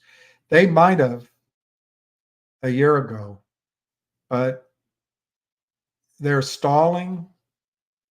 They're spreading it out. They can wait us out. We're going to run out of money for lawyers. Lawyers are going to lose interest. They'll offer a settlement that our lawyers will take half of it.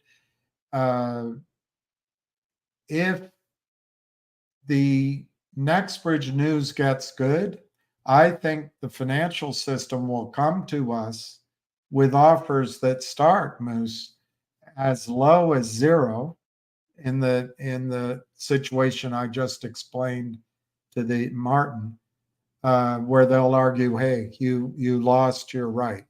Then they'll go to $3, which is where it closed after the shorts and some insiders sold. Then they'll go to, it only belongs to the original Torchlight shareholders. Then they'll go to, let's just unwind the trades because it was all fraud. Let's just give people their money back. Then it'll go to, the highest anyone paid is $12. We'll offer everybody $12. Then it'll go to, and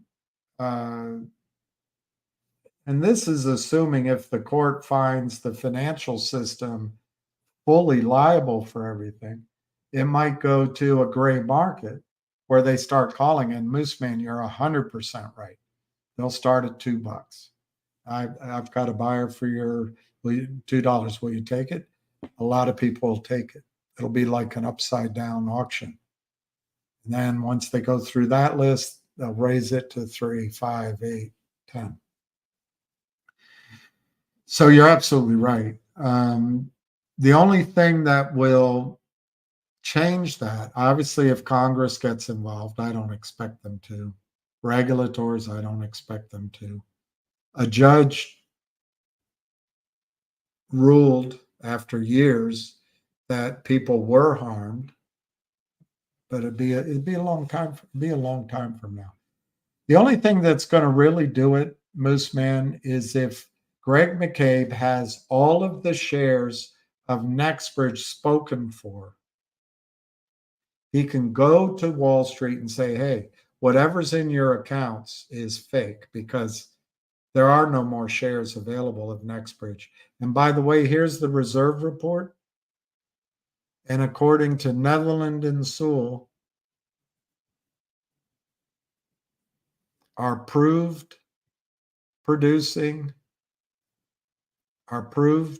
behind pipe, our proved undeveloped, our probable, and our possibles are here. And we calculated on a per share basis, I'm making it up, it's $675 a share. And by the way, here's our business plan, our CapEx for next year. We're fully funded. We're funding out of cash flow. And our projection, based on our CapEx and our plan, is that we expect to be worth $1,300 a share at the end of next year, all other things being equal, like oil price. And we're using a deck that declines a little bit, so we're not assuming higher prices. So Wall Street, we expect the shares that you're going to have to replace for MMTLP are going to be worth over $1,000. And we're glad to work with you on a settlement. We're willing to consider issuing new shares to help you cover, but our demands are you're going to have to pay the legal costs. You're going to have to pay a penalty for defrauding your investors, and you're going to have to pay a cash dividend on top of this value. That's our price. Take it or leave it. We're happy to, we don't need your money. We're happy to move down the road with what we have. That's what's coming, I think. No way, 1,500 plus and avoiding court discovery and public scrutiny. These are government entities in charge of regulations involved in the cover-up. Read the FOIAs. Oh, wait. Yeah. I'm not, I haven't read the Freedom of Information requests, but Kit, I think they're going to be high.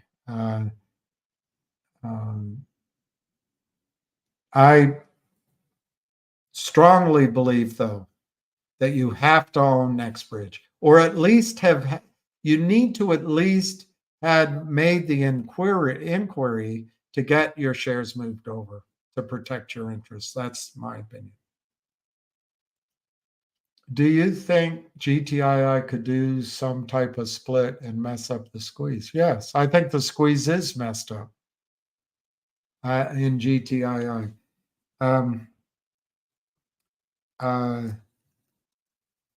GTI, what the trade we had round trip, that trade's gone. We missed our chance. I missed my chance. It's gone. So where are we now with GTII? The question is, can it happen again?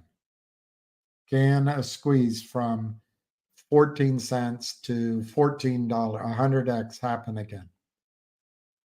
The number one prerequisite is that the CEO has to go.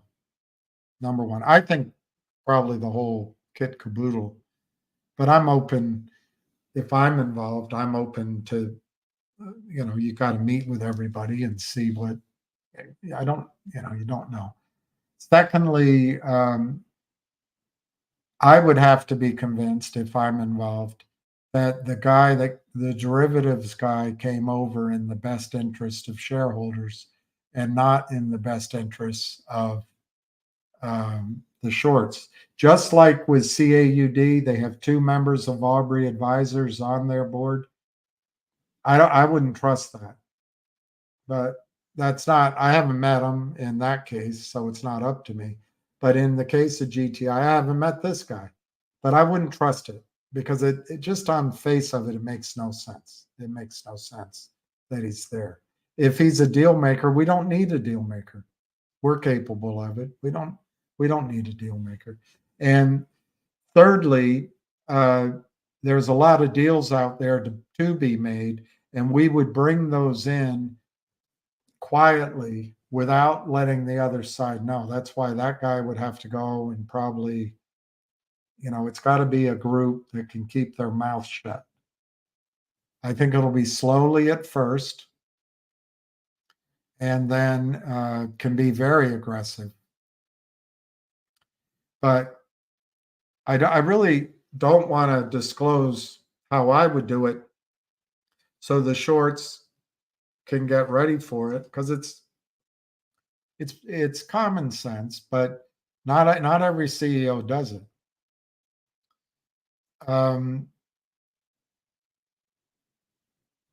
GTII will not do a split, but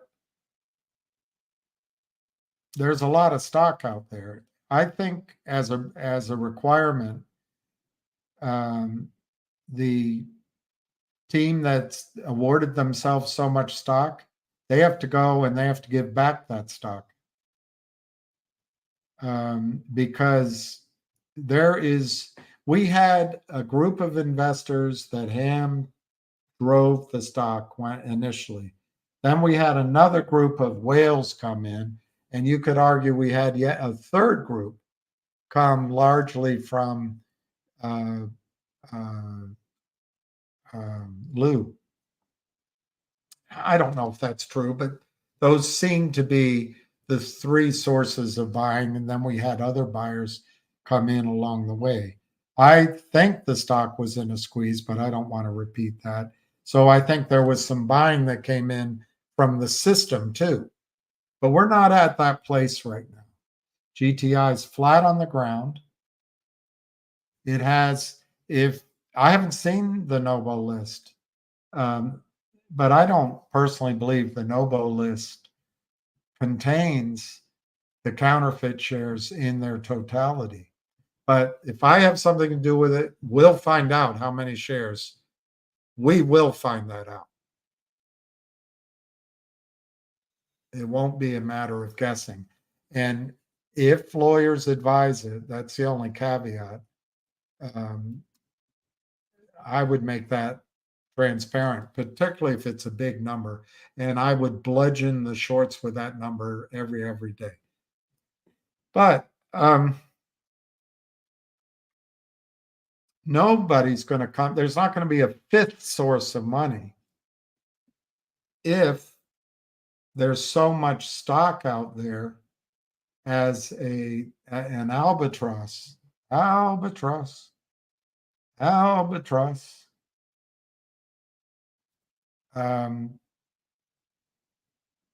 So you got to reduce the amount of outstanding shares. And I think that has to be a starting point. And then I know the team, I know where to go. We get to work. One guy needs to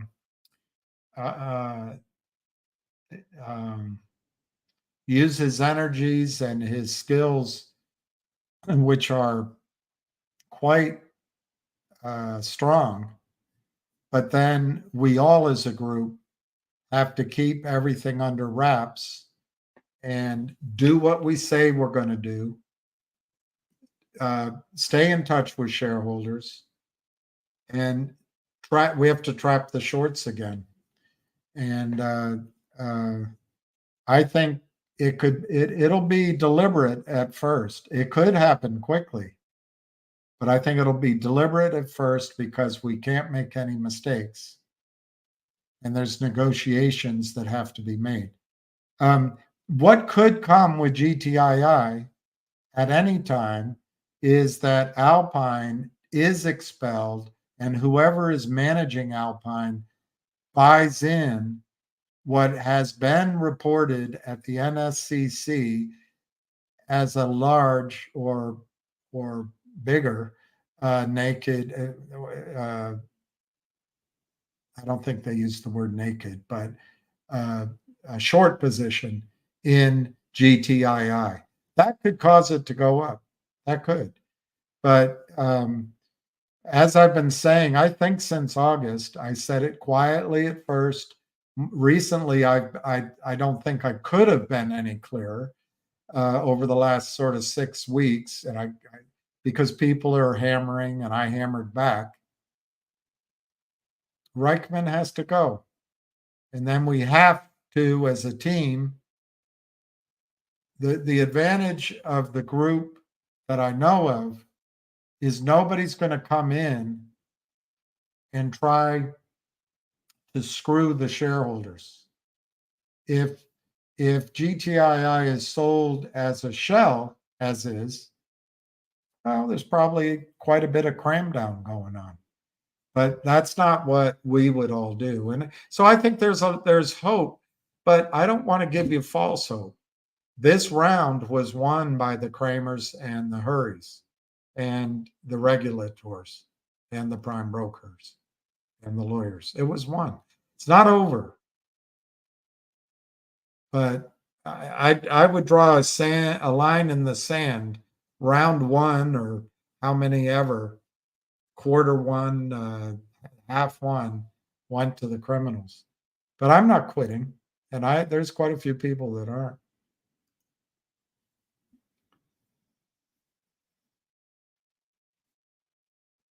GTII Kit Kitteridge is headed for a seller box. Code Red, seller box is what happened to HNRV, that medical stock Lou recommended. It happened with DBMM, although they fought their way out of it. It happened with HPIL, where Mark Bazile got a settlement with the Kramers. It happened with VNUE, where Mark Bazile got a settlement with the Kramers. And now there's no bid on those stocks. They're just gone. So the settlement helped the Kramers. It didn't help shareholders. I mean, it's all a learning process, but a seller box is when the stock price basically goes to 0.0001 bid, 0.0002, and it can trade around there, and then it goes to no bid, 0.0001. And the market makers can make huge rates of return when people come in, like Lou did. He had a lot of people, I bought some. He had a lot of people buy HNRV. And then the market makers were having a field day. I bet 100 million shares were bought, probably more than that. And they make a penny on it, you know, and they make the spread. Maybe the spread's bigger, and everyone gathers at the bar and chops up the loot. So seller box can make a lot of money trading for the market makers and promoters. Further, what a seller box does is allows the criminals to take money. Now, I don't know the rules they have with their prime broker, but I would imagine there's just a short period of time where if it's seller boxed, the prime broker can look and see, oh, it's seller boxed, it's not going up. And if it goes up, it's not staying up. So the prime broker will let the criminals take almost all of their money out. And there's no closing transaction, so there's no taxes to be paid, while breakfast at Biden's goes after waitresses and Venmo accounts. The Kramers take money out, or their clients do, without paying any taxes. Let's see, I choose to stick with an actual business for 14 months. And that time it's nothing for a long value investor position. Yeah, I agree with Kit on that. There's nothing in GTII right now. Zip. The only thing that's going to change that is a new team. It's just as simple as that. That team has to be willing to do the work. Part obviously they want to make money, but they also want to help all the shareholders. So they're not going to destroy shareholders. But if you have a completely new group in, that can be tough. And yes, you have to bring in real businesses, real cash flow, real opportunities. That's all negotiation. So it's too soon to know what will it be worth at that time. It's a tough task, but I think we can do it. There's other companies out there. There's two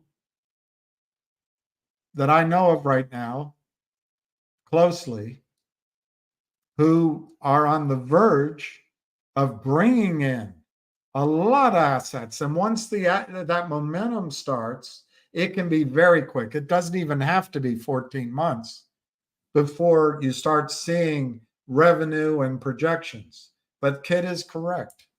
I think GTII is going to take time.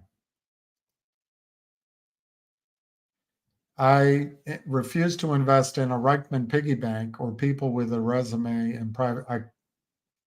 You know what? I should just let Kit Kitteridge answer this, and slowly destroying like moles. I totally agree with Kit Kitteridge. I'm not sure what happened to them. I'm not sure what happened at MMAT in terms of if they had a plant on the board working with the criminals.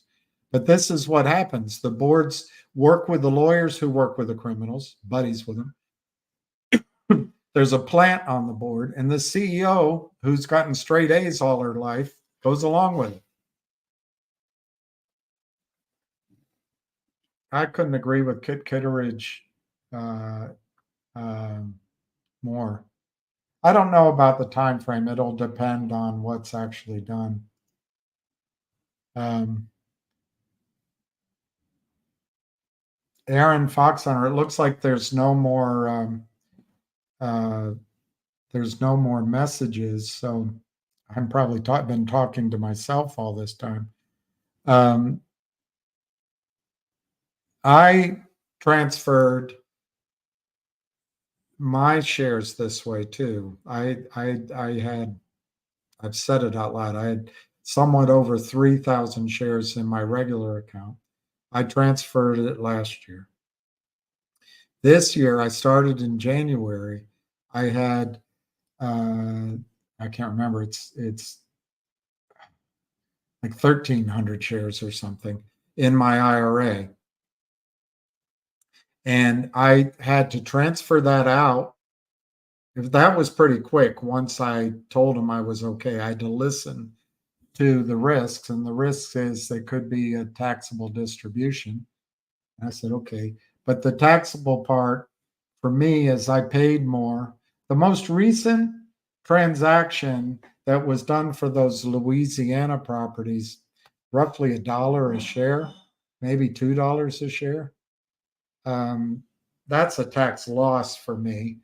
But there's the tax issue of you have to pay a 10% penalty, and anything you take out is taxed at your current income.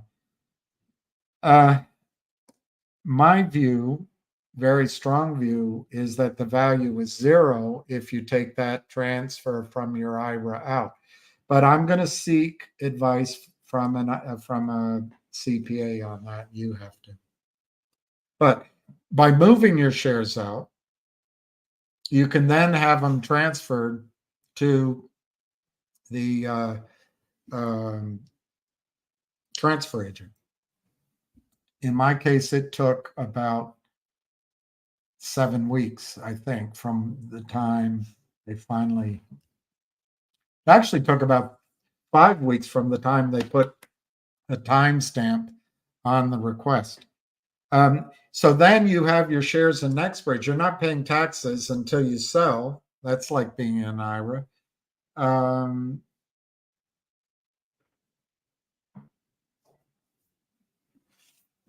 That's what I would do.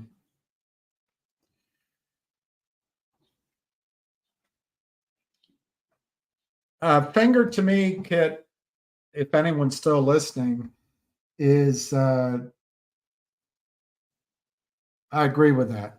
As long as you are willing to wait, I don't see the risk in finger other than if an asteroid hits the planet. All right. So we're at the end of the stream. I'm sorry to keep everyone so late. And I'd say good night, peace, love, happiness, and all that. And my prayers are with you and Jenny L.